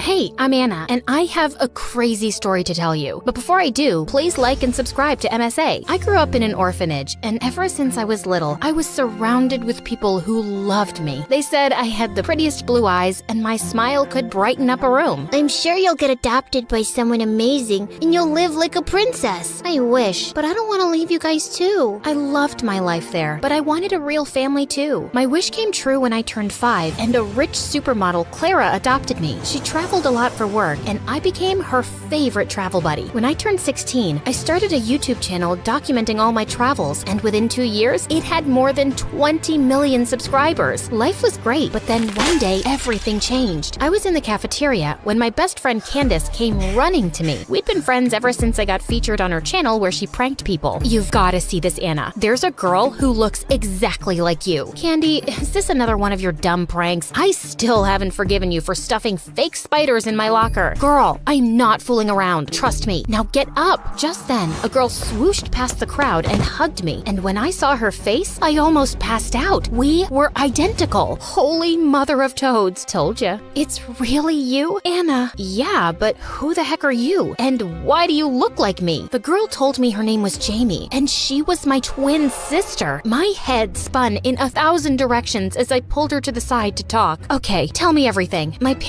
Our parents are from Hawaii, and that's where I grew up. It's a beautiful place. You should visit. Oh, wait, I'm sure you've already been there since you've been everywhere. Get to the point, Jamie. Sorry. So I didn't know I had a sister till I saw your videos. I am so happy to have found you. How are you so sure I'm your sister? Maybe we're just two people who look exactly like each other. When I saw you, I confronted our parents, and they told me that they gave you up because they couldn't afford 2 kids. That makes no sense. Listen, I get it.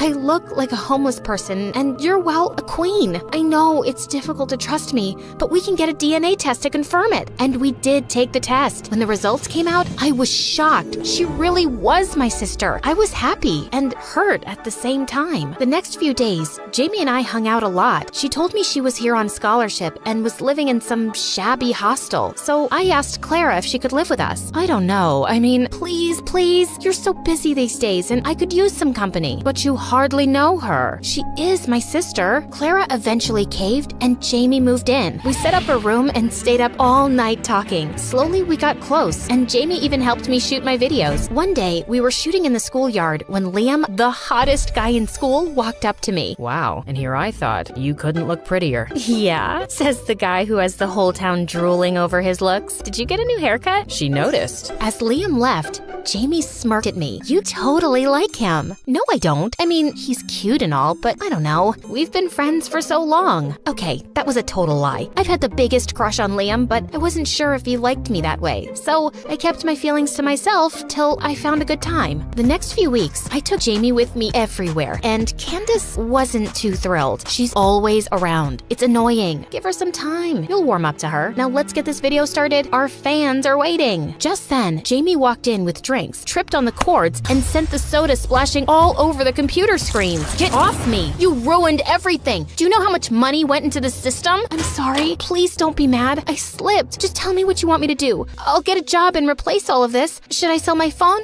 I'll even sell my hair. Oh shoot, can I just... Jeez, Jamie, chill out. Accidents happen. Candy, I'll replace your stuff. Let's not make a big deal out of this. Candace left angrily, and Jamie cried all day until I took her out for ice cream, and she finally shut up. We even decided to stay home that weekend because Jamie was so bummed out. But then Liam invited me for a party, and I couldn't say no. I asked Jamie to tag along, and she reluctantly agreed. But my jaw dropped when I saw her dressed up. Wow, you look, well, like me. It's nice, right? I wanted to make an impression as your sister. Can't let your reputation stink just because I do. Don't say that. You look great. We were having a blast at the party, and thankfully, Candace was in a good mood, and she and Jamie made up. I was getting some drinks when Liam tapped on my shoulder. I'm glad you showed up. How could I not? It's your party. Listen, I've been wanting to tell you something, but I was waiting for the right time. I like you, Anna, like a lot, and something tells me you like me too. Liam, Anna, we have to... Oh my god, I'm interrupting something, right? I'm so stupid. Are you mad at me? I think you are. Maybe I should leave. Or no, wait, I don't have a car or money for a cab.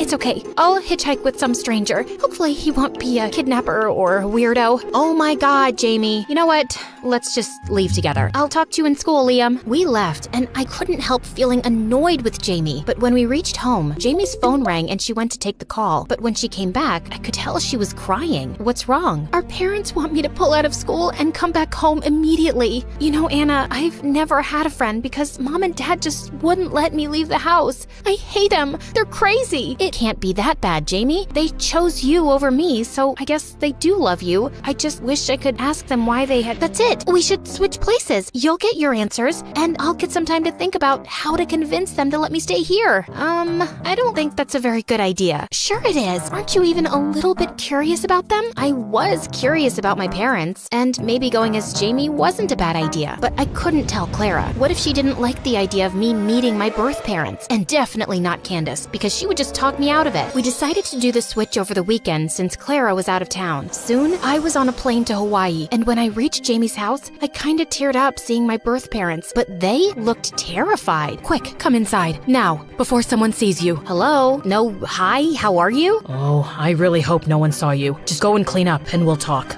That was weird. I figured out which room was Jamie's and started to unpack. I was just wondering what to say to them when they walked in. Jamie, how are you? Are you okay? We wanted to talk to you about that money, but you're probably tired. Let's do it in the morning. Here's some food. With that, Mom put the plate on the floor and ran faster than a bullet. Jamie was right. These people were crazy. I wanted to confront them immediately, but I was too tired and fell asleep. But the next morning, I woke up to loud banging noises. We know she's in there. there. Open up. You can't hide her forever. What's happening, guys? You shouldn't have come back, Jamie. Why are you here? Stop yelling. And I'm not Jamie. I'm Anna. You know, the daughter you once had. What? Did you stop your medication again? Just go inside and let us handle these people. My birth parents went outside to calm the crowd. An hour later, we sat down, and I told them everything about me being Anna, them being my real parents, the adoption, everything. They looked completely stunned. Anna, this is not true. It is true that Jamie's our daughter, but she's adopted. What do you mean? You're not my birth parents? No, we took Jamie in when she was just 2, and the adoption agency did tell us she had a twin, but we could only adopt one kid, and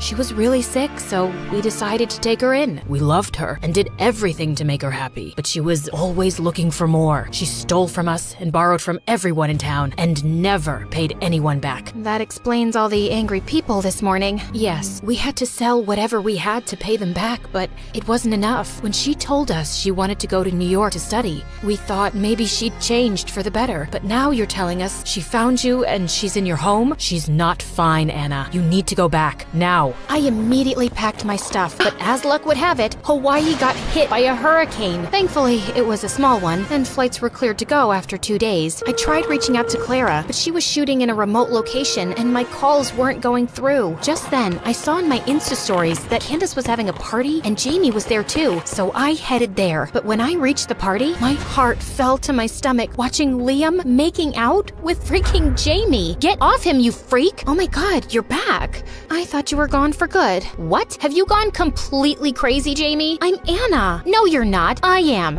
Really? Then why are you dressed like that? Babe, make her leave, please. Candy, you know me. I'm Anna. Okay, Jamie, you need to leave before I call the cops. Anna told us how you stole from her and how she kicked you out. You can't make a fool out of me. Clearly not, since you're already acting like one. Candace pushed me away and I was shocked beyond words. Crushed, I went home only to find out that Jamie had told the guards not to allow me in my own house. This was officially the worst day of my life. Thankfully, I had my credit card, so I booked a hotel room. The next day in school, I was stunned to see that Jamie had taken over my life completely and had all my friends wrapped around her fingers. I had to do something to expose her before it got any worse. So I set my phone to record and waited until Jamie was alone. Do you really think you can pull this off? No one will believe you. Jamie, please, what do you want from me? Stop torturing me. She took the phone from my pocket and threw it away, breaking it to pieces. Don't act smart with me, or I'll be your worst nightmare. Jamie smirked and left. I had to outwit her, but how? No one believed me. I skipped school for the day and went back to the hotel. Just as I put my bag down, someone knocked on my door. Clara! Anna, thank God you're okay. I just landed and tried to call you, but I couldn't get through. Then I saw you'd used your credit card and booked a place here. I'm sorry, Mom. I should have listened to you and not trusted Jamie at all. Clara calmed me down and I told her everything. I thought she'd scold me, but instead she hugged me and took me home. She even told the guards not to allow Jamie in and informed Jamie's parents. Obviously, that didn't go down well with Jamie. What is happening? You! I did you a favor by not throwing you in jail for robbing me,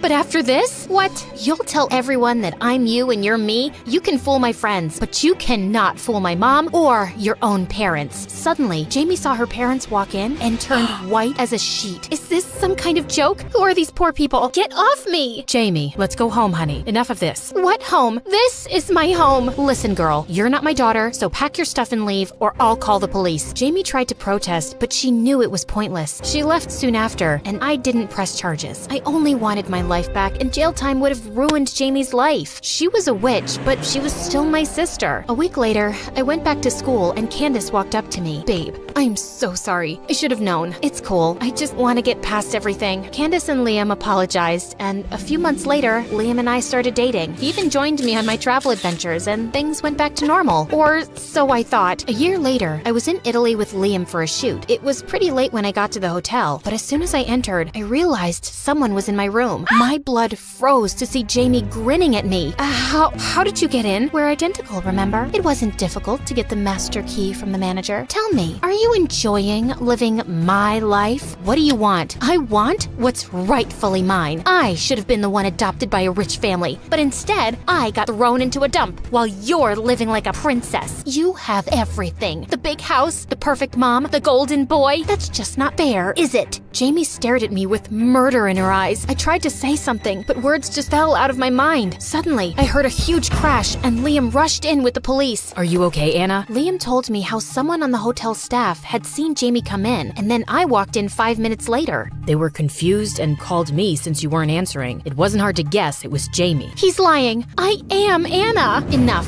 Stay away from my guy and my life. I can't believe I ever called you my sister, you psycho. Rot in jail for a long, long time. The police took Jamie away, and I never saw her again. It took me a while to get over the episode, but with therapy and support from friends and family, I'm better and thriving.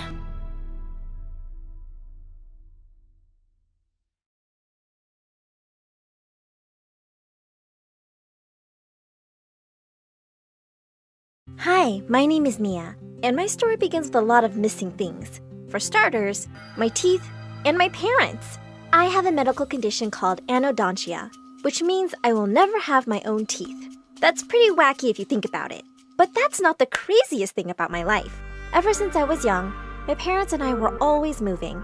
At first, I thought it was because they wanted to protect me from the awful people who mocked me.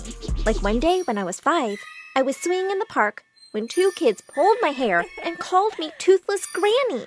I started crying. Mom says I'm cute. She's lying.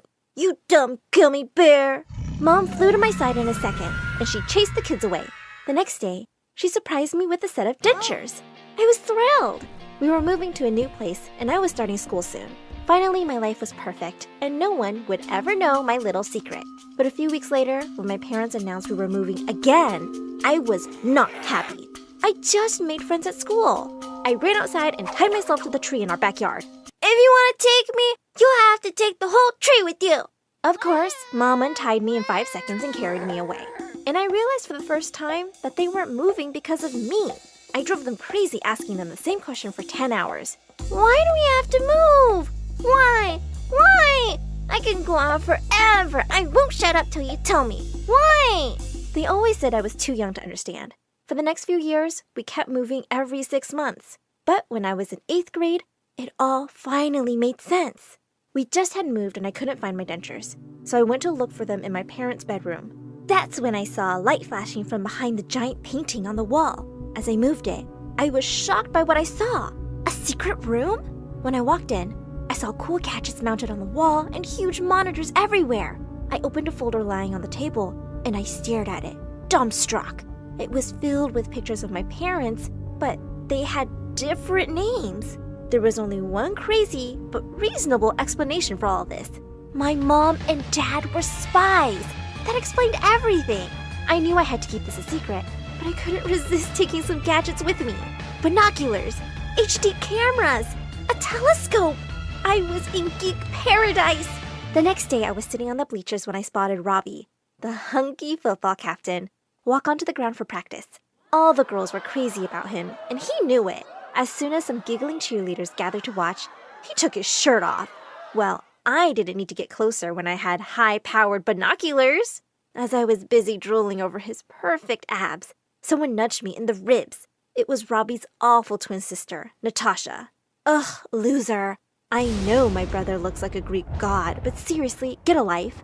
And some self-respect. He's never going to look at you with that face of yours. I was watching birds, not... She walked off before I could even finish. Ugh, what a witch. And what was wrong with my face? I could have Robbie if I wanted. I just had to get close to him before someone else beat me to it. But the very next day, I saw something that broke my heart. Robbie was kissing some girl. I was totally crushed. But a few days later, I caught him making out with another girl. How many people was he dating? I decided to spy on him for a little while longer and discovered that Robbie was dating more than half the class. I couldn't believe I had a crush on this 100-timing jerk. But since I was a sucker for justice, it was my duty to tell everyone about this creep. So I sent anonymous messages to everyone he was dating with proof of his cheating. The next day, Robbie was dumped by 15 people at lunch. I can't believe I was dating a jerk like you. Go kiss your own reflection, Robbie. It felt so awesome to help good people and expose the bad ones. And that gave me a brilliant idea. I set up a website where people could reach out to me with their problems, and I'd help them, anonymously of course. With my newfound spying talents, I exposed a bunch of bullies, cheaters, thieves, and gold diggers. And pretty soon, I became a secret hero. Everyone in school was curious about my identity, and I came to be known as the Catcher. As I was going through my long list of requests one day, I was really shocked to see one from Natasha. She said she was secretly dating a new boy, and she thought he was cheating on her. She sounded so heartbroken, I just had to help her. The next day, I followed her boyfriend, Jack, to a restaurant, but I suddenly bumped into someone, and when I looked up, he vanished into thin air. Where'd he go? Suddenly, I heard a voice behind me. Who are you and why are you following me? Also, you're not very good at it. I stared at him stupidly for a few seconds. Wow, this boy was gorgeous up close and smart. Okay, you caught me. Your girlfriend asked me to follow you. You're lying, because I don't have a girlfriend. What? Aren't you dating Natasha? No way. She keeps asking me out, but I'm not interested. Natasha was such a liar. I texted her and told her I wasn't doing the job for her. My dad is a cop, you know. I can find your identity in seconds. Whatever. I wasn't going to fall for her stupid bluff. The next day when I entered school, I saw something all over the walls that made my heart stop. They were pictures of me with my dentures off, with toothless freak written on them. Someone took them while I was cleaning my dentures at the washroom after lunch. And there were more posters of me with my camera and binoculars and the caption, Mia, the ugly creep who's been spying on us. The people I spied on were glaring at me. The people who I spied for were pretending I didn't exist. And the others were laughing at my pictures. And then came the devil Natasha. How's the payback, jerk? You humiliated my brother, remember? No, your brother did that to himself. He deserved it. I think you framed him because you couldn't have him, you toothless witch. I think you did all this because you can't have Jack. And you know what? I'd rather be toothless than be an awful person like you. At least I can fix my problem by wearing dentures. But you can't buy a nice personality or a good heart. She stared at me in shock. And just as she was about to attack me, someone suddenly stepped in. It was Jack. I can't believe you stooped so low, Natasha. Take these posters off, or I'm filing a complaint against you to the principal for bullying. And with that, he took my hand and started walking away. As I looked back at Natasha, I could see her face turning every shade of purple. After that, Jack and I started hanging out more often, and I could talk to him about anything, even my condition. Then Jack asked me out. Of course I said yes. I also decided to shut down my website. I made a public announcement during lunch. Guys, my spying days are over. You all should learn to deal with your lives yourselves. I focused on my studies after that, and my parents kept sending me money and emails, but it had been a couple of years since I last saw them. That made me kind of sad. I wish they'd been around when I needed them. Jack and I got into the same college. We gave each other a loving kiss with no clue that our lives were going to be flipped upside down soon. One day, I was sitting in the lounge by myself when 50 people in suits barged into my apartment. My parents were with them. Mom, Dad, where have you been? We'll explain later, darling. We all have to go into hiding right now. What? I'm not going anywhere. What about college? What about Jack? Sorry, Mia. This is non-negotiable. Go, go, go! Before I could protest anymore, the agents literally put me in a car and moved us to a new place. My hair was dyed red, and I was given a new name, Selena. All my social media accounts and the numbers from my phone were wiped clean. And the worst? I was told not to contact Jack for my own safety and his. I couldn't believe it. I'd worked so hard to build my life, and it had been torn to pieces. I got really mad at my parents and decided to run away and live alone. It was my only way to try and have a normal life. I used a different identity to get a part-time job at a cafe, and I continued with my studies. One day while I was working at the cafe, I saw a customer shouting at his wife. I just couldn't stand there and watch. I marched right over and told him off in front of everybody. As a few other people joined me and the rude man muttered an apology, I turned around to see someone I never thought I'd see again. I thought you were letting people deal with their lives themselves. Jack? I nearly smothered him with a bear hug. He said he'd been searching for me for a year with no luck. But one day, out of the blue, my parents called him and told him where I was. What? They've known all along where I am? Of course, they're spies.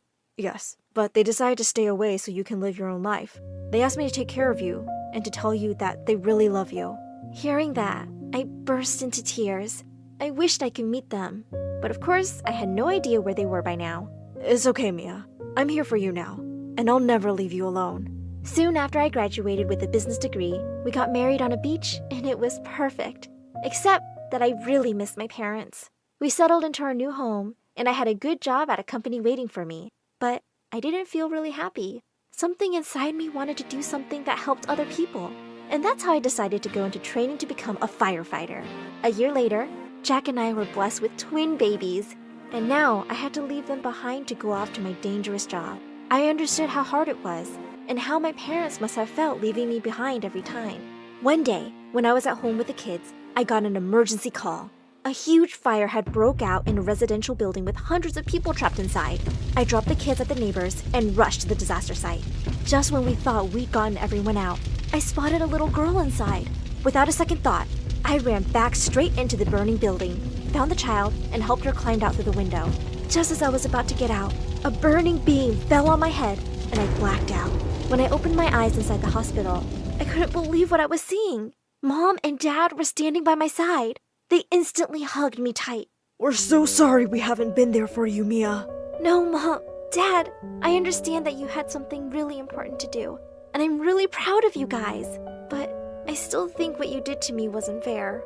We don't expect you to forgive us now, but please let us make it up to you for lost time. I decided to give them a chance. Fast forward 6 months, and I fully recovered and I'm back at my job.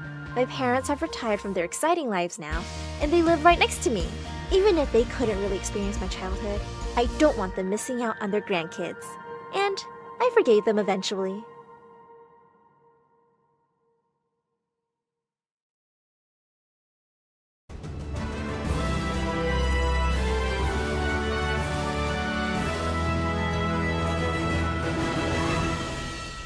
Hi, my name is Kristen. I'm a writer on Wattpad. My mom is a total Karen. I even write stories about her on my Wattpad. This is until my stories got discovered and all hell broke loose.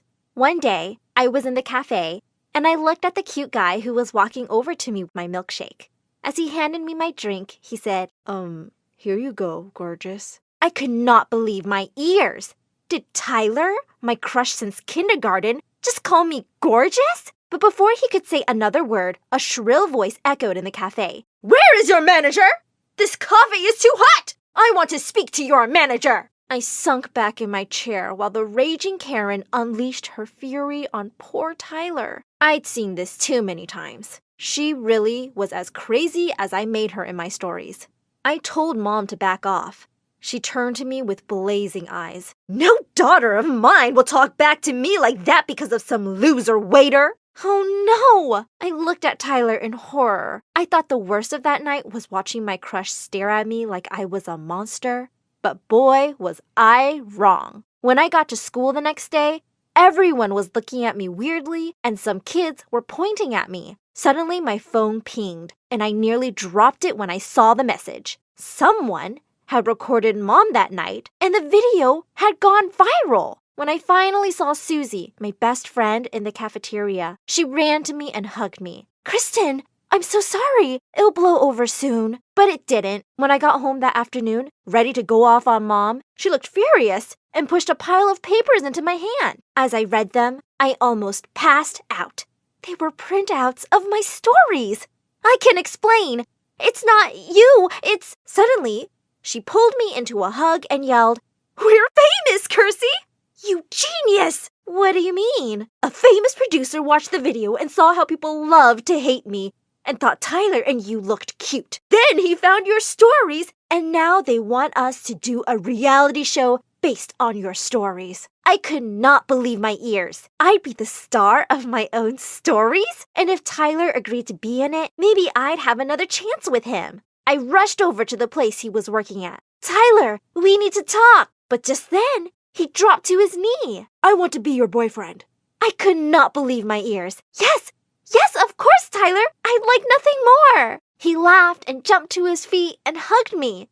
This was perfect. This was... Cut! Immediately, Tyler let go of me. Wasn't I just brilliant, babe? What do you mean? A funny little man and a camera crew rushed out yelling, You're a natural! I love that you don't even need the script. Just then, I saw the camera crew, and suddenly everything made sense. Clearly, the director had already approached Tyler. Tyler turned to me and grinned. Not that difficult to pretend to be in love with you, beautiful. My heart raced at that. Did he actually like me? The next few weeks were whack. I had a camera crew follow me everywhere. and they chose everything and everyone around me. When we walked into math class, the director looked up and down at the teacher. He just picked up his phone and said, "No, this won't do." And seconds later, a super hot guy, introduced as our new teacher, came in and started playing with a calculator. I was so relieved when the class ended and I finally met up with Susie. But when I hugged her, she pushed me away. Is this all your life is about now? The fame and fake people? Gosh, was my best friend jealous of me? But before I could reply, my phone pinged. Tyler had texted. They're ready for the take. I jumped to my feet and grabbed my stuff. We'll talk about this later, okay? To be honest, I was having the time of my life. Not only did I have the best boyfriend ever, but also everyone wanted to be friends with me. The only thing I really wanted was for Susie to be on the show too. But the director refused because he said she wasn't pretty enough, so they had a model replace her. After that, things just went downhill. One day, I was at the cafeteria when Susie plopped next to me. I was thrilled to see her. "I miss you, Chris. You never have time for me now." Before I could reply, the model who was playing my best friend got up and splashed cold water all over Susie. "Oops, sorry. Chris, you should probably get away from her. She'll mess up that gorgeous outfit." I jumped to my feet. "Hey!" But suddenly, the director grabbed my arm and dragged me away. I turned back to see Susie sitting there looking heartbroken. I was the worst best friend ever. "Just send her chocolates or something. We don't have time for her moping." Just then, someone yelled, "There's another Karen attack!" I rushed outside with everyone else to see Mom was yelling at a teacher. "You made a spelling mistake in my little girl's name. I demand to see the principal." What was happening? I ran over to her and pulled her away from the poor teacher. "Mom, what are you doing?" She quickly whispered into my ear, "I'm improvising." I took a look around and sure enough, the cameras were rolling and everyone was laughing. I felt humiliated. I began to yell, "Just stop it! I quit!" And then I turned around and ran. I just had to get away from this all. Suddenly, I heard Tyler calling my name.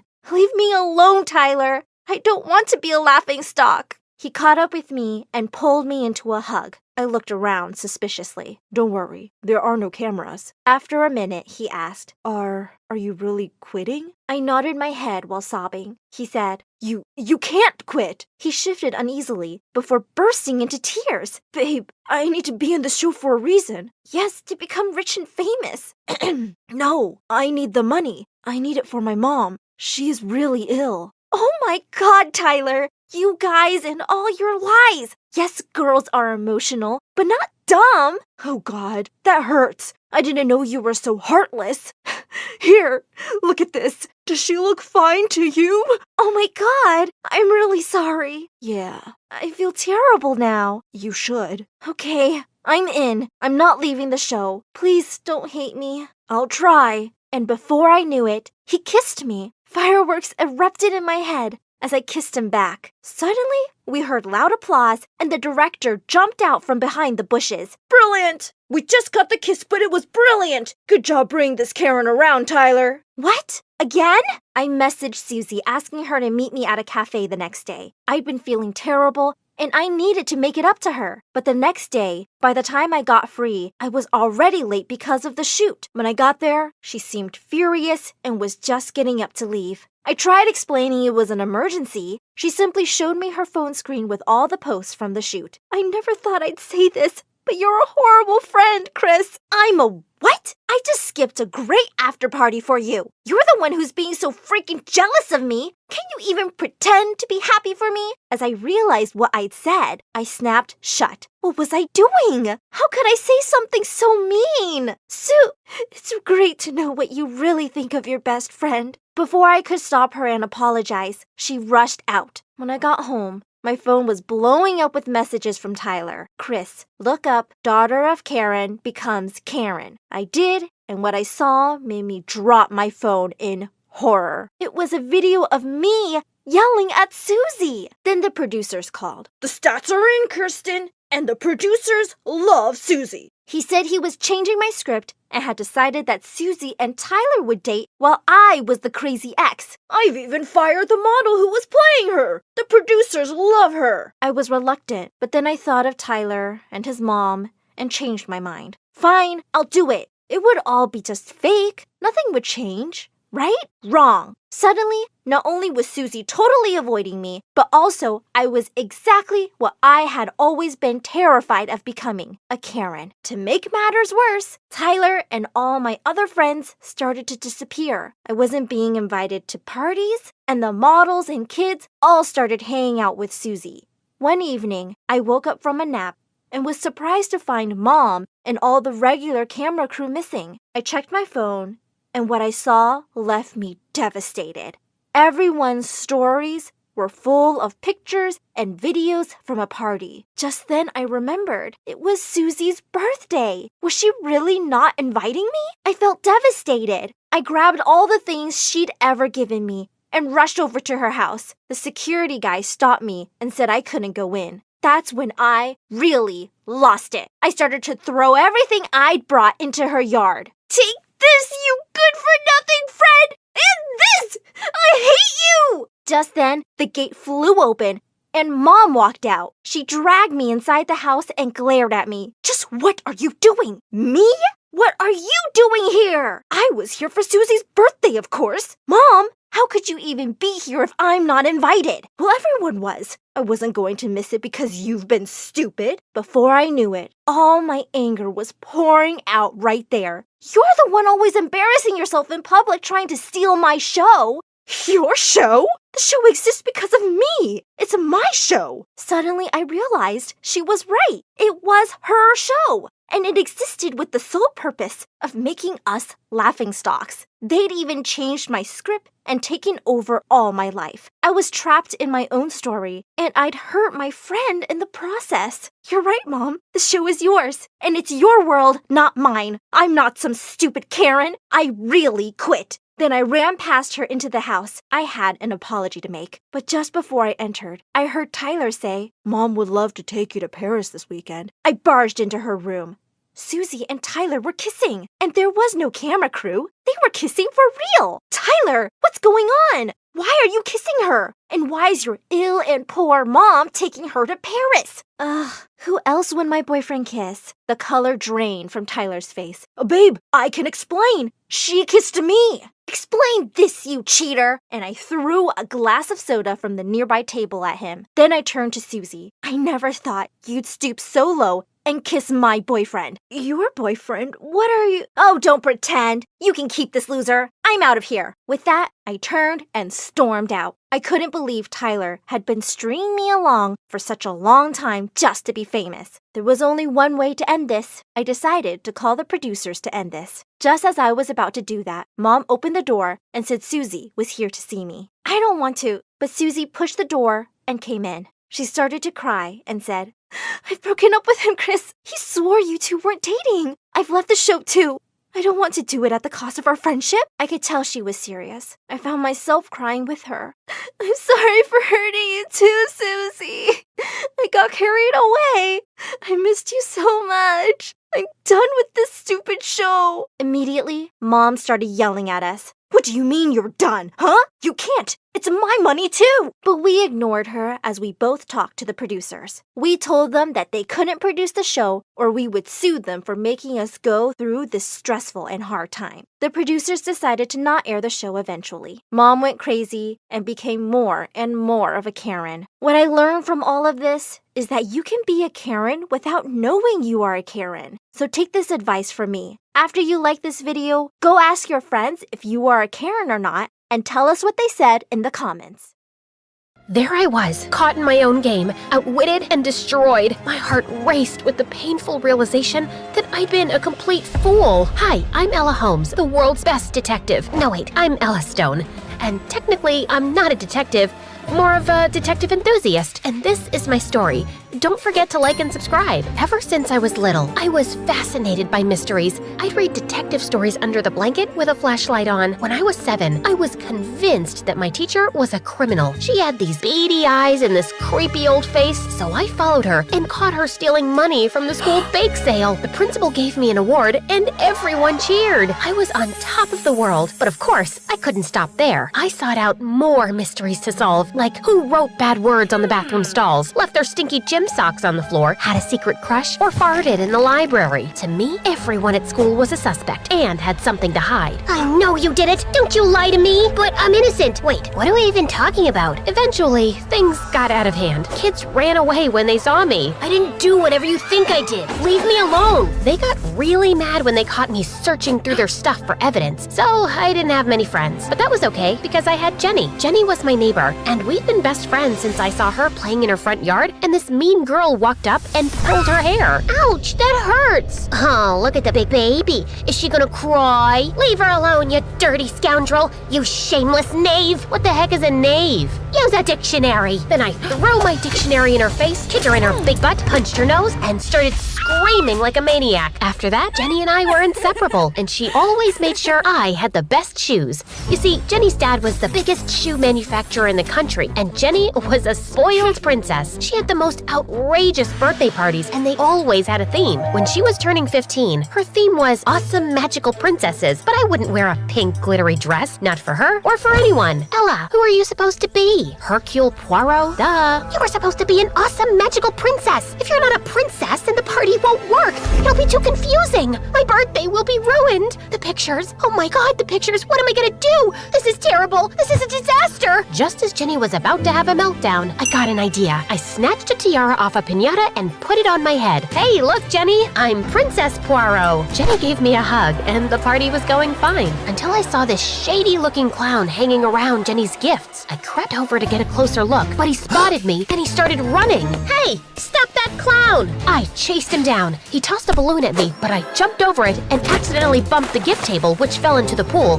Then I tackled the clown, and we smashed into the cake. Ella? I looked up to see Jenny crying, and all the guests glaring at me. Come to find out, the clown was Jenny's harmless grandpa. After that, I was kicked out of the party, and Jenny stopped talking to me completely. But things changed a couple years later when I heard Jenny sobbing in her backyard one day. Hey, are you okay? Do I look like I'm okay? My heart is shattered.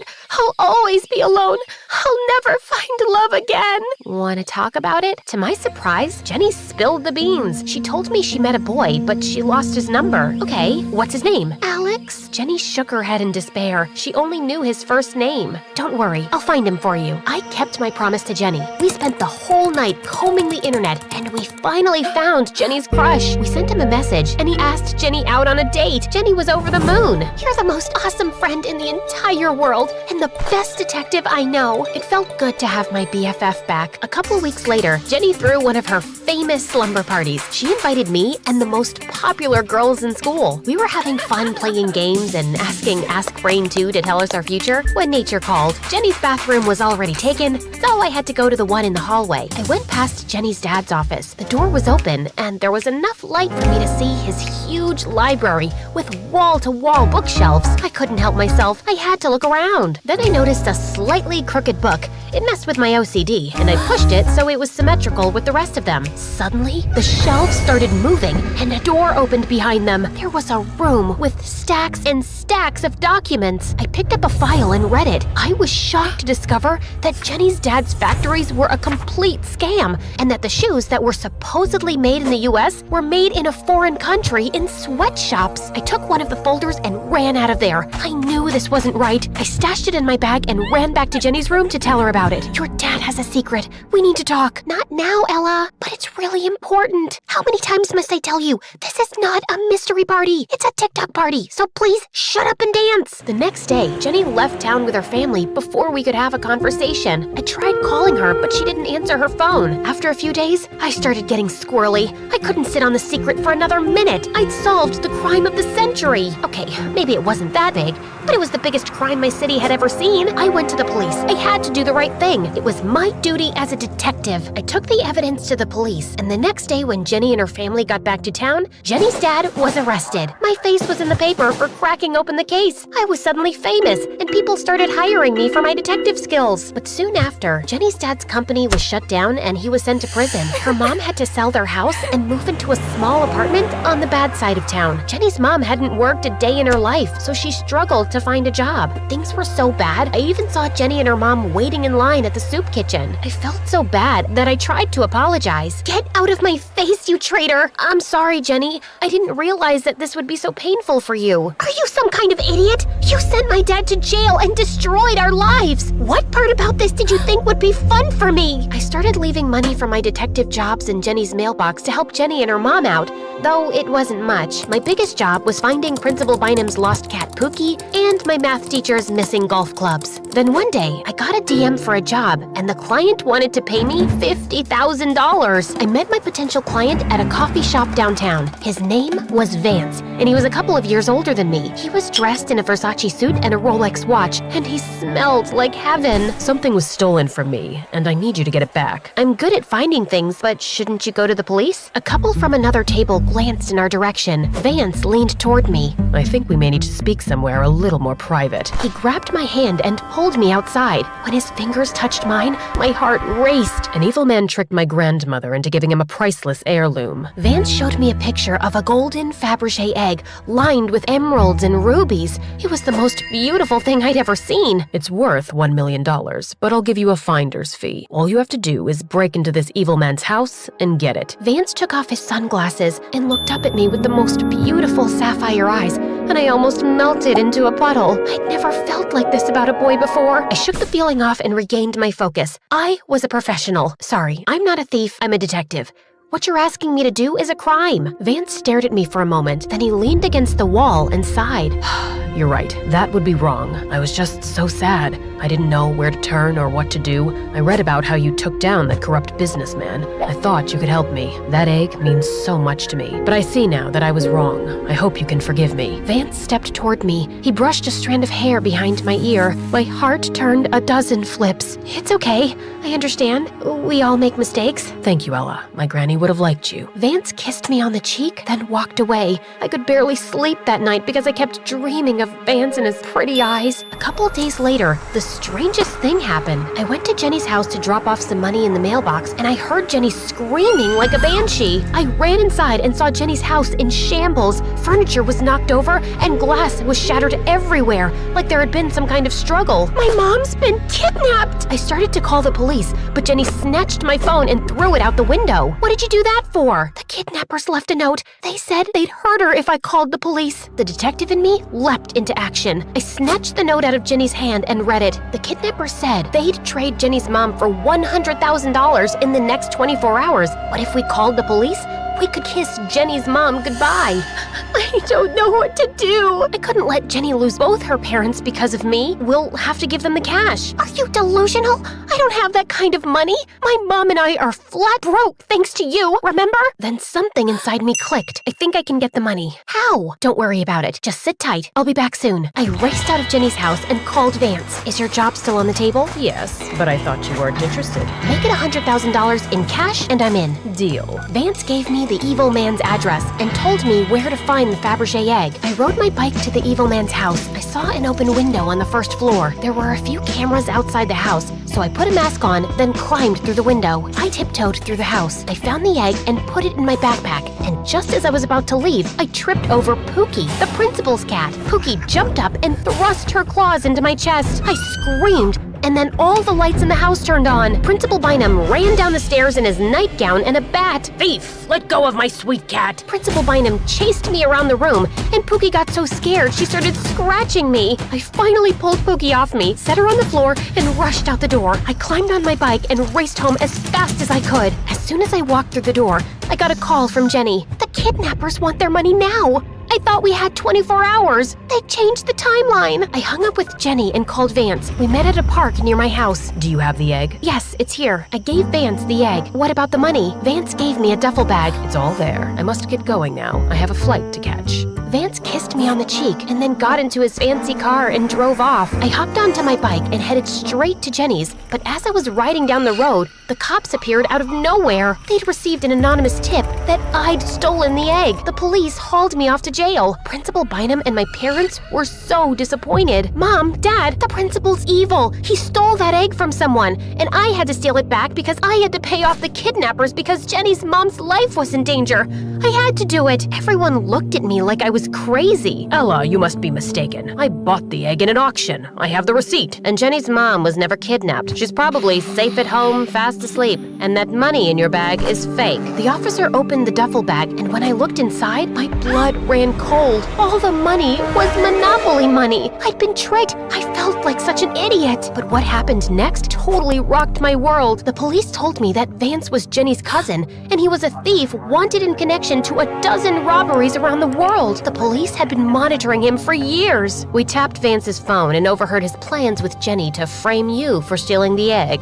Then he would leave the country, sell the egg, and transfer half the money to Jenny. But if we know anything about Vance, he's gonna double-cross Jenny too, and not give her a dime for it. It turned out the police officer was right, because when they went to arrest Jenny and her mom, they confessed to the crime and said Vance hadn't been answering any of their calls. Thanks to the tracker, he was soon caught at an airport and taken to jail for his crimes. As Jenny's trial was about to start, I spoke to the principal. I'm sorry, Mr. Bynum. What I did was wrong, but please don't be so hard on Jenny and her family. It's my fault she did what she did. I set out to find the truth, but I hurt her more than I could ever know. Because of me, her dad is in jail, and she's lost the life she knew. On the day the judge was set to sentence Jenny, Principal Bynum asked him for leniency. Instead of going to juvenile hall, she had to do community service, picking up trash on the road for 6 months. And one day, I joined her. I heard what you said to Principal Bynum. Why would you want to help me after I framed you? You're my friend, and I regret what I did to you. Even if what I did was right, I'm sorry for what I did, and I think we're way past even now. Maybe we could start with a clean slate? Really? I miss my best friend. Me too.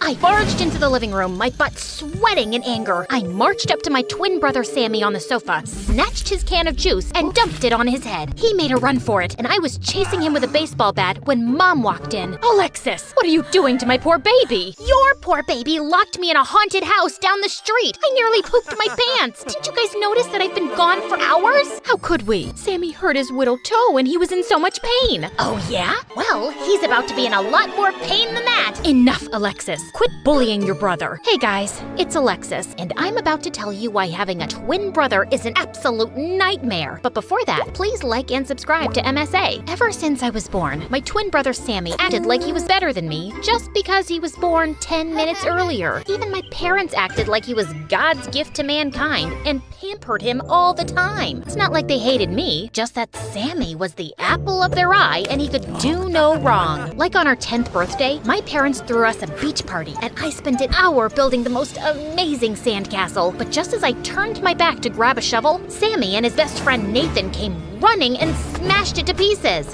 Why did you do that? Because it was ugly and it was ruining my perfect view. He threw sand in my face and ran away. Are you okay? I will be now. I threw the beach bucket at Sammy and it hit him in the head. He cried and Mom grounded me for bad behavior. Unbelievable! As we grew older, Sammy just got more annoying. He and Nathan were the brattiest kids in school and would constantly embarrass me with their stupid jokes and dumb pranks. Like this one time in 10th grade, we were in the science lab doing experiments and Nathan was my partner. Tell me, what's gravity? Oh, that's easy. It's when Alexis tries to get up from the bed but can't because she's a big fat cow. Enough, Sammy. Funny how you're talking, and all I can smell is garbage. Maybe that's because you haven't showered in days. I felt so mad I flung a book at Sammy. He ducked and started attacking me with pens. The two of us got into a fight. I knew there was no point in arguing, so I just avoided everyone and focused on my studies. I became the smartest kid in class, and I joined the poetry club, yearbook committee, and debate team. In 10th grade, I got a chance to represent my school in the national debate competition, and that's where I met Tony. He was the captain of the debate team, the star tennis player, and the hottest boy in school. Together, the two of us nailed the competition, and when we got back home, Tony invited me to one of his practice tennis matches. After the practice, we were having a conversation when he suddenly pulled me close. Whoa, was he about to kiss me already? I pouted my lips and was about to close my eyes when I noticed his hand stretched out, holding a tennis ball. That was coming straight at you. We don't want that pretty head of yours to get hurt. My head's pretty? You like the shape? Well, thanks a lot. I mean, for saving my pretty head. Not for saying that I have a pretty head. God. But thanks for that too. Can I get you an energy drink or something to thank you for saving me? How about a date instead? Yeah, it was fast, but sometimes you just know when it feels right. Soon, Tony officially asked me to be his girlfriend, and I was riding high. Dating someone popular meant that people knew me as more than just Sammy's sister. I was getting noticed, and I was loving the attention. But it drove Sammy crazy. One night, Tony and I were going to a party with a bunch of friends when Sammy walked in. Don't you think you're a little too young to be wearing that dress? Don't you think you're a little out of line to be asking me that question? Also, we're twins, genius, so if you're old enough to do anything you want, so am I. Fine, do what you want. Just don't become a bigger loser than you already are. At least not for that clown Tony. You know he's a player, right? He's always got his arm around a new girl. He's just a really friendly guy. Nothing wrong with that. And he says hugs are good for mental health. I literally saw him feeding French fries to that cheerleader just yesterday. She has carpal tunnel syndrome, Sammy. Her wrists are in pain. He was just being nice. Why is it so hard for you to believe that a hot, popular guy could be into me? Just stop being a jerk and leave me alone. But after that day, it became Sammy's life mission to annoy Tony every time he saw him. Like this one time in the cafeteria, Tony and I were chatting when Sammy dumped a bowl of spaghetti on him. Oops, my hand slipped. And another time in class, just as Tony was about to take a seat, Sammy pulled his chair away and he landed on his butt. Your seat looks more comfortable. Mind if I borrow it? Tony almost punched Sammy, but Nathan intervened and saved him. Sammy backed off for a while, until a few weeks later, Tony and I were having dinner at this really fancy place, and suddenly, he jumped out of his seat, screaming. What? What happened? Please don't tell me there's a rat. I will freak out. The only rat here is you, Alexis. What's this? Tony shoved the phone in my face, and I saw a bunch of pictures with Nathan kissing a girl who looked exactly like me. I was so confused until he played a video where I was confessing my love for Nathan, and I immediately recognized the voice. It was Sammy's. Oh, that's not me. I mean, it looks like me, but what? You've been cheating on me with Nathan? No wonder your brother was annoying me these past few weeks. He wanted me out of the picture so you could be with his best friend. Hear me out. That girl in the photos is Sammy with a wig. We're twins, so we look alike. That's all. Please, you have to trust me. Stop making up stories. You're a liar and your brother is crazy. Both of you can go eat dust for all I care, but stay away from me. Tony was out the door before I could stop him. I rushed back home furiously and confronted Sammy, who started laughing like a crazy person. I can't believe he fell for that trick. He's as dense as pudding, Alexis. I did you a favor. You're a jerk, Sammy. You ruined the best thing that happened to me, and you hurt Tony. He'll get over it, trust me. Also, now that you're here, pass me some soda. But I just dumped the can on his head and walked away. I hated him. The next day in school, Tony refused to talk to me. In fact, he went around the school telling everyone how I was a cheater and a liar. My popularity went down the drain in minutes, and I was back to being invisible. But Sammy acted like nothing was wrong and went on living his life. And after that day, I decided to get even with Sammy. I spent the entire week planning the perfect revenge. I knew the only person Sammy cared about was his best friend Nathan, so that's where I started. I found my opportunity when the teachers announced the test results, and Nathan got an F. He was sulking when I found him in the hallway. Aw, this is what happens when you're best friends with a moron. Gee, thanks. Look, I'm a little bummed right now, so maybe rub things in my face later. Okay. I'm actually here to offer you a really sweet deal. I need you to date me.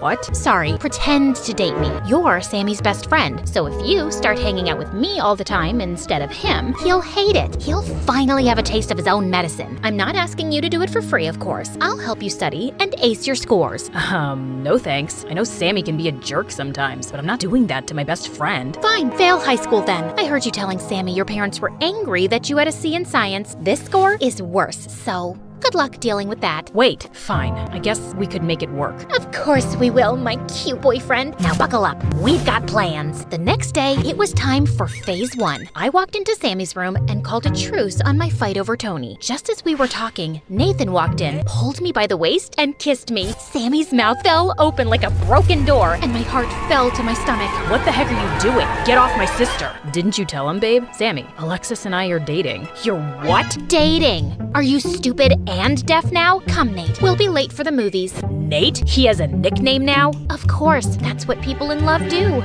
Sammy was totally spinning out over our dates. But to make things worse, I crashed all of Nathan and Sammy's plans too. Video game night, baseball game, bowling alley. I was stuck to them like gum to a shoe. Sammy tried everything to keep Nathan away from me, but we just laughed it off. You know Alexis farts in her sleep? Aw, I'm sure it smells like roses. Alexis eats her boogers and then spits them out so they stick to the wall. She makes graffiti out of them. My baby's an artist. Watching Sammy's frustration was hilarious. But what I liked more was how Nathan was always taking my side. He'd been a brat to me growing up, but now he was caring and sweet. And even though I knew we were playing pretend, I found myself falling for Nathan. One day, I was helping Nathan with his homework in the library when he looked a little sad. When I asked him why, he told me that his mom was moving out. She's always busy and hardly ever around, but I still can't help feeling bad that I might not see my mom that often. I get it. My parents were hardly ever there for me too. I mean, they were around, but they always loved Sammy more. Suddenly, Nathan held my hand and my heart raced with excitement. He came closer, but just then the janitor showed up and we were asked to leave. The next day at school, I couldn't wait to see Nathan again when I felt someone grab my shoulder. Tony! Hey babe, miss me? Listen, I've been thinking about us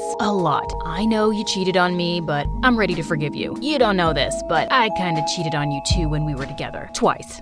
Okay, thrice. Okay, fine. You want me to start being honest? It was 6 times, but I like you the most, 'cause we're the same. Meant to be, blah, blah, blah. Don't you think? You cheated on me? Yeah, but you get that, right? We're even now, babe. It's all good. Before I could say more, Tony pulled me into a kiss. As I pushed him off, I suddenly saw Nathan walking away with a bouquet of flowers, which he dumped in a trash can on his way out. So, what do you say? I say, you're a stupid, cheating, lying piece of poop, and we are nothing alike. And I'm glad my brother pulled a dumb prank on you, because it got you to admit what a sleazeball you are. Now stay away from me unless you want me to knock your perfect teeth in. Get that? I shoved Tony out of my way and rushed behind Nathan. I finally caught up with him in the parking lot. Nathan, wait! Tony was just... Save it, Alexis. I just saw your passionate kiss with Tony. I guess that was all part of the plan. Dating me would make Tony jealous and bring him back to you. Anyway, I'm glad your mission accomplished. And thanks for all your help with my grades, but I'd rather not be used like a toy anymore. With that, Nathan turned around and left. He didn't even give me a chance to tell him my feelings. I curled up in a ball in my room and cried so much harder than I ever did over Tony. I was still sulking when suddenly Sammy knocked at my door. Alexis, are you okay?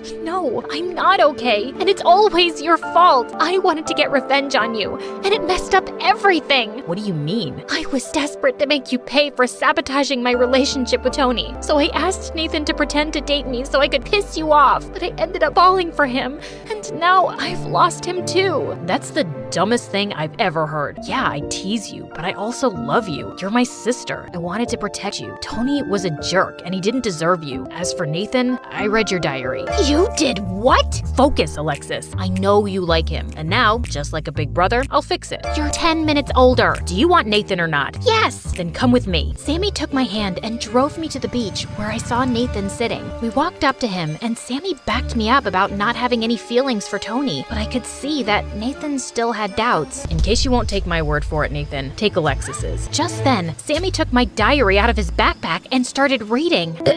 Dear Diary, I know it was just supposed to be a trick, but Nathan is the best thing to have ever happened to me. He's so cute. His eyes remind me of the deep ocean. All I want is to lie in his arms and tell him how much I like him. Also, I got severe diarrhea the other day. Give me that, you moron! I quickly pulled the diary from Sammy's hand and smacked his head with it. Just then, Nathan walked over to me and held my hand. Do you mean it? That's how you feel? It's how I feel. I really like you, Nathan. And Tony was just a glitch in the universe. You're the one I want.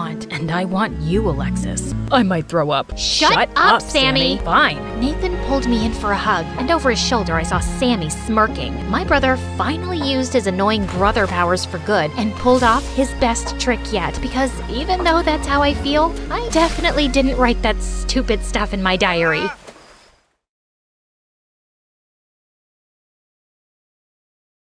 Hi, I'm Kathy from Florida. My mom comes from a family of geniuses. Both her parents are scientists, just like her. So when I was born, she expected me to be some kind of genius too. Only I wasn't. Kathy, how do you make 7 even? Easy. Take the S out like this. Ugh, no. Let's give this another shot. Mom, I'm bored. Can I go outside and play for a bit? Such a pretty day. No matter how hard Mom tried, I could never give a hoot about books. So Mom got me private tutors. Margot, are you with me? Tell me what I just said. You said, Margot, are you with me? No, I mean, what was I teaching? How am I supposed to know that? You're the teacher. The tutor got angry and swore to never come back, and Mom was just left disappointed, as always. She didn't talk to me for days until one afternoon, her old friend from school, Lydia, paid us a visit with her daughter Sophie, who was awfully quiet. They'd recently moved to town and shifted to our neighborhood. I was so excited to see another kid in the area since our neighborhood was full of old, boring people. Do you want to see my room? Oh wait, that's a mess. We should go outside and play. Sophie won't be going anywhere. Why don't you guys sit down and I'll get some sodas. Sophie passed me a dry smile and did exactly that. I went and sat next to her. Are you okay? What are you doing? So you talk, huh? Please, don't talk to me. My mom doesn't like it when I talk too much.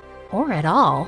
I tried talking to Sophie, but she continued to stare at the floor and I gave up. After they left, Mom told me that Sophie was supposed to go to my school and I had to look after her. Why? She's so weird, and her mom kept staring at me like I'd farted in her face. Sophie's new here and she needs your help. That's the least you can do for me after that stunt you pulled with the tutor. Oh, fine. Just like Mom asked me to, I waited for Sophie so we could walk to school together. She didn't say a word the whole day till the teacher asked us the answer to a tough math question in class. It's 7,250. Wow, dude, that was fast. Are you a genius or something? Well, kinda. I study a lot. Then maybe you can be my tutor. God knows I need one, and no one sticks around with me for long. Sophie smiled, and we spent the entire day together. We were poles apart, but somehow clicked, and she invited me over that evening for a study session. But just as I got there, Linda walked up to us smirking. I have my eyes on you girls. Do not close this door.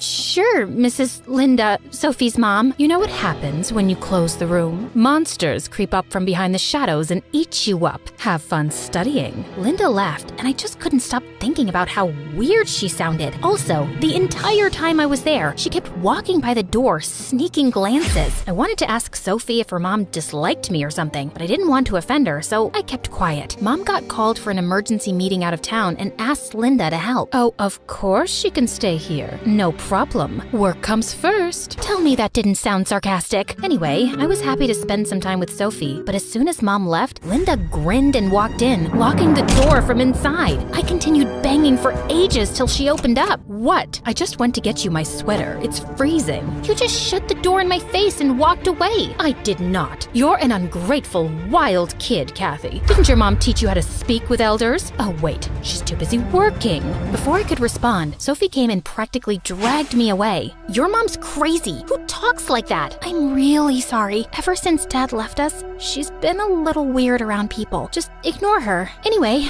are you hungry? I'm starving. Sophie got me sandwiches and we watched some MSA until we dozed off. But later that night, we woke up to loud noises and it seemed like they were coming from the kitchen. We went downstairs to check and saw Linda trying to find something.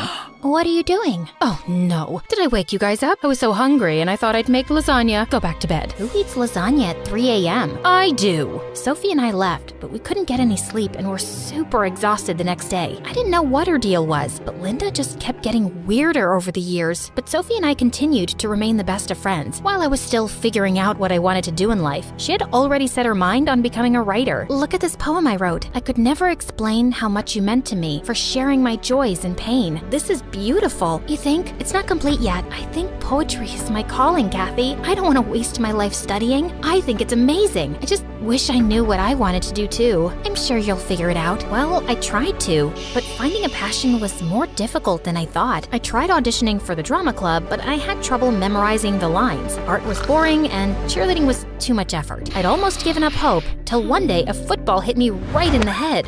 Ouch! Watch out, jerks! Pass the ball, shorty. You holding up the game. Oh, really? Come and get it. Just as one of the guys walked forward, I dodged him and ran straight to touchdown. Everyone stared at me wide-eyed as the coach coach suggested I try out for the running team. I wasn't sure I'd do well, but I ended up overtaking everyone on the team, including the boys. By high school, I was good enough to compete in tournaments. After our team had won one of the biggest track events, we wanted to celebrate by going out for a concert, and I invited Sophie too. I don't know. I mean, I've never really stayed up that late, and Mom would never allow it. So we'll sneak out. Come on, it's high school, and you could use the break. What's the worst that could happen? I can murder you and hide your body, or you could be a zombie in disguise.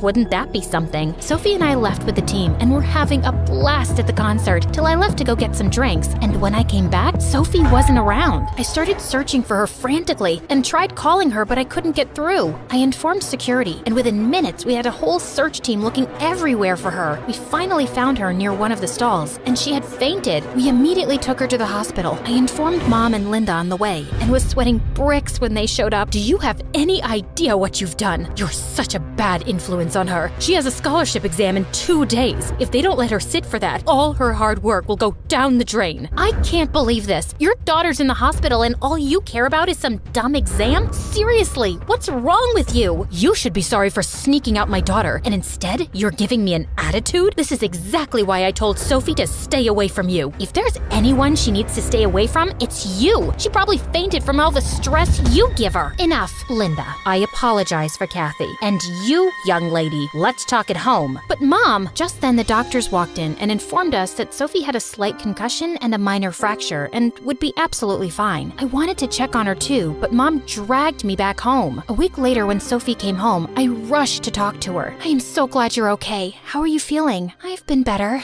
I'm sorry for leaving you alone like that, Sophie. It's okay. I don't want to think about it. I need to rest now. Let's talk later. With that, Sophie just went to bed and pulled up a blanket. Because of her injury, she couldn't take the scholarship test for college, and even though she didn't blame me for what happened, I wanted to make up for it. I thought about it a lot, and then one day while I was walking by the school notice board, I saw a flyer for a writing competition. The winner would get a chance to apply for a prestigious writing course and win a cash prize. I quickly tore it off and went straight to Sophie's place, but Linda opened the door and refused to let me in. I had to get creative, so I climbed up a tree that led to Sophie's window, and what I saw blew my mind. You have to stop hanging out with that Kathy. I hate her, and I hate her more every day. Stop it, Mom. You don't even know her. I know she'll let you down, just like her mom did. What do you mean? Nothing. They're all the same. You need to be better and smarter, get a better job, college, and more money than Kathy. That will be my revenge. Saying that, Linda turned around and left. She was worse than I thought. And what was she saying about my mom? I had so many questions in my head when suddenly the branch I was on snapped. Luckily, I caught the windowsill just in time. What the heck are you doing, Kathy? Hanging out? Pull me up, will you?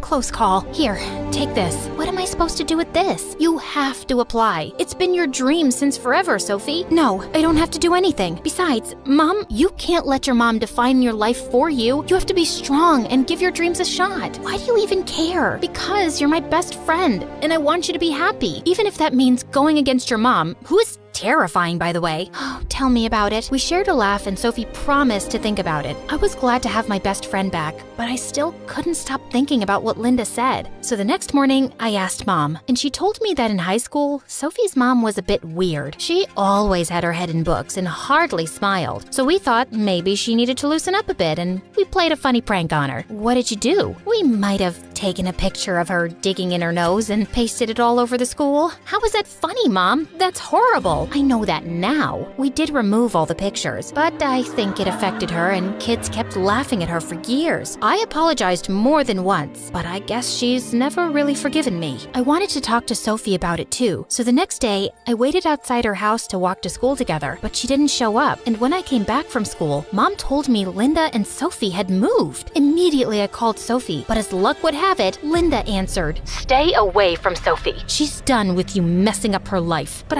Linda disconnected, and when I tried calling again, the number wasn't reachable. I searched for Sophie for weeks, but finally gave up when I got no leads. It was as if she'd vanished into thin air. Soon, the school announced the annual track events, and I got busy. The best student would get a sports scholarship to a college of their choice, and even though I wanted to be the best, Sophie always remained in the back of my mind. I missed her, but I set all my feelings aside tried and gave it 100%. I didn't land the top spot, but I did get into a good college, and Mom was super proud of me. I continued participating in athletics in college, and with time, I even developed a taste for poetry. Maybe Sophie rubbed off on me a little. A year later, I was attending a poetry show with some friends when suddenly I heard a familiar voice on stage. I could never explain how much you meant to me, for sharing my joys and pain, for being my friend, patient and forgiving, never judging, scolding, or forsaking. It gives me peace that at the end of the day, you are only a phone call away. The audience erupted in applause, and I could feel warm tears down my face. When the show ended, I immediately went backstage to meet her, but it was too crowded. Kathy, is that you? Oh my God, I'm so happy to see you. And that poem,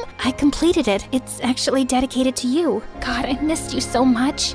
Me too. And I'm so glad you're following your dreams and finally convinced your mom. Well, not exactly. Sophie told me after they left town, her mom got diagnosed with bipolar disorder and had to get admitted to a mental facility. Since they had no other family, Sophie had to drop out of college and pick up a job to pay the bills. I'm so sorry to hear that. Why didn't you call me? You know I would have helped. I tried calling you. I guess you changed your number. And then I got busy with Mom's treatment, and there was never a good time. If it means anything, I'm here now, and I'm sorry for what Mom and her friends did to your mom all those years ago. It was a long time back. I knew Mom wasn't like other moms, but she tried her best to be there for me in her own twisted way. But after she got diagnosed, I realized how short life is to hold on to grudges and ignore what makes you happy. So now that Mom's better, I've finally decided to pursue my dream. I'm so proud of you, Sophie. So what do you say? We start again? This time, let's leave the moms aside. I'd love that.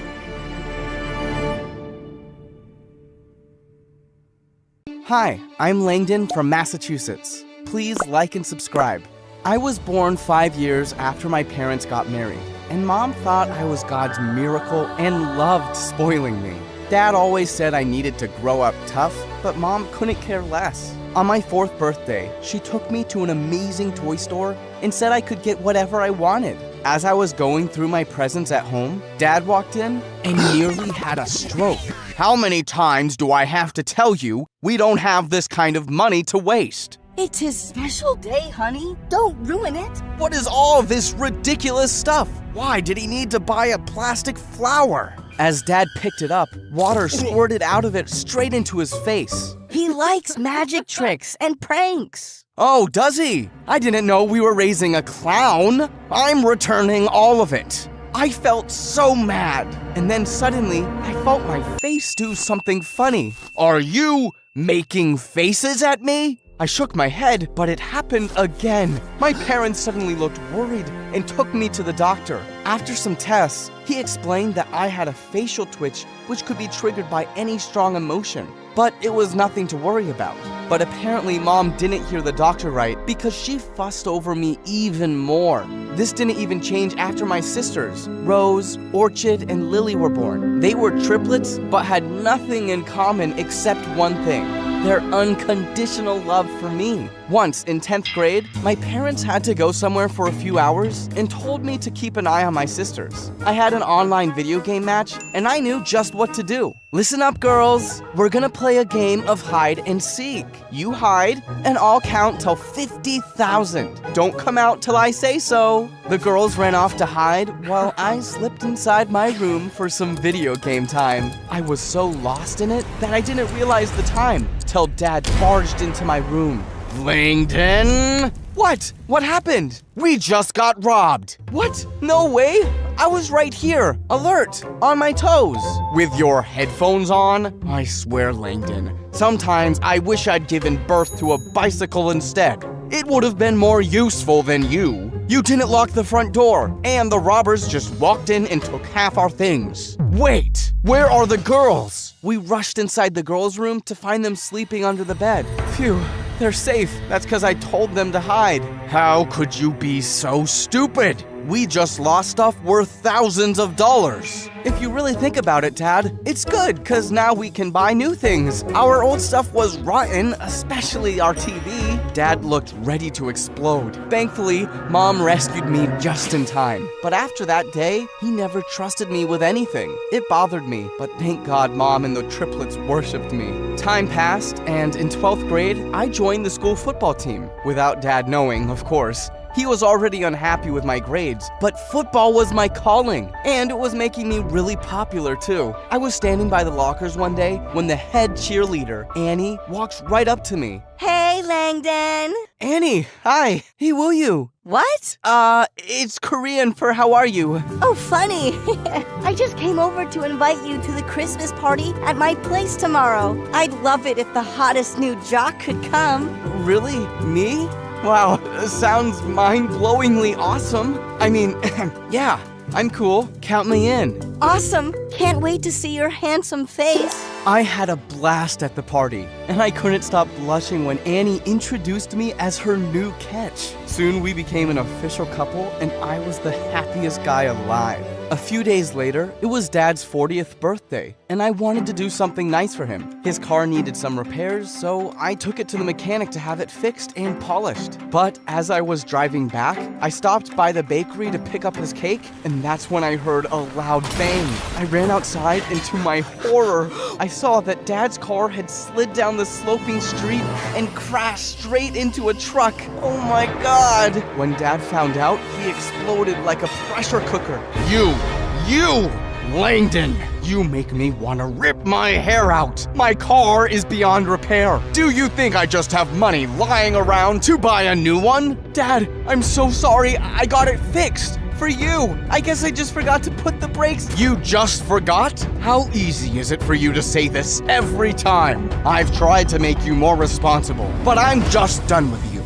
I'm sending you to an army boarding school. Dad, no, I can't leave my football. I clapped my hand over my mouth as I realized I'd let it slip out. But Dad didn't even look shocked, just really disappointed. You think I don't know you sneak around and lie to me to play football? If you trusted me, I wouldn't have to. You should really come see me play sometime. Dad, I'm really good. I don't care, son. Your mom and I are leaving for your aunt's wedding tomorrow. But next week when I'm back, I'll ship you off. That's final. Dad didn't hear another word, and the next morning, my parents left. I'm sorry, bro. Dad forced us to tell the truth. It's okay. But now I need you guys to back me up. Dad needs to see I'm responsible. So we have new roles starting today. Rose, you're in charge of the dishes. Lily, I want you to make breakfast. And Orchid, you'll manage the laundry. And you? I'll supervise. That's the biggest responsibility. The next few days, everything went really smoothly. But then, one morning, my sisters woke me up screaming.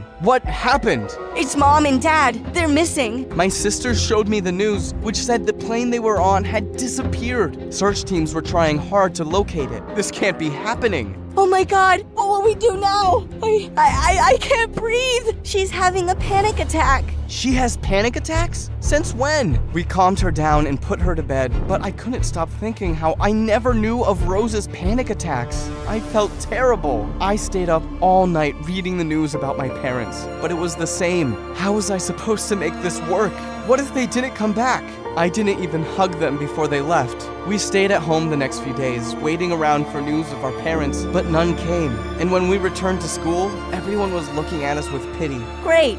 People are treating us like we're orphans already. Don't say that. Just then, Annie appeared out of nowhere. Aw, baby. Your sisters look terrible. How are you holding up? Better than your fake eyelashes. Lily, behave. We're fine, babe. I tried calling you. Yeah, you know I always have such a busy calendar, babe, but you are right here all the time. I'll see you around, Poochie Poo. Seriously, how do you tolerate her? She's more fake than Monopoly money. I love her, okay? So you better get used to having her around. No, I won't. And after that day, Lily kept going from bad to worse. She would turn up late at home and get angry for the weirdest reasons. Whenever I asked her what was wrong, she said she was just fine. To make matters worse, we fell short of cash, so I had to work part-time as a mechanic. Things were tough. But thank God for Annie, or I would have gone crazy. One morning in school, Annie and I were sitting in the cafeteria when Lily walked up to us. We need to talk, Langdon. Can't you see we're in the middle of a conversation? Take your middle somewhere else. I need to talk to my brother. Lily, we can talk at home. Don't create a scene here, please. Everyone is staring. Oh, so you're worried I'll spoil your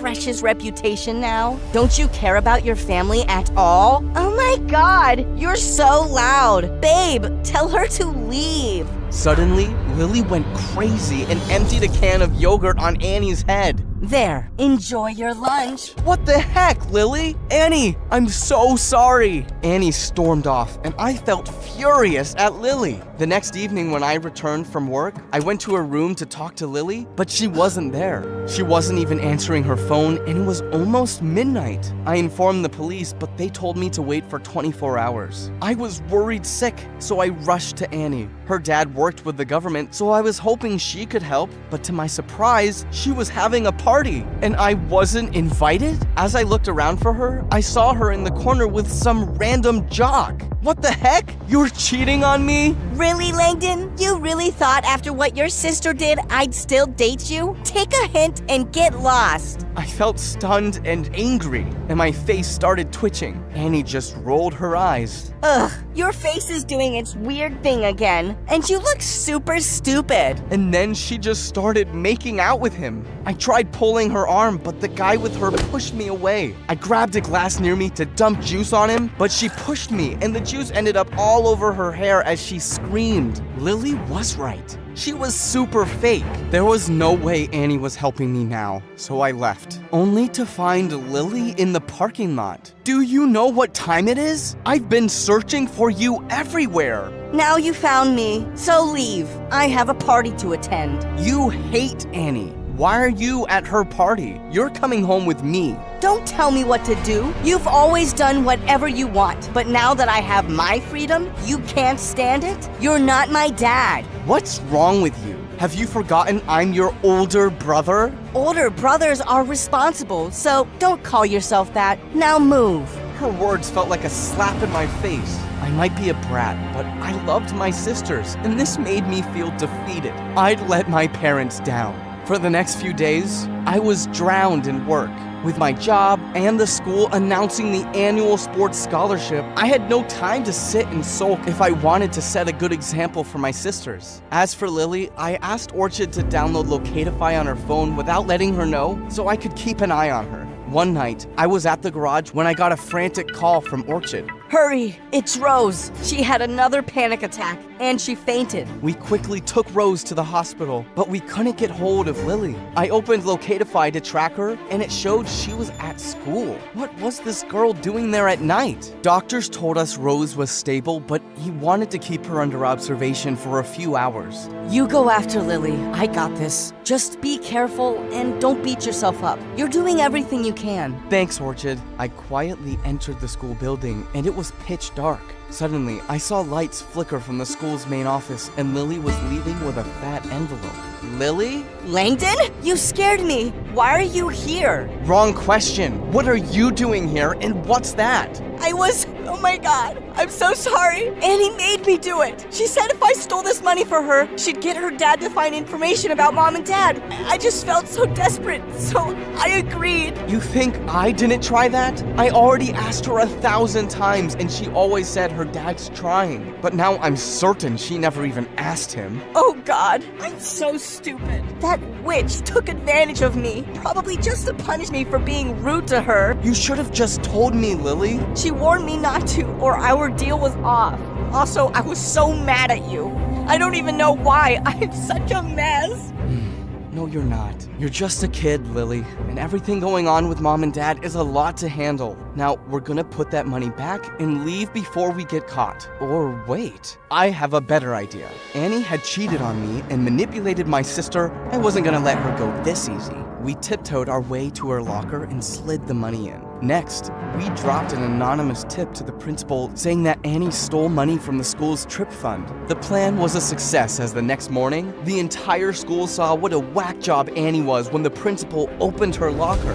What? I didn't steal this. Lily did. Ask her. We found the money in your locker, Annie. There's enough proof to get you expelled. Call your dad. Now. No, please. He'll ground me for life. Please, I'll do anything. I'll clean the washrooms for a month. Just don't call my dad. He's already cut my allowance. But of course, the principal did call him, and she was expelled. Good riddance. Girls, I know I've been an idiot in the past, but I promise I'll do better. You're the best sisters anyone could ask for.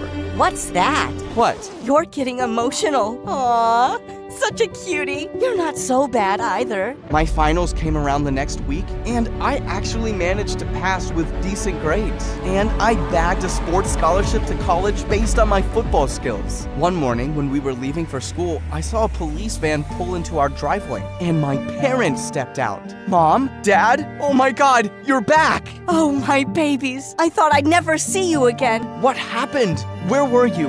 How are you? Mom and Dad told us how their plane had to make an emergency landing in a forest with no connectivity, and it was only after weeks that the rescue team found them. Those were the worst weeks of our lives, not knowing if we'll ever see you again. But Langdon, I'm so proud of you, son. You did a fine job. And nothing's stolen, it seems. I'm so sorry, Dad. I never knew your struggles till I was knee-deep in mine. I'll be better, and I love you. I love you too, son. And I think I'd like to see you play football sometime. Really? So that means no boarding school? Don't answer that. I'm just happy you're here. Family really is everything.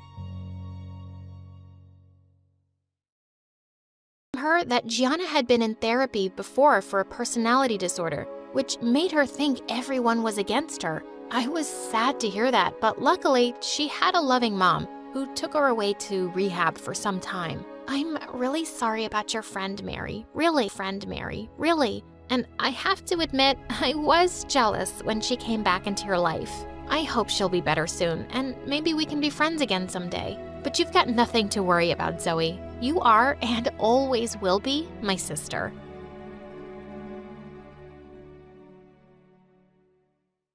I stole my dad's car and went with my friend Josh to our town's sketchy hidden gambling place. So, did you find a job yet, or is your dad kicking you out soon? Josh, no one kicks me out, not even my own father. I don't care if he's rich and locally famous and super respected and he's kicking you out. Then I'll go live with my mom. She doesn't want you. She never said that. She's in Spain with husband number 3 and his kids. William, you're gonna be homeless. Then I'll live with you. Huh. My dad hates you, thinks you're a loser. Man, you studied preschool education. He goes, "What kind of guy studies 4 years to be a nanny?" Serious question. Do you ever correct him? Tell him it's a preschool teacher and not a nanny? Nope. Why would I? He's kind of right. You are the worst friend I've ever had. And yet, here we are. Why? Because you're a loser and can't find a better friend. Man, I don't get it. You're the smartest person I've ever met. A freaking genius with perfect memory. So how are you still such a moron? You know why? It's my stupid sleep schedule. I haven't slept in 4 days, man. I've tried everything. Wherever I go, they hook me up to all these creepy wires for hours. And then they go, "Well, we found nothing. Your brain seems perfect." And yet here I am, sleepless, tired all the time. Just then, the police barged in. Turns out the place was illegal and unlicensed. They arrested the owner and kicked the rest of us out. We got in the car. I started the engine, then one of the cops started yelling, "This guy again? What a loser! 4th time we've shut this dump down. And you losers, go home! Stop blowing your money like idiot losers." That's a lot of losers in one sentence, sir. William, shut up. License and registration. He looked at the papers and something twitched in his expression. He grabbed his walkie. "Yeah, I need the driver out of the vehicle." "What? Why? What did I do?" I was genuinely confused, so I tapped his shoulder to get his attention. Ooh, bad move. He spun around lightning fast, flipped me over, and slammed me to the ground. "This car was reported stolen." It's my dad's. It's flagged by mistake, sir. Dad just sold the old plate 5 days ago. Transfer still pending in the DMV backlog. Section 1573B. Clerical mismatch isn't arrest worthy. You a lawyer, kid? Preschool teacher major. I just read the entire traffic code last month. Insomnia perks. Nah, he stole it. His dad reported it because he's done with him, man. Told you, you're homeless. Brilliant. A homeless idiot. And look at this. Expired license, unpaid fines. If you're gonna steal a car, at least try not to be a walking violation. Can't wait to see how you survive on the streets, you spoiled little brat. Don't call me that. You don't know anything about my life. I've suffered.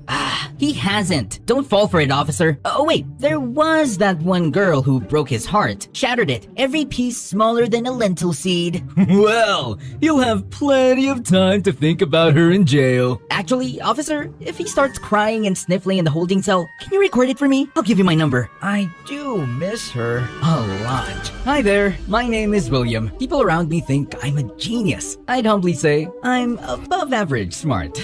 With one of those stupidly sharp memories that's more annoying than useful most days. You think that means I've got perfect grades, a bright future, a life all wrapped up in shiny potential.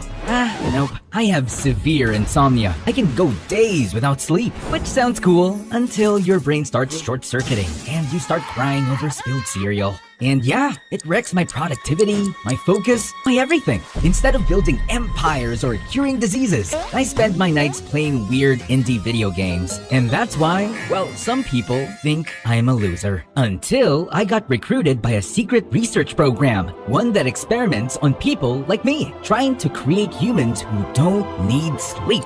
Yeah, things escalated. But let me start from the beginning. I got dragged to a cold cell. The officer shoved me inside. You could be gentle, you know? Or what? You gonna call your mama? Oh wait, she's in Spain with husband number 3. I'm gonna kill Josh. Later, as I sat in the cell, staring at the floor and regretting every decision I'd ever made, my mind wandered back to her. Diana, my high school sweetheart. We were together for 5 years. Even though we were young, we had it all planned out. Finish med school, get married, live a perfect life. We both studied medicine. Well, she studied. I skipped lectures, stayed up playing video games, failed out, and switched majors. I loved her, but I never showed it right. I was immature, selfish, constantly brushing her off. We fought more and more until one day, after forgiving me for the millionth time, she dumped me. I was a fool, and there hasn't been a single day I haven't regretted it. You look so pathetic. Ah! Who said that? A man emerged from the shadows. Apparently, he'd been sitting beside me the whole time. I can't believe they chose you.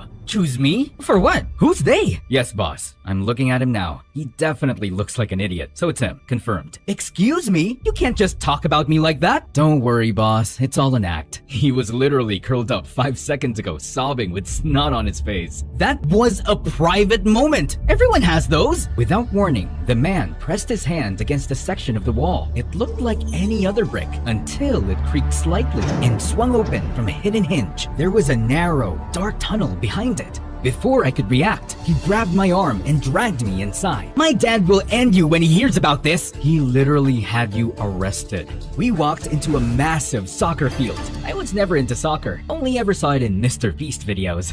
Then suddenly, the floodlights snapped on. It was blinding. Man, that's too bright. My eyes are too sensitive. I can't even open them. Oh, wow. Who's that goddess? My lord. Wow. Now your eyes work? Were they just too sensitive 2 seconds ago? A stunning girl walked toward us, surrounded by bodyguards and assistants. She moved like someone who didn't walk. She arrived. One of the younger assistants accidentally dropped a clipboard while adjusting her earpiece. Easy. You're doing fine. Don't stress. We're just changing the world. The assistant nodded, clearly starstruck. Arya turned to a girl with dark glasses and a tight ponytail, standing off to the side with a scowl. Hey, dear. Relax that jaw before it breaks. You're not on trial. She then finally looked in my direction. Rex? I can be a Rex for you? Shut up, man. She's talking to me. Oh, it's him. No need to double check. Wait, before you talk, I just want to say, you are the most beautiful girl I've ever seen. And I'm not just saying that because you're surrounded by average, boring-looking girls that make you pop by comparison. No, you're beautiful as a standalone piece. Mr. William, this is a test. You'll be accompanying me to a high-level event. Think of it as a soft infiltration. Your job is to look sharp, stay quiet, and observe everything. I have no idea what that means, but I'm in. So I'll be your undercover date. Fake dating is my thing. I've done it like 1,000 times. No. What date? Ugh, why are men so dumb? Okay, fine. Yes, like my date. Good boy. Me and you, William and Arya, are going to a party. Be ready tonight, okay, dear Willie? Your salary will be $50,000. Yeah, I can live with that. Wait, 50,000 US dollars or Zimbabwean dollars? Why would we pay you in Zimbabwean currency? Great, love that for me. Now, can you move aside so I can pass out comfortably? Dear God, why am I always stuck with absolute clowns? Rex, get him a proper suit. Not like last time. Those suits look like they were pulled from a thrift store. I know you're pocketing the budget and dressing people in outfits that cost 50 cents. 50 cents? My favorite of all time. You listen to that kind of music? Music? What music? I'm talking about 50 cents the second, ma'am. To the candy shop. I take you. To buy the lollipop. I let you. Brilliant stuff. Shut up, man. That night, I was in a limousine with Arya, headed to some fancy party where everyone wore suits. Like in Inglorious Bastards. Arya gave off good vibes. Confident, sharp, the kind of woman who probably ran a secret feminist book club and didn't tolerate nonsense from men, especially men like me.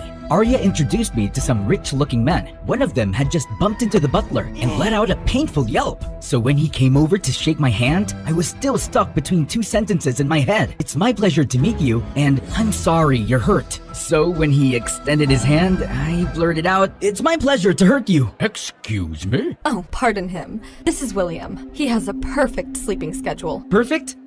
No, I barely sleep. I once stayed up 3 straight days playing a game where I raised goats on a haunted farm. Even better. That's exactly what we're looking for. You, kid, are going to be a huge contribution to our research. What research? Oh, Arya didn't tell you? I didn't think he'd understand. It's complicated. That wasn't very nice, but I didn't say anything. Maybe it really was some top secret genius level thing, but I could tell it was about people with messed up sleeping schedules. So, with that brain of yours, do you speak, like, I don't know, code, secret language, do puzzles for fun? Code? Not really. Unless you count that time I decoded the serial killer Unabomber's manifesto at age 13. Just for fun. You what? I mean, it was already decoded. I just read it all on Wikipedia during one of my sleepless spirals. He got caught April 3rd, 1996, right? His brother recognized the writing. Everyone blinked at me. I wanted to clarify that I don't try to be weird. It just leaks out when I'm under social pressure. I also know all the US vice presidents in order. It's not a cry for help, I swear. George Washington, John Adams, Thomas Jefferson, and... I need to go to the bathroom. Come with me, Willie. Why would I go into the bathroom with you, Ariana? It's Arya. She gave me a look. Oh, right. Maybe she just wanted to talk privately, so I followed. He's perfect. He's a gem. You make us rich. But she really did have to pee. Wait, you actually want me to go into the bathroom with you? No, you creep. Just stand outside and make sure no one goes in after me. Goes in to do what? Kidnap me! I stood guard. A few minutes later, a very large woman approached. She had a huge coat, big sunglasses, and a wig that looked suspicious. Like movie disguise level suspense. Sorry, ma'am. You can enter once my boss/date is out. Are you out of your mind, freak? Oh, no. I've seen this trick before. You yell, I get embarrassed. You get inside and kidnap her? Not happening. Move aside! Your heels, red stilettos, size 11. Pretty rare in the women's section, bro. She ignored me and tried to shove past me. I didn't budge. I grabbed the wig and tugged and tugged and tugged. Nothing. She screamed. I panicked. So naturally, I lifted her dress to double check. This psycho's attacking me! Help! Yeah, the legs, the body, everything said definitely a woman. I froze. My stomach dropped. Oops. A second later, someone punched me in the face. Security threw me out like a piece of garbage. I couldn't tell if she was a woman. It was ambiguous. I sat on the curb outside, humiliated. Then the same woman walked out of the building, her coat bulging like she'd stuffed a small mattress under it. She reached the van parked by the curb, glanced around, and casually unfastened her coat. And that's when I realized Ariana was inside it. The woman dropped her into the back of the van. Then she turned to me, paused, and slowly peeled off her wig. Underneath was a bald head, a cold stare, and a smile that made my blood ice cold. Idiot. They kidnapped one of the most important people in this organization right in front of you. It was either that or I got thrown out for attacking a woman who turned out to be a man, but still, Rex snapped. He lunged forward and grabbed me by the collar. Do you even realize what you've done, you stupid piece of dirt? Suddenly, one of the assistants from earlier, huge glasses, sleek black hair, in a perfect silk ponytail, stepped in and pulled Rex back. She raised her eyes in that sharp way Bella Hadid does in photos. She actually looked really pretty. I don't know why I called her average and boring earlier. darn me sometimes. Rex, this isn't helping. We need to get her back. I'll handle it, and I'll take him with me. Him? He's a moron. A valuable one. Maybe I can convince them to trade her for him. He's a treasure. Yeah, tell him, lady. Wait, why am I so valuable again? We're part of a private organization that runs off-the-record research on human subjects. I know how that sounds, but it's for the greater good. Right now, we're studying people who can naturally stay awake for days. The government won't touch human trials. Too much red tape, too much fear, even when the outcome could help millions. We're working to fight chronic fatigue, insomnia, and neurological burnout. Imagine what that could mean for soldiers, doctors, firefighters, people who can't afford to shut down. Oh, that's amazing! I should tell my online friend to volunteer. His name is Ming Hao. We once stayed up for 4 days straight building a castle in Minecraft. He's in China, or Korea, I don't know, but he's committed. He cried when I accidentally set the sheep farm on fire. I cried too. It was emotional. Get ready, William. We leave in half an hour. Rex, you'll be on comms. We'll talk through the earpieces. You're our eyes. If anything happens to Arya, I swear I'll never forgive myself. She's the reason I got out of bed some days. Wait, who kidnapped her? Our competitor. They're another organization. But unlike us, they run purely on illegal human experimentation. Arya's a genius in the field, and they've been trying to recruit her for months. She kept refusing. So now, they've taken her. They're going to force her to work for them. You say that so casually. That's horrifying.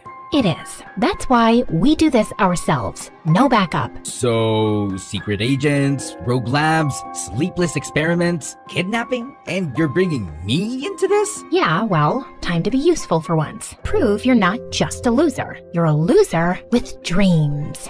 Thank you, I think. We have to get Arya back. Our idol, our hero, our queen. Our leader, our guardian. The rest of the team suddenly joined in, forming a weepy group hug. I swear, it looked like a cult.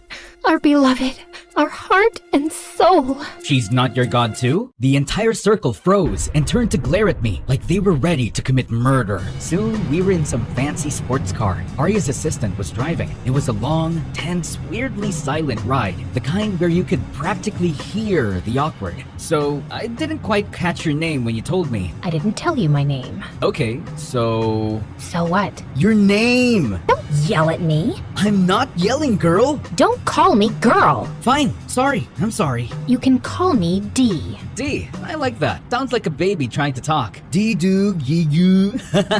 Come on, don't frown. I'm messing with you. Why are you messing with me? We're on a mission. Did you mess with Arya like this? Huh? Did you? Oh, her? Heck no. She's a total snob. Yeah, that's what you guys do. The second a woman is competent, confident, and knows her job, you call her a snob. Oh, God. Arrogant, annoying, selfish, stupid. I'm not listening to your rant. Be-do, gee-goo, bee-boo, ba-ba-ma-moo, ooh-ooh-ooh-ha-ha-ha. Just then, someone slammed into us from behind. A loud honk, honk, honk followed. Whoa! Someone's after us! Dee's face went serious. Her jaw clenched. She slapped my thigh twice and snapped. I'm not burying you today, dummy. Then she floored it, swerving left and right to lose whoever was behind us. You think they're armed? Want to switch seats? I drive, you shoot with your rifle? Rifle? You know what? Yes, let's switch. Just drive straight. Got it? We tried to swap seats, but we hit our heads hard. Ouch! Oh, it's okay, it's okay. I got you. I slid down awkwardly, tucking my legs under the steering wheel, and gently helped her climb over me. My hand steadied her back, and her hair brushed my face. For a second, it felt like the world paused. Now swing around and block their path. Excuse me? You said drive straight! She didn't answer. Instead, she grabbed the wheel and whipped the car around to face the other vehicle. She pulled out a gun and aimed. The car stopped. A goth-looking teenager stepped out of the car, and a moment later, her blonde mother climbed out of the passenger side as well, wearing oversized sunglasses, clutching her purse, and speaking in a thick southern accent as she rushed toward us. Oh my goodness, I'm so sorry, y'all. She just got her license a week ago. I swear she drives like she's in the Fast and Furious movie. We were chasing after you to say sorry. You could have just yelled sorry and leave us alone? Oh, bless your heart. I could never do that. There's a little diner just over there. They've got the best pancakes. Come on now, let me treat y'all. They got ice cream with it? William. What? I'm starving. Guys, it's on me. I mean, I don't have money, but I do have my credit card and a salary of $50,000, so no problem. Oh, hun. Come on, pull over. Just so you know, it's 50,000 Zimbabwean dollars. Seriously? What? What if they're actually thieves? You can never be too careful. Yeah, just like when they kidnapped Arya. God, this is gonna be a long trip. We sat in a retro-looking diner with neon signs flickering like they were trying to die quietly. Pancakes, fries, and coffee smelled better than any five-star restaurant I've never been to. The southern lady insisted on treating us, and Dee and I were too exhausted to argue. Her goth daughter, still sulking in silence, sat across from me next to Dee, messing with her black nail polish. The mom kept scolding her like we weren't just in a car chase 5 minutes ago. Can you stop already? You're embarrassing. No wonder Dad left you for someone my age. Hey, young lady, don't talk back to your mom. Shut up. This is all your fault. How is it my fault? Mom and I saw you bickering in the car with Dee, and she goes, "See, every mother and daughter fight. It's totally normal. You don't have to act like it's the end of the world." Wait, why would she think I was the daughter? Well, I thought you were the mom. But then she said, no, it's two girlfriends. She wanted to prove me wrong, so we got closer to check. Then boom. Wait, why would you think I was the female from behind? I don't have long hair or like big dangly earrings you can spot from a mile away or a mom cardigan. See, Mom? Cardigans are for moms. Stop buying them for me. Oh, wow. So that's what I get for buying you things. Not a thank you, just a sass and insults. When was the last time you got me a present? Literally yesterday. Telling me you're pregnant ain't a present. Why not? It makes you a grandma. Maybe then you'll finally stop throwing tantrums every 3 hours. Guys, let's breathe. First, congrats on the baby. What flavor is it? What? I mean, what gender? Sorry, I'm eating. My brain used the wrong word. Ugh, whatever. You're just some rando we almost rear-ended. Random? I memorized your license plate while you were tailgating us. Florida tag QX51P9, cracked left headlight, and the We Don't Dial 911 bumper sticker peeling at the corner. So, when are you due? Who cares? I'm miscarriaging. Ah, God forbid. Okay, listen. Both of you need to learn how to shut up and actually hear each other. You clearly love each other. You just suck at showing it. Don't be like me. Don't lose the person who truly cared. Oh, honey. I rested my head lightly on her shoulder for a second. I've been the idiot who didn't listen. I had someone once, loved me for more than I deserve, but I kept messing up, sleeping in, making excuses, wasting time. She warned me 1,000,000 times, and then she walked away. And every day since, I've blamed myself. I tell myself she's still cheering me on somewhere. It keeps me going. That and caffeine. And Call of Duty, but mostly her. Oh, sweetie. You know, Dee, earlier, when you slapped my thigh and said, "I'm not burying you today," that hit something, because only one person ever said that to me, my ex. Dee finally looked up. Her lips were pressed tight, and she was gripping her coffee like it was keeping her steady. She blinked fast, like maybe if she did it quickly enough, the tears wouldn't come out. Wait, I leaned in and reached for her sunglasses. She didn't stop me. I slipped them off. The moment stretched. Diana? She looked at me, her eyes full, shining, saying everything she wasn't. You've gotta be kidding me. Her face softened, just slightly, and a tiny smile tugged at the corner of her mouth. What happened to your face? She picked up a piece of pancake and threw it at me. That's what you say? After all this time? Oh, wait. I'm just a boring, average-looking girl, right? I'm sorry, okay? I really am. I looked at you again later, really looked, and I swear, I was like, darn, she's beautiful. And yet, you didn't even remember me. In my defense, you changed everything, including your voice. New hair, thick glasses, colored contacts. Your eyes used to be bright blue. Now they're dark green. I think you got a nose job and a ponytail surgery, and maybe chin filler, some cheek filler, possibly some temple work, also buccal fat removal, though that might just be weight loss. I'm not sure. Wow. And he was mad we thought he was a female? Hey, he's more of a man than most guys I've met. Yeah, tell him, boss. Yes, he's a lazy, reckless, stupid loser, but he's got a good heart. William, why didn't you come after me? I tried. You shut me down, remember? I was ashamed, Diana. I'd been letting you down for years. I kept thinking if I worked on myself, fixed things, I'd be worthy again, that I'd show up with something to offer. How's that working out for you? I did study something, but yeah, the sleeping Mommy issues are wrecking me. I'm trying. I really am. I'm sorry, Diana. Please, let's just be friends. That's all I'm asking. Oh, come on, hun. Give him a chance. Diana looked at me. She tilted her head as if considering it, her eyes softening just a little. Then she grabbed the nearest juice cup and threw it in my face and just walked out. Diana, wait! Ladies, it was lovely meeting you. Here's my card. Let's stay in touch. And if the baby's a boy, can you name him William? No way. Cool. Drive safe. I'm sorry, hun. I'm sorry, Mama. Why does the card say he's a babysitter? Our car ride was painfully quiet. Awkward, too. I didn't dare say anything that might upset Diana, so I kept my mouth shut. At least, until I couldn't anymore. Hey. Shut up. I just want to say I'm sorry. Shut up. Shut up. Shut up. What more do you have to say? Sorry? Sorry you forgot the so-called love of your life? Her face? Her voice? Sorry you never came back for me? Sorry you didn't work harder on yourself? Even though you knew I was in pain without you? But I did the right thing. I moved on. Look at me. Moving on so well, right? I'm doing great. So don't you dare say sorry to me now. I was actually going to tell you to turn your headlights on, but yeah, that too. What is wrong with you? She started hitting me. I mean, actually hitting. Then she let go of the steering wheel just to hit me harder. Whoa, eyes on the road! She didn't care. She kept throwing punches and random objects at me until, fuck, we hit something. What did you just do? Switch seats. I'll drive in case someone needs to take the blame. Good idea. It's your fault anyway. We scrambled to switch places, and just as I opened the driver's door, someone stepped into view. It was dark, but I could make out the shape. Tall, broad-shouldered, built like Thor on a bad day. Then he hit us with a flashlight, straight to the face, just like in a horror movie. The guy looked about 60, with wild hair, a patchy beard, and maybe 4 teeth total. Oh, and he was holding a hammer the size of Thor's. You hit my animal. I understand, sir. Let me check on your animal. Why? Are you a vet? No, but I am, sir. You are?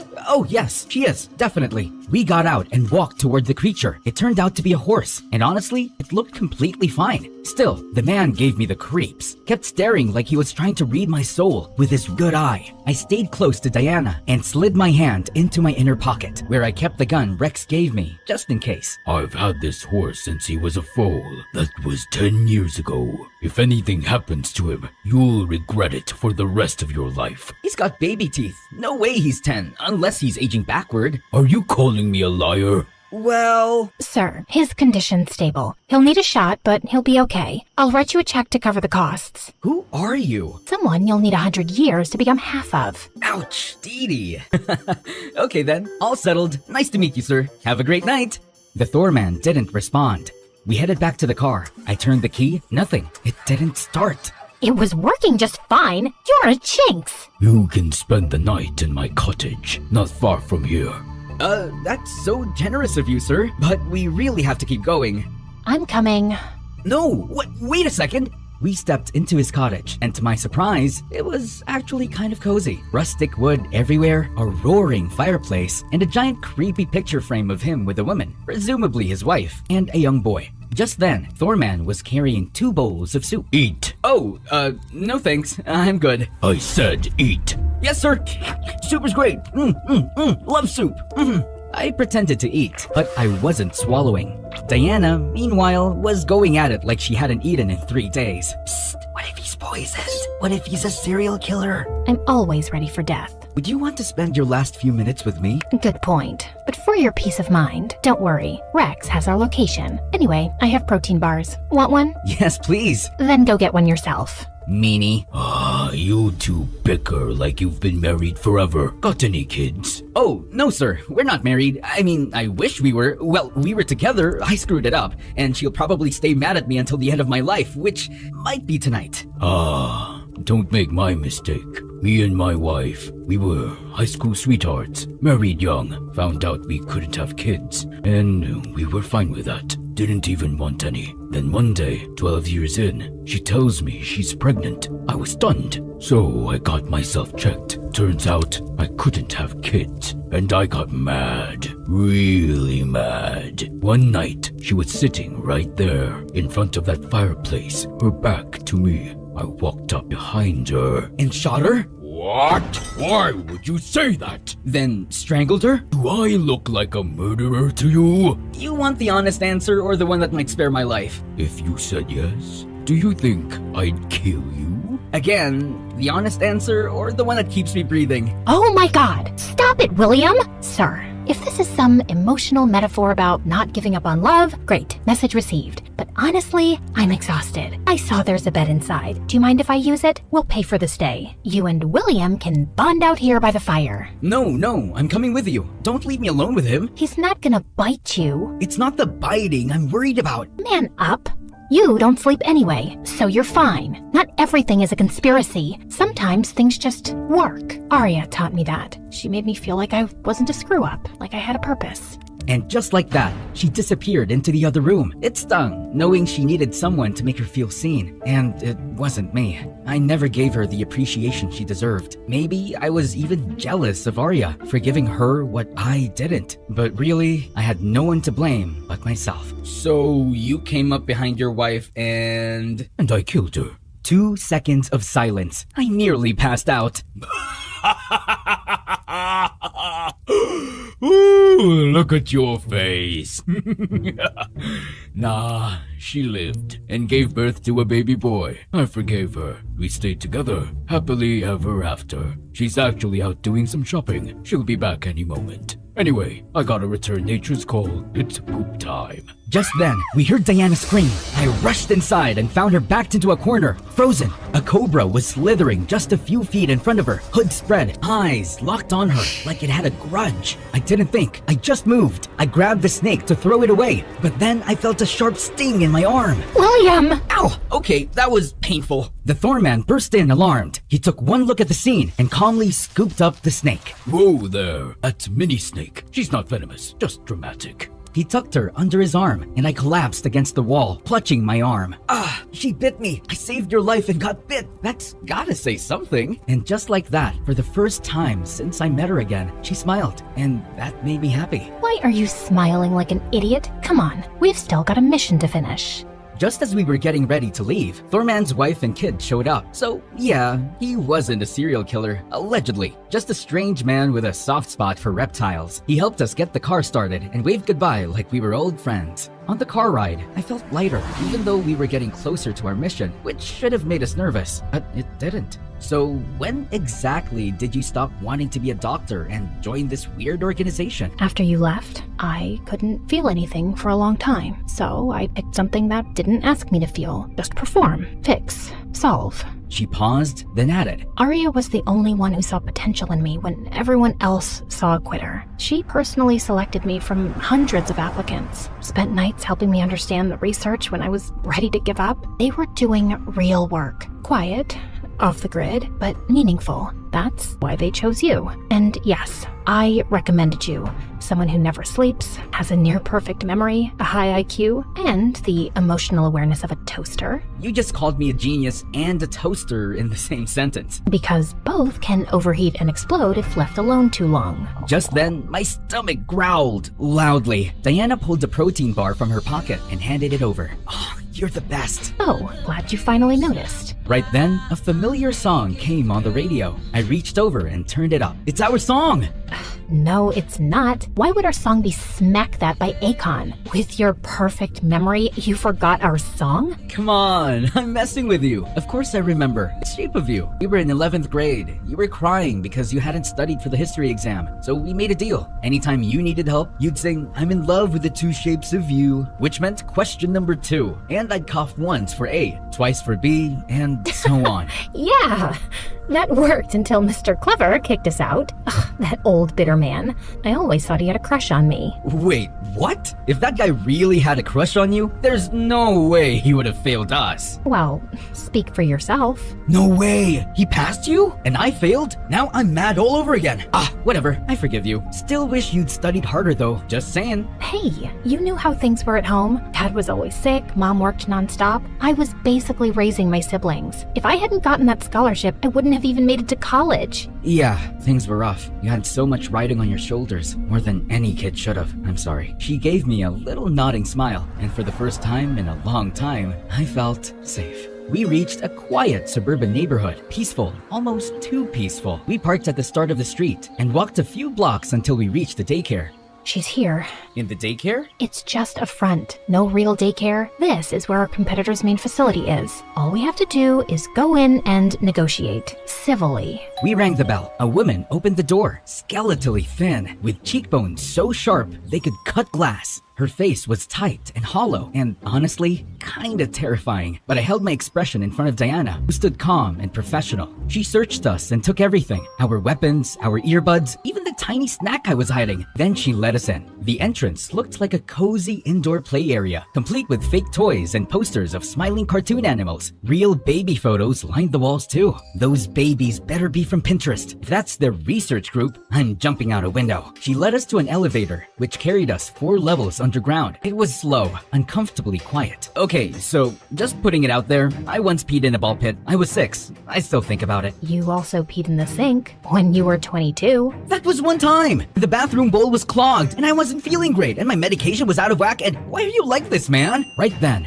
the elevator doors opened with a ding. We stepped into a cold, open space, warehouse style, and followed her through a maze of metal doors and narrow hallways, one after the other. This is so creepy, Diana. If I had $1 for every time I've said creepy since this started, I'd be a millionaire. I know. Just hold on. It's almost over. At the end of the maze was one final door. Behind it, a massive, blindingly white lab, giant machines, blinking lights, wires hanging like robotic vines. With bodyguards all around, I recognized one of them who kidnapped Arya. He looked at me and winked. I saw him mouthing the word idiot like he said before. Then an elevator platform rose slowly from the floor, and standing on it was a man. A very hairy man. Hair everywhere. Head, arms, chest. Even his eyebrows were so thick, they looked like they could support a falcon. He didn't greet us, just walked to his desk and began typing on a laptop. I was staring at him, at his hands, at the ridiculousness of his brows, trying to guess what he was even browsing. Oh, it came out wrong. Sir, please talk to us and stop eyebrowsing. Diana elbowed me in the ribs. Let's cut to the chase. Arya is ours. She's not some object. Let her go. Tell us what you want. We'll do it. I'm afraid you're too late. Why do villains always say that? Can't you say something nice like, would you like a mint, before traumatizing us? He clicked a button on the remote in his hand. A panel slid down behind him, revealing a thick glass window. Behind it, Arya was unconscious on a mechanical bed, suspended midair by wires like some sci-fi puppet. Oh my god, Arya! Please, don't hurt her. We gave her a generous offer. She refused, said her principles couldn't be bought. Well, I imagine her principles are laughing at her now, from the corner of her dying brain. We'll do anything. Just let her go. What we want is William. He's the final piece, our most valuable candidate, the one who completes our collection. Diana hesitated. Her eyes turned to me, full of panic. It's fine, I'll go. Either way, I was getting poked and prodded. Might as well get it over with. She nodded, sadly. I stepped toward the man, until my stomach turned. Oh, wait, all this chemical air is making me nauseous. I feel like puking. No, William, no! Too late. I threw up all over the floor. And there it was, the tiny metal flask, the size of a peanut I'd swallowed earlier as Diana and I planned. She didn't miss a beat. She snatched it up, bit it open, and grabbed Eyebrow Guy, locking her arm around his neck with the open flask right under his nose. Guards nearby started to move. Don't even think about it. This flask contains a contact agent. One drop on your skin, and you're gone in seconds. Everyone, stay back! Stay back! Let Arya go, now. Understood. Assistant, release her. Diana, she's fine, I swear. She's just sedated. We didn't harm her. You'll see. A few assistants appeared, unhooked Arya, and helped her walk toward us, weak but alive. Oh my god, Arya, you're safe. We were worried sick. Now, let me go. Not until William and Arya are safe. Get them out first. No, I'll stay. Just get Diana and Arya out of here. Aww. What a noble little sacrifice. And then, bam! Arya snatched the flask from Diana and shoved her away. What are you doing? What do you think I'm doing? Oh my god, she's a double agent! She's with them! He's not them. He's my husband. The look on Diana's... Who don't stop, who don't question. Soldiers, spies, servants, engineered for obedience. Minds sharper than AI. Bodies that don't break, and loyalty so deep, they'll do anything we say. Whatever the world needs and the law won't allow, that's the future. And we're not asking permission to build it. The difference is, we're going to win. We'll wipe your organization out, dominate the field, and make billions. You used me. Oh, Diana, sweetie, I needed you here. I knew you wouldn't join me if you knew the whole truth. So I gave you a mission, a crisis, a little emotional blackmail to save me. She glanced at me, then tossed a folder toward Diana. If you want your little lover boy to stay alive, sign these papers. Diana didn't move. She was still processing everything. Relax. They just make you the official owner of our newest facility. Unregulated, covert, and completely in your name. So, if this all blows up, if the authorities come knocking, you would take the fall, not me. And not me either, darling. Where are you taking me again when this all works out? Some island with no extradition laws, 5 jacuzzis, and unlimited shrimp. Ugh, shrimp makes you fart. Aw, I thought you didn't mind mine. Just like I don't mind yours. Your farts are my perfume. Oh, you're disgusting. I love it. I know you'd love it. They both cackled like cartoon villains. But I wasn't done. I pulled a second metal flask from my mouth, hidden under my tongue when I puked earlier. I cracked it open, grabbed Diana's hand, and ran. We sprinted toward the exit. As we ran, I punched in the passcode I'd memorized earlier, and before the door closed behind us, I dumped the serum all over the handle. Hey, idiots! I just covered the whole doorknob with that poison! Go ahead, touch it! I dare you! Then I grabbed Diana's hand, and we bolted. Do you even know where we're going?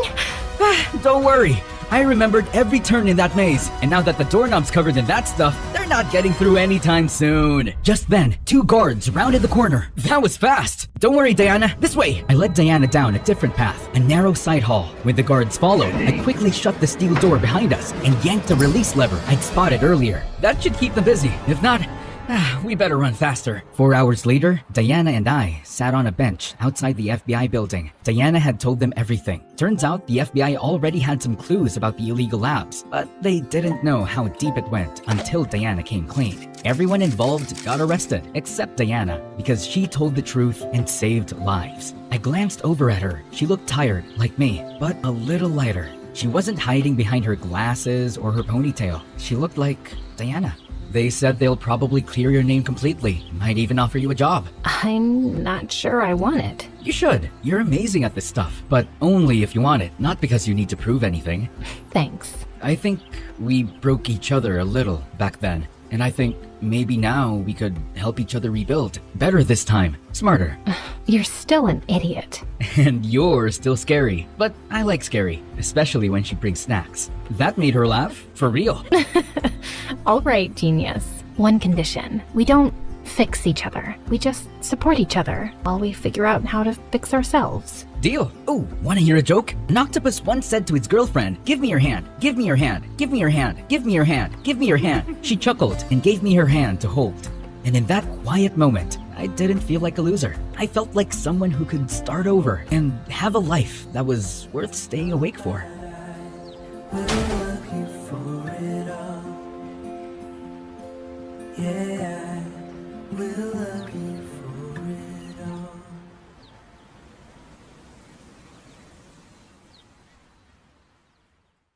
Hi, I'm Gwen from Louisiana. Please like and subscribe. I was born to one of the wealthiest families in New Orleans. My dad was a successful businessman and my mother was a pastry chef. But she stopped working when I was born to raise me. My parents threw fancy parties every weekend, and Mom wore the most beautiful dresses. Whenever they went out, people would stop to tell them what a gorgeous couple they were. I, on the other hand, was nothing like my parents. My hair was a mess, and I always had mud and grass stains on my clothes from chasing squirrels and playing in the dirt. On more than a few occasions, people mistook me for a boy, and the kids in school thought I was strange. You want to meet my friend? His name is Charlie. Ew, yuck. You're such a creep.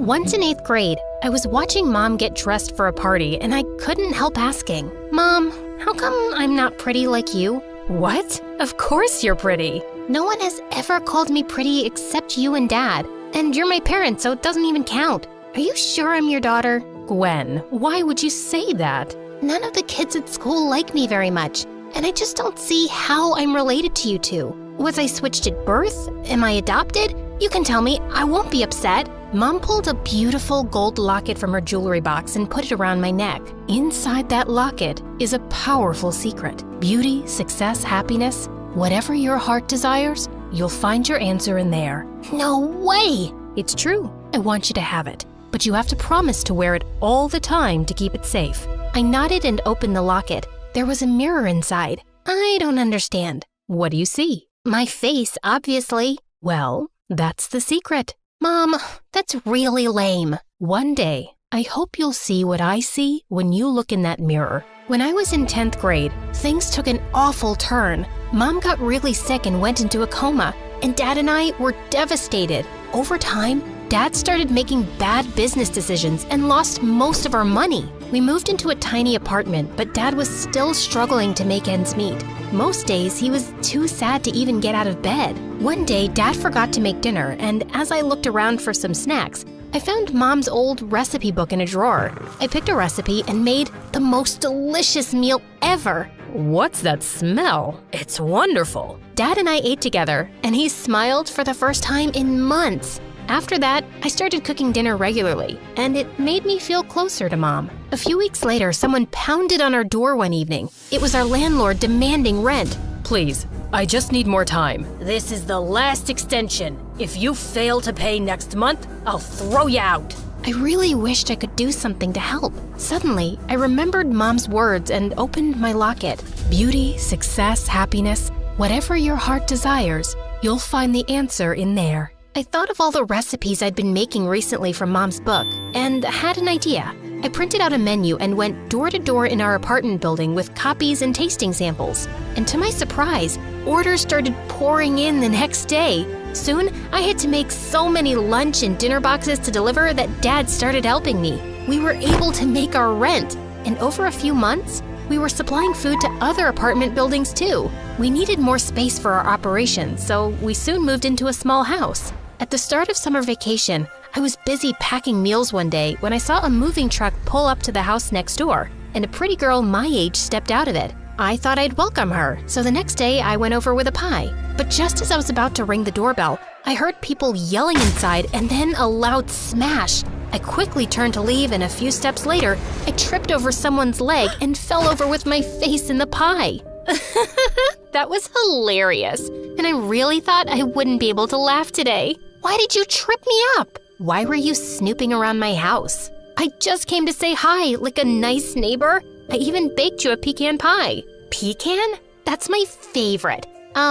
Is there some part of the pie that didn't touch your face? Maybe this corner? That looks okay. I sat down beside the girl as she ate. Her name was Emily, and she told me the people screaming inside were her parents. I can't stand when they fight, which is all the time. They're so busy hating each other, they don't even notice me anymore. What are your parents like? Do they get along? Suddenly, I felt a lump in my throat, and I just couldn't bring myself to talk about Mom. Yeah, my parents are like best friends. They're perfect together. But it's just me and my dad right now. Mom's out of town for a few months. Emily and I quickly became friends, and we spent the whole summer together, watching movies, riding our bikes, and baking cookies in the kitchen. When high school started, I was glad that I had a friend for a change. But the very first day, I saw some cheerleaders talking to Emily by the lockers, and then she came skipping to me. Guess what? The cheerleading captain said I've got a great look, and she wants me to try out. Well, that Candace is a jerk. She's always calling me a weirdo just because I don't paint my face like a clown or act like a bimbo. I don't know. She was really nice to me. It was obvious Emily wanted to join cheerleading, and I didn't want to sound petty, so I didn't say any more. And soon enough, I felt she started changing. Sure, she still hung out with me, but she'd run off the second Candace called her. She even started changing the way she dressed, and I could swear she was trying to imitate Candace's nasal voice when she spoke. One day at lunch, Candace and her gang walked over to us and invited Emily to a party. I'd like to bring Gwen too, please. Hey, why are you begging for me? I'm not dying to go. Sorry, Em. The party's kind of exclusive, but I've heard some rave reviews about your food, Gwen. Think you could cater for like 100 people this Sunday? I don't mind if you come as a waitress. I'd be happy to take your order, but I won't be waiting on you. You could have made yourself loads of tips, but suit yourself. As much as I disliked her, I didn't want to turn away a big order. I worked hard all weekend and Dad dropped it off at her place. But the next morning, I was shocked to find the food inspection authorities at her door. It turned out that Candace had made a complaint because she got an allergic reaction from something she ate at the party. She told me she had nut allergies and I was very careful. Well, clearly some contamination happened, and we'll be investigating further. For now, we're suspending your business license for the next 6 months. I was so mad. And the next day when I saw her in school looking just fine, I felt even angrier. Candace, you have to withdraw your complaint. I'll give you your money back. It's not about the money. You endangered my life. My parents take me very seriously, and they're not gonna back off. Sorry, there's nothing I can do. You're such a witch. Emily, how can you be friends with someone like her? Yes, Emily. Why don't you make a decision already? Who will it be? Me or her? Emily stared at me blankly, then looked away. Candace smirked, and I stormed off. But later that afternoon, I found Emily waiting for me outside my house. Look, about what happened in school, let me explain. It's pretty clear to me, and I have no idea why you're here. I like being your friend, but I also like being a cheerleader. Why can't I have both? I can have those friends there, and we can always be friends outside school. If you can't be my friend at school, I don't want to be your friend at all.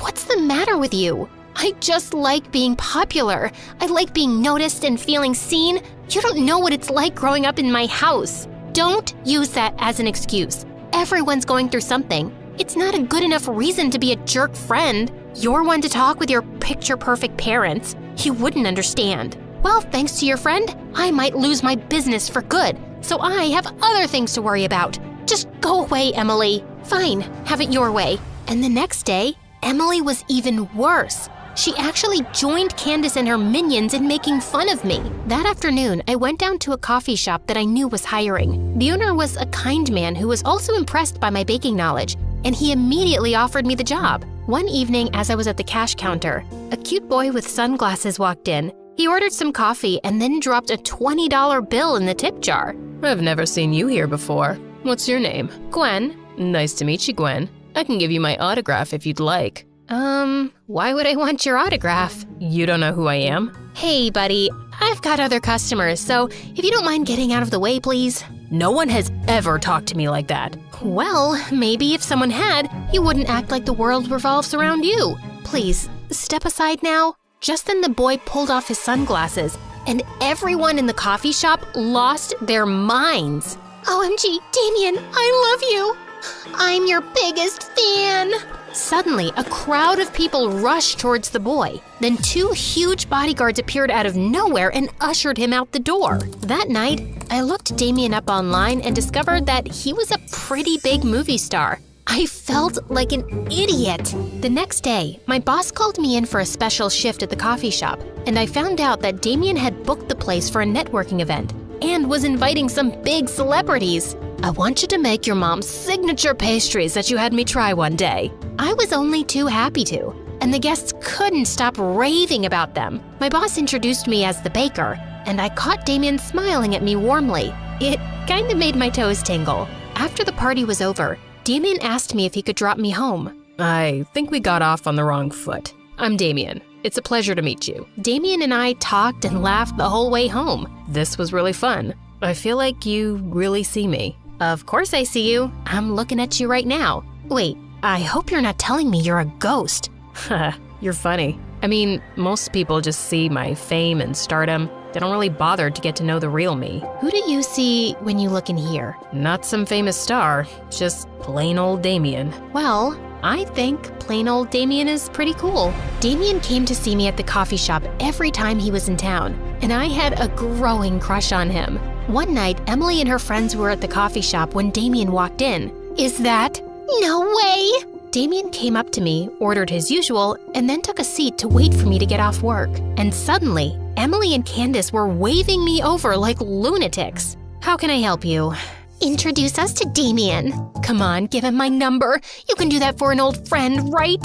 I'm afraid I can't. I know Damien won't be interested in you. And why's that? Because you're as lame and fake as your jumbo eyelashes. How dare you talk to me like that? I'll complain to management. Go ahead. I only spoke the truth. Now, if you'll excuse me. I turned away, but just then Emily flung her chocolate shake at me. I missed it by an inch, and the shake made a huge mess on the floor. Then Emily charged towards me and slipped on it. She landed smack on her butt, and it was all over her clothes and hair. Everyone laughed as Emily struggled to get to her feet, and the loudest was Candace. One of her minions was even filming the whole thing. And by the next morning, the video was making its rounds at school, and Emily was a joke. She stopped talking to Candace and her gang, and after that, I'd always see her alone. I tried to reach out to her, but she was so mad that she refused to talk to me. And I found out one morning that she and her family had moved. She never even said goodbye. Damien and I started dating shortly after, and he even got help from his lawyer to have our license returned. The coffee shop owner wanted to invest in my business, and before I'd even graduated high school, we'd opened more branches and were supplying meals all over the city. Dad was managing it full-time, and we were doing well. But the best day of my life was when I got a phone call from Dad saying Mom was awake after 3 long years. We hugged and cried for hours, and I was beyond happy to have her back. Her recovery was so miraculous that it was even all over the local news. Late one night, I was locking up one of our kitchen locations when I turned around to see Emily. Gwen,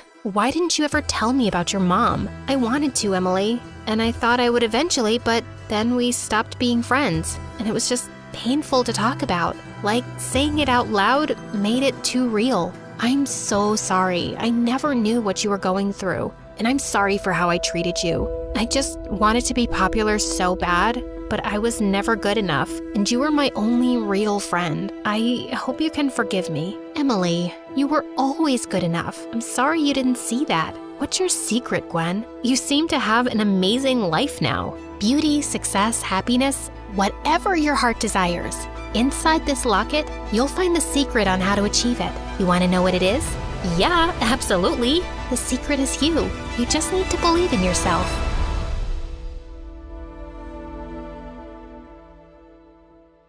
Hi, I'm Mariam from London. Please like and subscribe. I lived with my parents and my grandma on my dad's side. Grandma was a millionaire, so we lived in a mansion with a pool and even a tennis court. But Grandma was also the meanest lady on the planet, except to me. When Mom made dinner, everything tasted wrong. I've never eaten rice this overcooked. I might as well eat bleach for dinner. But one time, I made Grandma a mustard sandwich, and she was blown away. Look at you, already cooking at 10 years old. My granddaughter is the smartest girl on the planet. Grandma also showered me with expensive gifts, constantly. One time, I helped Dad clean the floors, and Grandma bought me a TV for my room. Look at you doing your chores. This is what you get for being an angel, darling. Grandma scolded Mom and Dad for not spoiling me the way she did. Mariam had a fever yesterday. You two cheapskates couldn't hire a singer or a boy band to entertain her.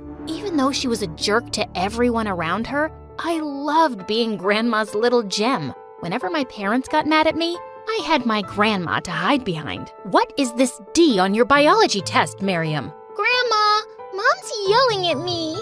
How dare you put that kind of pressure on Mariam? Sweetie, you don't have to study if you don't want to. My parents really wanted me to become a doctor when I grew up. They would get me all sorts of medical toys, but all I was ever interested in was paints, clays, and brushes. I often imagined myself as a famous painter and pretended to take a veil off a painting I made. Everyone would tell me I was the next Picasso, and I'd say, "Oh, you're all too kind." One day in 9th grade, I decided to sign up for a painting class, but my dumb parents said I had to take chemistry. It's time you start taking school seriously, young lady. We've had enough of your art nonsense. That was it. I opened my mouth and started to scream.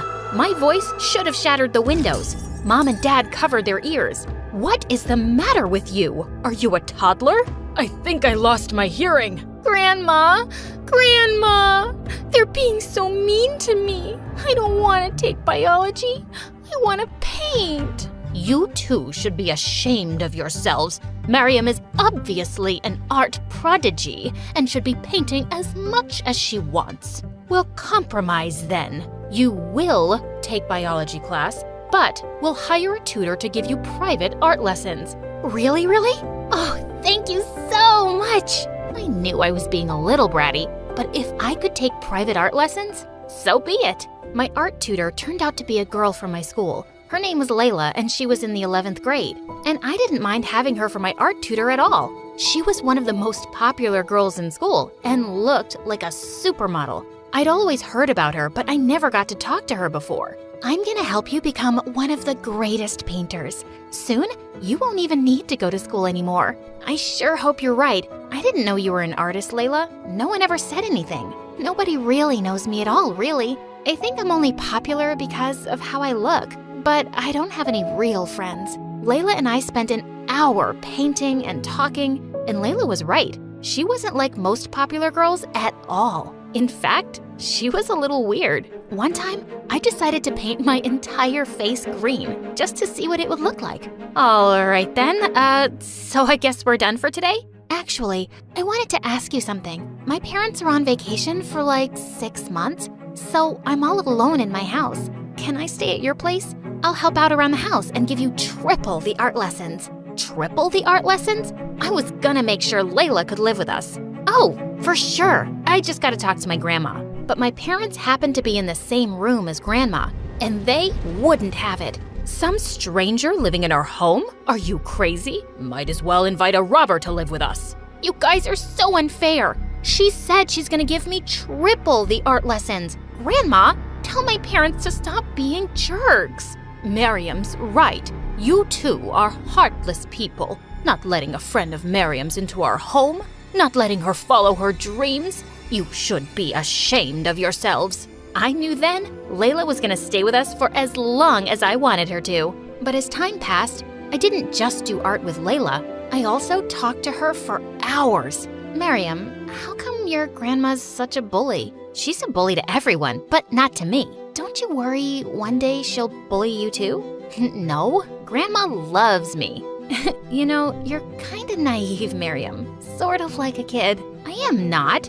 No, it's a good thing. I wish I was more like that. Layla said the most confusing things, but I loved every moment I spent with her. Even at school, being with Layla was an adventure. She would do the weirdest things. Miriam, come with us to the boys' bathroom. We're gonna tape anonymous love letters on the wall. Are you crazy? Why? 'Cause it'll drive them crazy. When no one was looking, Layla leaned over to me and whispered, "Consider this your most important art lesson. How to win over the boy you love. But I don't like any boys. Or maybe boys don't like you. You're too...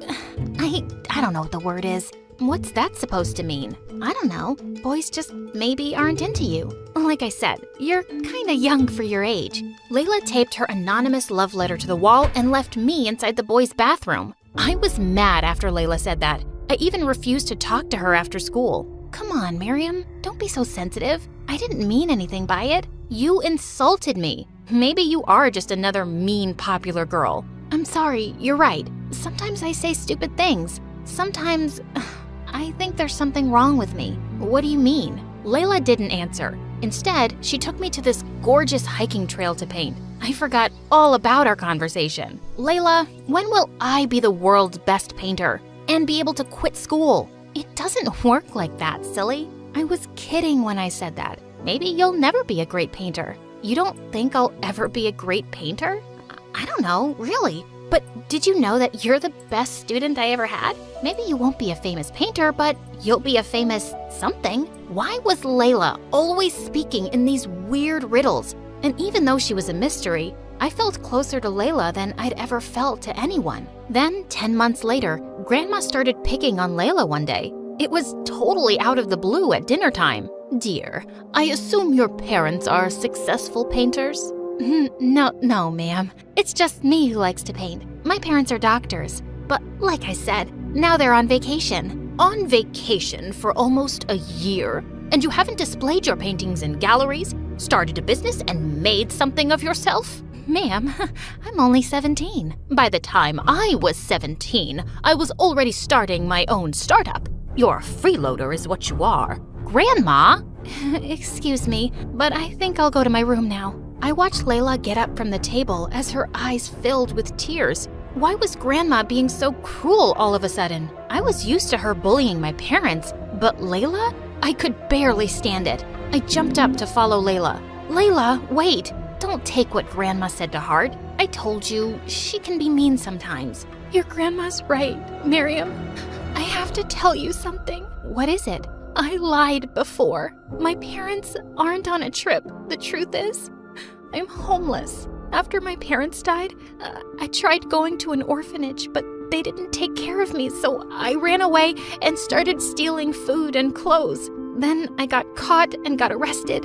No foster parents want a girl with a criminal record. I've been living on the streets. So far, I've been able to keep it a secret at our school, but I'm worried one day they'll find out. Oh, Layla, I had no idea. Listen, if I tell Grandma about your situation, she'll understand. She always agrees with whatever I say, no matter what. But when I told Grandma Layla's story, her face turned white with anger. She looked like a statue. I want her out of my house, Miriam. I can't believe I ever agreed to let a filthy child criminal into my home. She leaves today, and I'm calling the police. Grandma, you can't do that. It wasn't her fault. I want her to stay here and teach me art. She's the bestest friend I've ever had. And for the first time ever, Grandma turned her anger on me. You don't know what you're saying, Miriam. You're just a silly child. Layla leaves my house today. Like it or not? Then something inside me burst. Grandma, I've had enough of your cruelty. You bully everyone around you, and I'm sick of it. You have no idea what Layla's gone through, and you have no idea what she means to me. Without waiting a split second, I ran back to my bedroom to find Layla, but she wasn't there. Where had she gone? All of a sudden, I saw Layla outside the window with a backpack. She was walking farther and farther away from our house. I dashed outside. Layla, where are you going? Layla just ignored me and kept walking. I ran up to her and grabbed her arm. Layla, please don't leave. You were right about Grandma. She is a bully, and I finally stood up to her. I don't care about what she wants. I care about you. Miriam, I think you better forget about me. It's for the best. What do you mean? I could never forget about you. You're not my family, Miriam. I don't have any family. Nobody loves me. I'm just your art teacher. That's all I ever was. Before I could say another word, Layla left. I tried chasing her. I never knew someone could run so fast. But after miles of sprinting, I collapsed on the ground and I burst into tears. I didn't get home until midnight. Grandma and my parents stood in the living room next to our giant, fancy fireplace. Grandma's eyes looked like they were on fire. You spoiled, awful child. Yelling at me and then vanishing out into the night? I should have you locked up in jail. Okay, let's go easy. She made a mistake. She's still your sweet Miriam, isn't she? She was my sweet Miriam. That was before she became friends with a dirty, homeless, and spoke back to me. And if she keeps painting, she'll be a dirty, homeless too. I don't care what you say, Grandma. I am going to keep painting, even if I do end up poor. Why don't you show me a few of your paintings then, I will. I'm really good. In my room, I grabbed every painting of mine I could find. Grandma was going to see. Here, look at how many paintings I've done. And you know what? I'm proud of them. Wow, honey, we didn't know you did that many. They look beautiful. Oh, darling, let me see. Then suddenly, Grandma tossed my paintings into our giant fireplace. No! Mom, how could you? I threw myself on the floor and cried harder than ever. My beautiful paintings were gone, and Layla was gone. That's it. That was the last straw. We're moving out of your mansion. We're tired of your cruelty. That's the silliest thing I've ever heard. You can't live without my fancy riches. But the very next week, my parents and I packed up our stuff and moved into a new place. It was smaller, and it didn't have a tennis court. And I still couldn't stop thinking about Layla and where she could be. Then one day, I found a letter taped to my window. It was signed with Layla's name. Meet me at our hiking trail. I took the very next bus to our trail and tried calling Layla's name, but there was no answer. Then suddenly, who should I see? But Grandma. Grandma, what on earth are you doing here? Darling, I wrote the note taped to your window. I was afraid you wouldn't come to meet me otherwise, and I remembered this was your favorite place to come with Layla. You mean Layla isn't here? I don't want to talk to you. I want to talk to her. Sweetie, I'll do anything to help you find her. But first, I want to apologize for being so awful to you and burning your paintings. I love you, sweetheart. Grandma started to cry and came over to hug me. I've been a bully your whole life, to your parents and now to you. After I saw your face when I burned your paintings, I realized I wanted to change. I love you, Miriam. I love you too, Grandma, but it's gonna take me some time to forgive you. I understand. I don't expect you to ever forgive me, but know that I'm here. And my house is always open to you. And if you do ever find Layla again, you both can move back in with me. I'll adopt her. Grandma left at that moment, and I stood in the middle of the hiking trail. And then suddenly, I saw Layla sitting on top of a rock. Layla! But as soon as Layla saw me, she started to run up the hiking trail. I chased her as fast as I could, but she was just running and climbing higher. Please, wait up! Go away, Miriam! Layla, please, don't run away from me. I raced up the hiking trail and tried to catch up with Layla, but she was so far ahead of me, I couldn't even see her. Suddenly, I heard a loud cry from above. I looked up to see Layla stuck between two rocks. She looked like she was ready to fall. Please, someone help me! Layla, I'm here, hang on. I rushed to Layla as fast as I could and tried to pull her up, but she wouldn't budge. My hand is slipping. Do something! I grabbed Layla with all my might, and she was finally free. Layla and I fell on top of each other and started laughing. But suddenly, Layla looked at me. Miriam, you're all scratched up. It's fine, Layla, I don't care. What matters to me is that you're okay. I couldn't live without you. Really? I mean that much to you? Yes. You're the most amazing friend and teacher I've ever had. I used to be so bratty and babyish. I had my grandma to run my whole life. But you've changed me. Even though we're not related by blood, you are my family. Do you really mean that? Yes. Layla, I talked to my grandma. She apologized for everything. And she said if I ever found you, she'd adopt you. Oh, Miriam, that's the best news I've ever heard.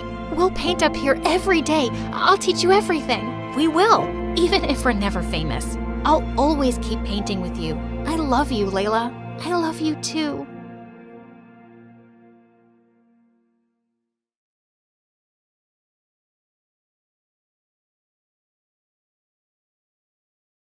Hi, I'm Samantha from San Francisco. Please don't forget to like and subscribe. I was born with cherry lips and big black eyes. My parents said I looked like a child out of a fairy tale. But whenever Mom and Dad talked to me, I never smiled or changed my facial expression. My parents tried everything to make me smile. Mrs. Rabbit wants to play with you. Come on, give Mr. Mouse a kiss. Dad held a mouse puppet close to my face and made kissing noises, but I just stared blankly and slapped the mouse away from me. That's when my parents decided to take me to a doctor. After a few tests, I found out I had a condition called Mobius. That meant I couldn't smile, frown, or lift my eyebrows. I was too young to understand what Mobius was, but when I was in preschool, Mom and I were at the mall when we bumped into one of her friends who had a daughter my age. She kept smiling at me, but all I could do was stare at her like a robot. Suddenly, the little girl started to cry. Mommy, this girl is scaring me. Oh, sweetie, don't be scared. Our dog ran away yesterday, so Samantha's just sad. But Mom, we don't have a dog. Mom pulled me away quickly. That's when I realized she was embarrassed to tell her friend I had a condition, because that meant I wasn't normal like everyone else. And at school, none of the kids really wanted to be my friend, because they thought I was strange. So I spent most of my time alone. But several months later, my life took a huge turn. Mom gave birth to my twin sisters, Annie and Penny. My parents worked full-time, so we always had a maid in the house. But even with a maid, I was always the main one to watch my sisters. One day, Annie, the wilder twin, climbed all the way to the top of our backyard fence. Annie, come down right now. No, I don't wanna. Penny, come climb up and we can fly like birds do. No flying. Penny listened to me, but Annie was about to jump and my heart almost stopped. But then she started laughing like crazy. Fooled you. I was furious and told Mom what Annie did. Mom went ballistic. What is the matter with you, Annie? Why can't you be a good girl like your sisters? Annie's eyes filled with tears. From that day on, she made everyone's life a living nightmare. She hated me for telling on her, and over time, Annie grew jealous of Penny. Penny was what you call gifted and could get straight A's without even trying. One time when the girls were in 4th grade, Mom and Dad threw Penny a huge party for winning the school spelling bee. Our little Einstein. We're so proud of you, Penny. Annie stomped out of the room at that moment, and that night, she chopped off all of Penny's hair while everyone was sleeping. Penny burst into tears, and I tried to comfort her. Don't worry, it'll grow back. Annie's such a mean bully. I won't let her bully you anymore, Penny. I'm here. Penny slept in my room every night after that because she was terrified of Annie. I loved both my sisters, but Annie grew up to be so mean. Then one day in 8th grade, a new boy joined my class. His name was Daniel, and he wore those fat black spectacles. He was really short and really shy. While he was walking to class, this guy bumped into him and his glasses went flying. Daniel started freaking out. I can't see anything. I saw Daniel's glasses on the floor and picked them up quickly. Here you go, but it looks like they're broken. It's okay. It's better than nothing. Daniel put on his broken glasses. He looked silly, but also kind of cute. He and I ended up hanging out for the rest of the day, and he was super sweet and good to talk to. Over time, Daniel and I became really close, and I even started having feelings for him. But he always just treated me as a friend, and I didn't want to ruin what we had. Life in high school was good, till Penny and Annie joined, and things got a little crazy. Whenever Annie saw me with Daniel, she grabbed the chance to make fun of me. One time, Daniel and I were in the hallway when we passed Annie putting on lipstick. Hey, Daniel, don't you ever get bored of hanging out with sad face emoji over here? Of course not. That's not a nice thing to say, Annie. Yeah, get out of my sight before you regret it. Okay, but first, I need to do this. Before I knew it, Annie had pinned me against the locker and drew a smile on my face with her lipstick. You look so much better now. I pushed Annie to the ground and she fell on her butt. She dragged me down, but Daniel stepped in. Cut it out, Annie. Daniel pulled me up and led me to the girls' bathroom. He helped me rinse the lipstick smile off, and I looked at my face in the mirror. Daniel, do you think I'm ugly? You can tell me the truth. Samantha, look at me. You're not ugly. I think you're the most beautiful girl I've ever seen. Daniel leaned in and kissed me, and I felt butterflies. A bunch of girls came in just then and started shrieking. Ew! What's he doing in the girls' bathroom? Daniel and I ran out, laughing like crazy. I was on cloud 9 all that week. I didn't even mind that our maid was coming less and I was doing all the chores by myself. But Annie couldn't stop talking about me having a boyfriend. I just don't get it. How can someone like you have a boyfriend but not me? I'm way prettier than you. Well, not everything is about looks, Annie. As time passed, Penny started dating a popular jock at school. Her grades were still perfect, and she got much more popular than Annie. Penny's life and mine were getting better and better, but Annie didn't have anything going for her. One morning, I woke up to find everybody at home, including my parents, which was rare. And Penny was super sick. Her face looked super bloated, and she had red bumps all over her arms and legs. My parents left me at home with Annie while they took Penny to the doctor. Annie was surprisingly well behaved and even stayed in to do homework. I decided it was safe to go out and see Daniel for a bit. But as I reached home, my parents and Penny had also just returned. Guys, what's going on? Penny, what did the doctor say was wrong? I have an autoimmune problem. Apparently, every time I get an allergic reaction, this is what'll happen. Penny hung her head and I walked back into the house with her. My parents left for work then, but just as we stepped inside, Penny looked at her phone and started to cry. Oh my God, just look what Annie posted. To my horror, Annie had posted a picture of Penny with her red skin bumps and bloated face on Instagram. Underneath, the caption read, "Even pretty girls have ugly secrets." Just then, Annie came trotting down the stairs all dressed up. "Annie, you're a monster. How could you do something like this?" I couldn't help myself. It was just too funny. Penny looked totally Instagram-worthy. Before I could answer, Penny's boyfriend came down the stairs too. Here, babe, you forgot your jacket. Babe, what are you doing here? Annie invited me over while you and your sister were out. Listen, I can't date you anymore. Not after seeing your skin. He and Annie walked out the door before any of us could say anything. How could Annie do something so sick? I stayed with Penny the whole day and told my parents everything that had happened. They grounded Annie for 2 weeks. And then the strangest thing happened. Penny became more popular in school, and kids at school started ignoring Annie. Everyone thought Annie was heartless for stealing Penny's boyfriend. She became a total outcast. Penny got a new boyfriend, and Daniel became more and more handsome. By the end of 12th grade, he even got contact lenses. The day before my graduation, my parents pulled me aside. Sammy, we were thinking, maybe you can apply for an online college. We still really need you to keep an eye on your sister, sweetie. Are you kidding me? I've been the family nanny my whole life. It's about time you two took over and teach the twins to be responsible. I deserve to focus on my life now. With that, I walked away, and I spent days applying to my dream colleges. But one night while I was reading, Penny ran into my room. "Sammy, come quick. It's Annie. She's gone." "What do you mean she's gone?" I dashed into Annie's room to find my parents holding a note from Annie. Annie wrote that she's leaving home to live somewhere else. She didn't even write where. Dad called the police and they tracked down Annie's phone. It turned out she was staying with our aunt, who Annie was super close with. We were all relieved, but when we went to pick her up, she refused to come home. "I told Aunt I don't want to stay with you guys anymore, and she's happy to keep me. I'm not going home with you guys. You can't make me." Mom and Dad spent hours begging her to come home, but they couldn't persuade her. So we left without her. But my parents were sure she'd cool off and return in a couple of weeks. Except she didn't. She stayed with Aunt for a month.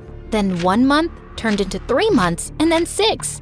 And Annie refused to speak to any of us. And I left for college soon with Daniel.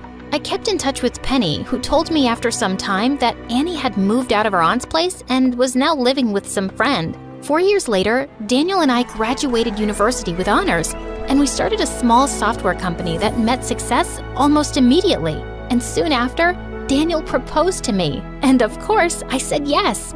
Life was going great. And then one day, I got the most unexpected call. "Samantha, it's Annie. Can you meet me today? I need your help." No, "Hi, hello, how have you been?" "Please, I'm in crisis. I'm texting you the address. Meet me there."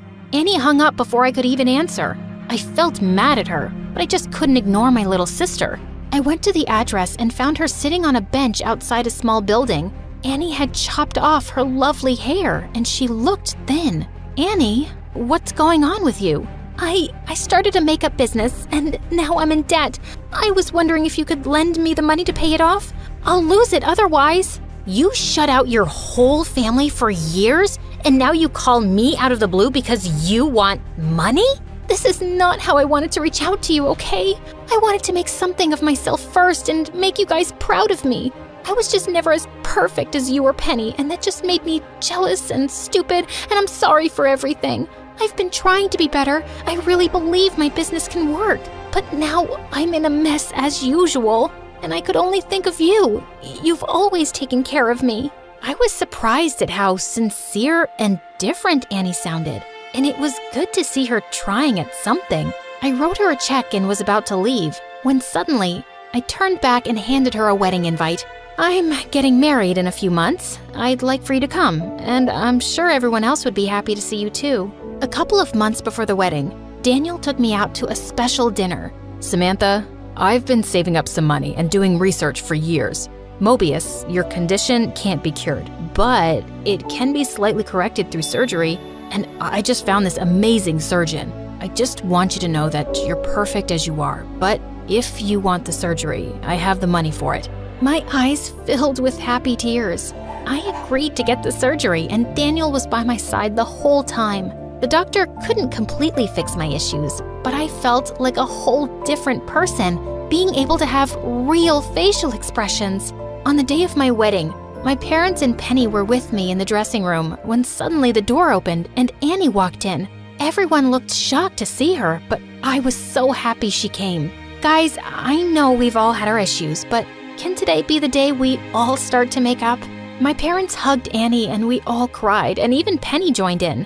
Then my parents turned to me. Samantha, we're so happy for you and so grateful to you. We know we always put too much responsibility on you and it wasn't fair. We want you to know that we really appreciate you, love.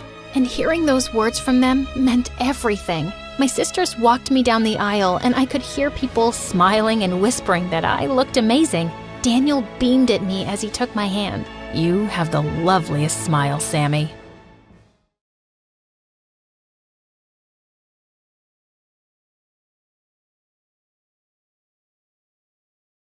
I'm Delphina from New York. My story starts with the day my parents decided to send me away. But before I continue, please hit like and subscribe. My parents loved me a lot, but I missed them because they were always super busy at work. And I don't have any friends, not even the imaginary ones. At least I had my grandma, my Nona, and I would always ask Dad to visit her in Sicily, but he couldn't afford the tickets for us to go every year. So for my 7th birthday, he surprised me by finally deciding to send me to Nona's place with Mom. I was ecstatic, and it was an amazing place, as was my Nona. I had a lot of fun running around her farm and petting the animals. However, the best thing about Nona's farm was the nearby beach, because that's where I met Giulia. Wow, that sandcastle looks great. Can I join you? Only if you promise to come for a swim with me afterward. But I don't know how to swim. I'll teach you. Easy for her to say. Giulia swam like a fish, and I had never even set foot in a bathtub. Even as a baby, my parents washed me in the backyard with a bucket and a hose. Plus, I'm not good at trying new things. Come on, the fish won't bite. There's fish? I imagined a gigantic shark coming up from the depths of the sea, eating my butt in one single bite. But before I could chicken out, Giulia pushed me in. I flailed, terrified, but the water barely reached my waist. See? I knew you could do it. Now take my hands and start kicking your feet. Ouch! Don't kick me. Kick the water. Oops, I accidentally nailed her in the shin. Giulia backed up a few feet before I tried again. Yeah, just like that. And that's how I got over my fear of trying new things. Giulia was loud, sunny, and fearless, just like I wanted myself to be.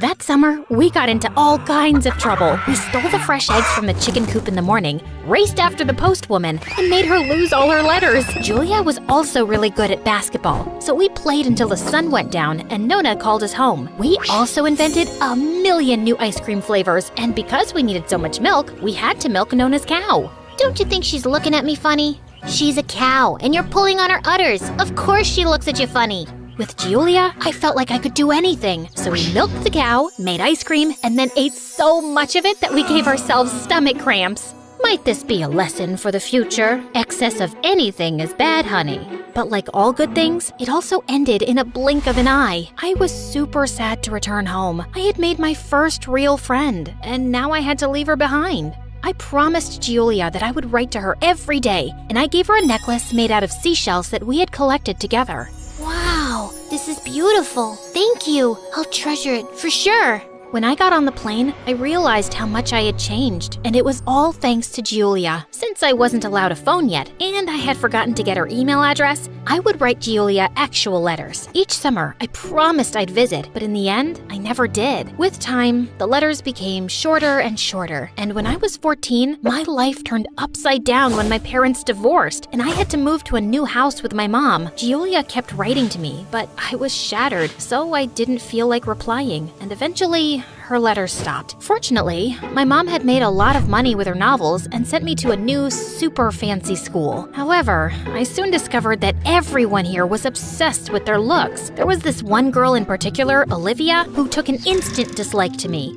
Look at what she's wearing. Are your parents in the military? Because it looks like you shop at Salvation Army. It was actually from a flea market, but her remarks were still mean. I wanted to return to my old school, but my mom had no patience with my complaints. I'll get you new clothes. What's the problem? There's nothing wrong with the clothes I already have. Other girls would be happy to have an excuse to go shopping.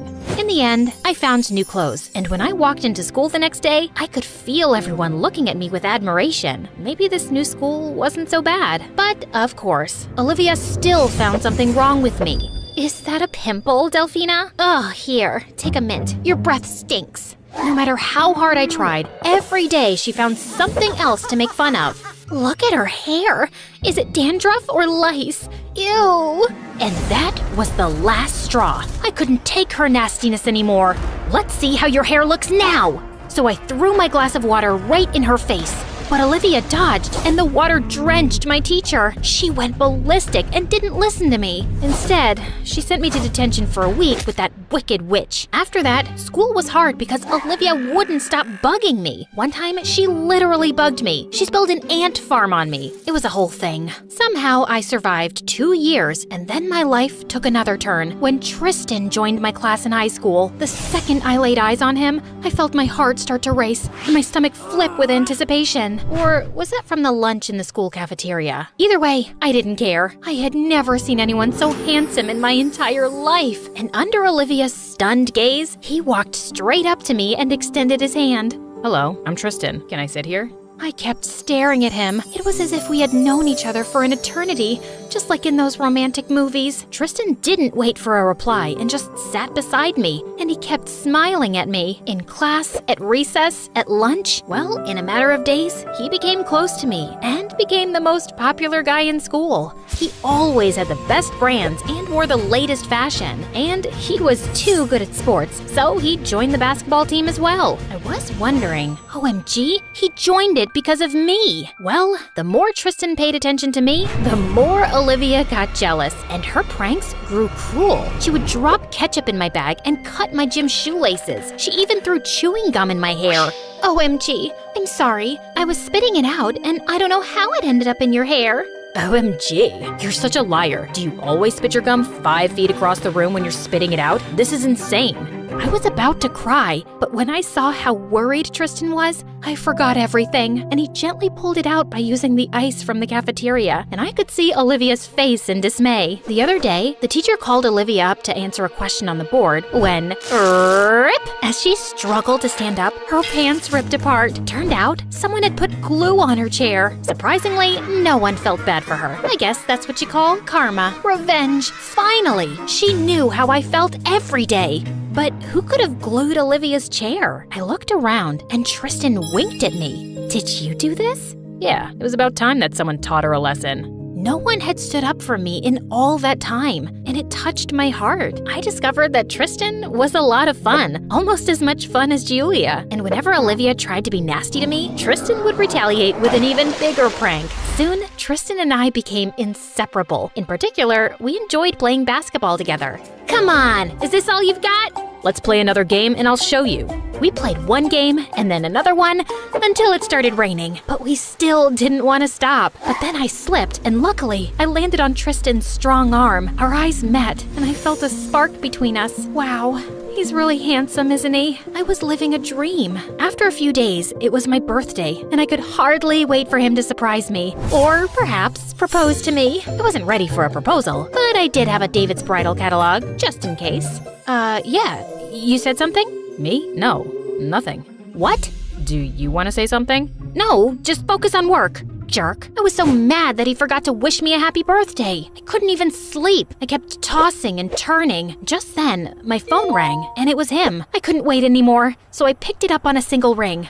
Hi, come down, please. What? I looked out, and Tristan was in front of my house. I got so excited that I tried to jump from the window, but then I realized I wasn't Rapunzel. But I didn't feel any less than a princess that day. My mom was away, so it was easy to sneak out of the house and go with Tristan. We drove to a quiet spot where you could see all of the sparkling lights of New York. He finally wished me happy birthday, and man, it was super romantic. The way he looked at me, perhaps he was thinking the same thing. He leaned in, and I closed my eyes, waiting for a kiss, but I have something to tell you.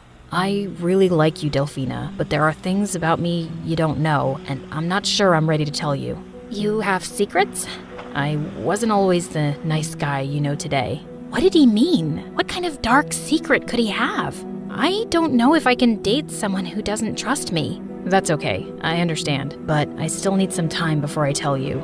After that, things between Tristan and me became different. I couldn't look at him without wondering what his big secret was, and my imagination was running wild. I still wanted to be his girlfriend, but I felt hurt that he couldn't trust me with a secret. What kind of couple would keep secrets from each other? The more I thought about it, the more it seemed strange that someone like Tristan could be interested in me. After all, when we met, I was the underdog, and he was the coolest guy in school. Maybe this was all a trick of some kind. My suspicions were confirmed one day when I went to basketball practice and I found Tristan and Olivia playing together. They were laughing and he was teaching her how to shoot three-pointers, which was my specialty. And when I saw them close together, I couldn't stand and watch it. I stormed onto the court and slapped him. How dare you? You played with me. What? I thought you didn't like her, but it looks like I was wrong. Everything you told me is a lie. Suddenly, Tristan looked super guilty, and I knew I was right. I ran away. Wait, she told me this was your idea, that you wanted to make peace with her and forget the past. I didn't believe him. When I got home, I was crying on my bed. I cried so much that I was suddenly sitting in the middle of a small pool, and I slid onto the floor. And there I noticed an old shoebox under my bed. I pulled it out, dusted it off, opened it, and Giulia's letters. I had almost forgotten about them. I started reading them, and it reminded me how happy I had been that summer. Giulia would have never betrayed me as Tristan had, and since I'm rich now, I bought a ticket to Italy to see my Nona again, and maybe Giulia. What happened to you, dear? How about school? It's only for a few days. Can I stay, please? Nona could never say no to me, so I spent the next few days wandering around the places of my childhood. There was so much that reminded me of Giulia, but when I went to see her house, I found it locked. It looked abandoned. I asked around the village, but even if they did remember Giulia, no one knew where she went. Also, one of my teammates texted, confirming that Olivia had really told Tristan that teaching her basketball was my idea. That sneaky witch! Of course she did! I went back to school, ready to apologize, but Tristan ignored me. He wasn't completely wrong. I slapped him, left him, and didn't trust him. Of course, he was angry with me and avoiding me, but I decided to get his attention anyway. I came to school dressed up all fancy, but everyone laughed at me. Then I tried to cook him a fishy surprise and put it in his locker, but it smelled so bad after a few hours that everyone gave him the stink eye. I even tried to dance for him at the basketball game, but I accidentally kicked Tristan as I jumped. But thanks to Olivia, she threw a banana peel on the floor, which made me slip. I was sure I would fall, but Tristan caught me midair. Are you okay? Yes, I'm sorry I didn't believe you. I know you'd never team up with Olivia. You know I don't like her. So, can you tell me your secret now? Tristan looked at me, and he took a big breath. His face got all serious. Come with me. Where did he want to take me? But we went to the lockers, and thankfully, the fishy smell was gone. The corridor was deserted because everyone was still at the game. He opened his locker and took out a necklace. It was made of seashells, and I immediately recognized it. I made that necklace, but I gave it to Giulia. How is he Giulia's brother? He must have some connection with her. He was looking at me with a broad, hopeful grin, and suddenly, I remembered where I had seen that smile before. You're Giulia, but it's Tristan now. Now that I knew the truth, I was shocked that I hadn't seen it before. That's why Tristan felt so familiar. We had met before. So, this is your big secret? I was hoping you'd recognize me, but you never did. You never gave me any clue. I'm the one who taught you to play basketball. I walked closer to look at Tristan and compared him to Giulia. Well, this version of him felt right. I couldn't imagine a grown-up version of Giulia that wasn't a boy. Is this why you never got in touch?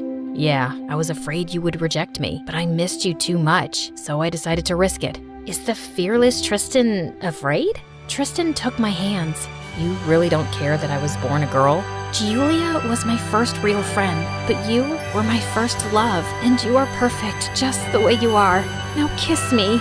And so he did, and it was the best kiss in the world.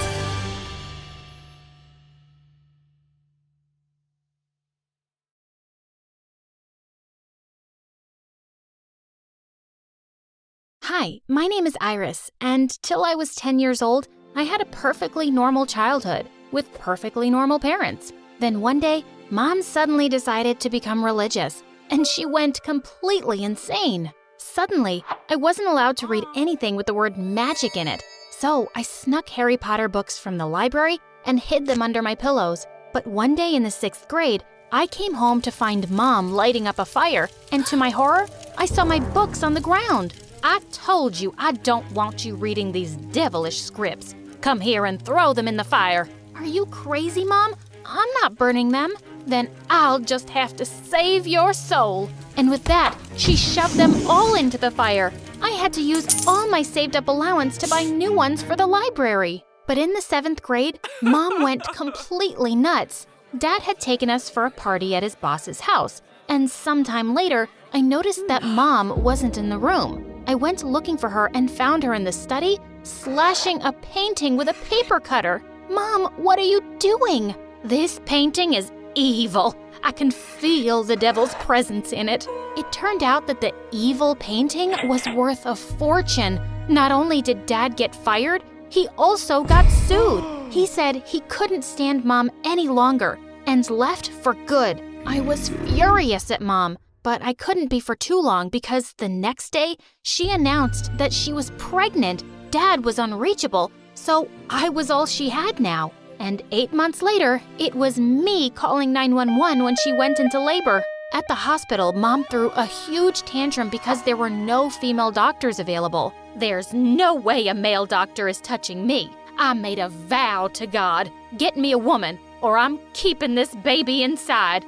Just then, a handsome young doctor walked in, and Mom screamed, "I'll take him!" She made me reapply her lipstick before I was shoved out of the room. Mom was acting weird. Mom gave birth to a baby girl, and I fell in love with her instantly. She's beautiful, isn't she? Yeah, he's an angel.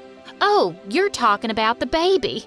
Well, she looks like a boiled potato. Mom got busy again with her church meetings, and I became Maddie's babysitter after school. But I adored her and didn't mind at all. One night, as I was tucking her into bed, Maddie said sleepily, "Can you tell me a story of ghosts and witches on flying broomsticks?" Shh! Where did you learn about that, Maddie? I saw a cartoon on TV.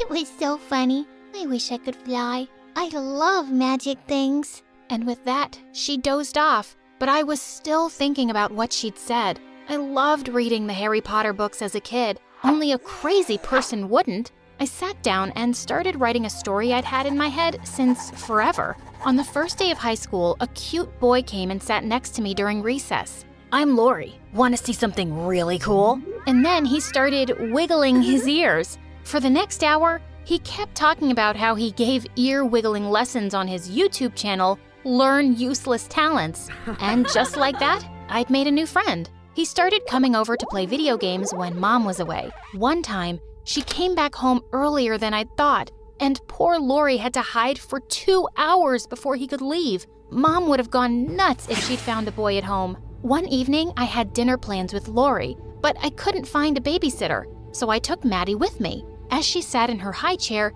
she suddenly pointed to someone. "Look, Mommy!" I turned around to see a couple at a table, and I laughed.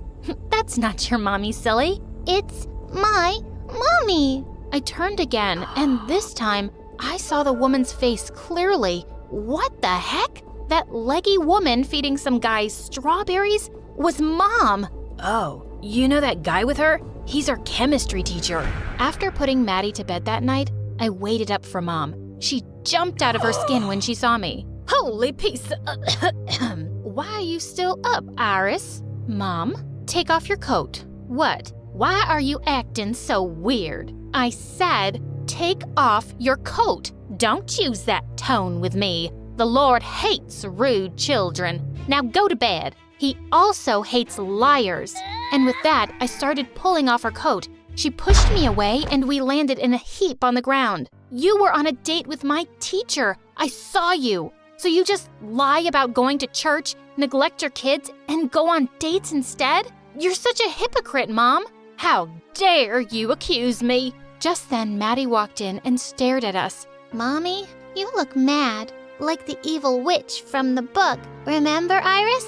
The what? I was grounded for a week for reading such books again. But if Mom thought I was buying her lies, she was so wrong. I was going to catch her again, and this time, I was going to take pictures. 2 nights later, as I was scribbling away my story, I heard a sharp tap on my window. It was Lori, and I let him in. "It's been 2 days since I last saw you, and I was going crazy. Look what I got you." I nearly screamed when I saw his gift. It was a brain in a jar with a tag, "You've been on my mind." Lori, what are you saying?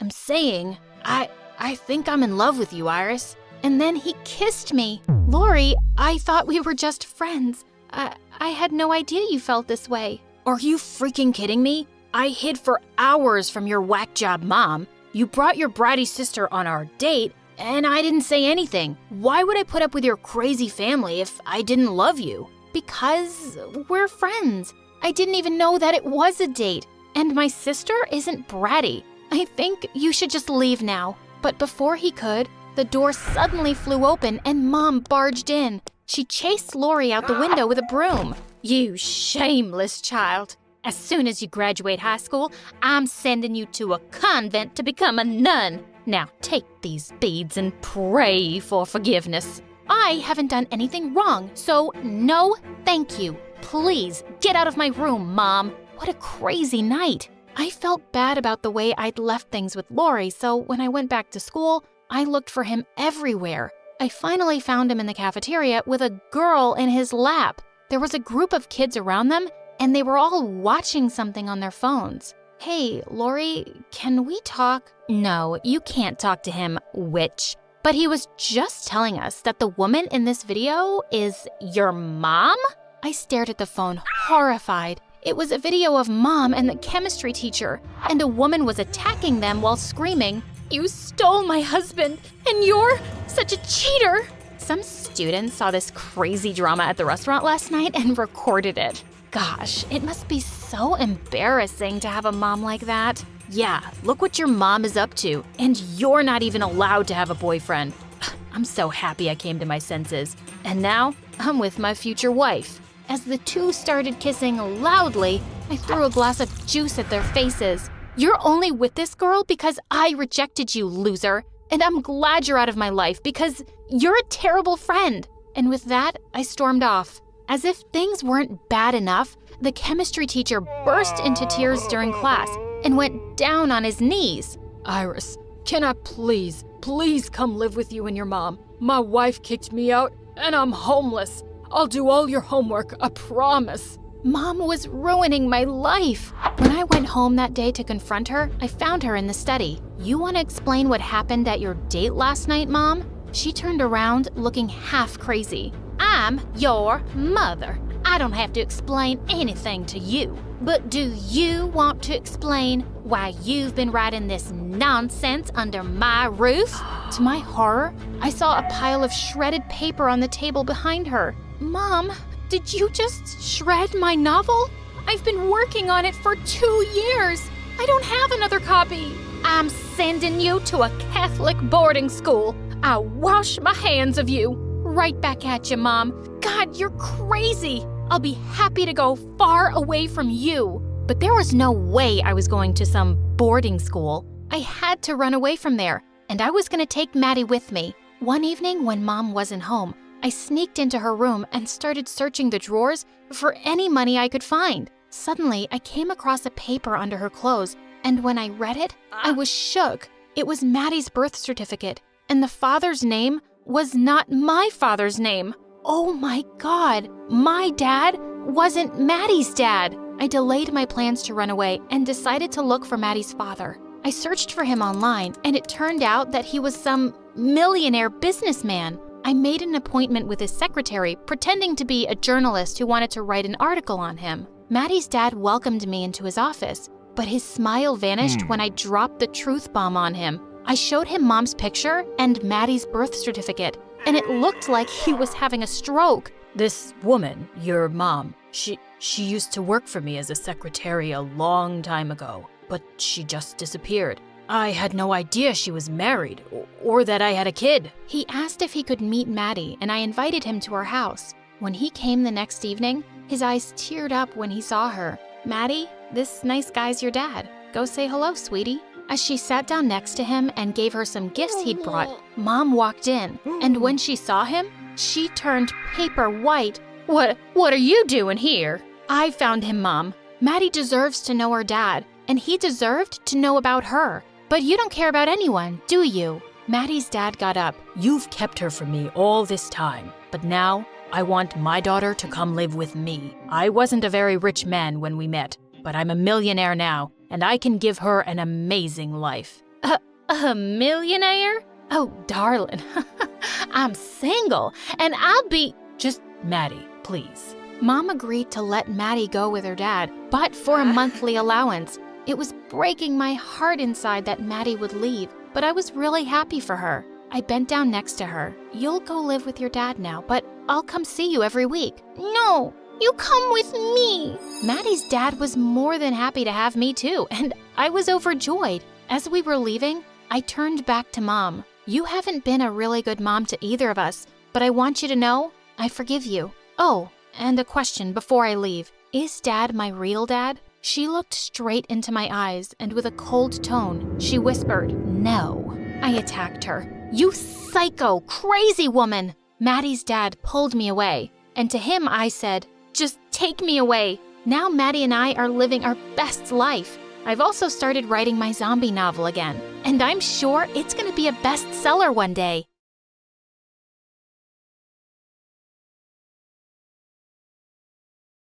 I was staring at my reflection in the window, challenging myself to make the goofiest faces I could think of. I opened my mouth as wide as I could, stretched my cheeks as far as they would go, and pulled my ears while crinkling my nose. Carson! Only I was right in the middle of class, and the teacher had been trying to get my attention. I turned around to find everyone staring at me, laughing. You're off in space again. What is the answer? The answer, right. Yeah, come on, Space Cadet, what's the answer? That jerk was Diego, the captain of the wrestling team, son of the coach and class bully. Since we won the national championship last year, he believed he was God's gift to the school, and he never missed a chance to mock me. The only person not laughing was Mara, the girl who dressed like she was from a different decade. On Mondays, she was a flapper from the 1920s. On Wednesdays, a hippie from the 60s, and on Fridays, she was a goth girl from the 1990s. She didn't like me, but she hated Diego more. Anyway, I had absolutely no idea what the question was, so I couldn't answer it. I panicked. The answer is that I really have to pee, and I ran out of the room. Hold on for a quick sec. I forgot to introduce myself. I'm Carson, which you already heard the teacher yell.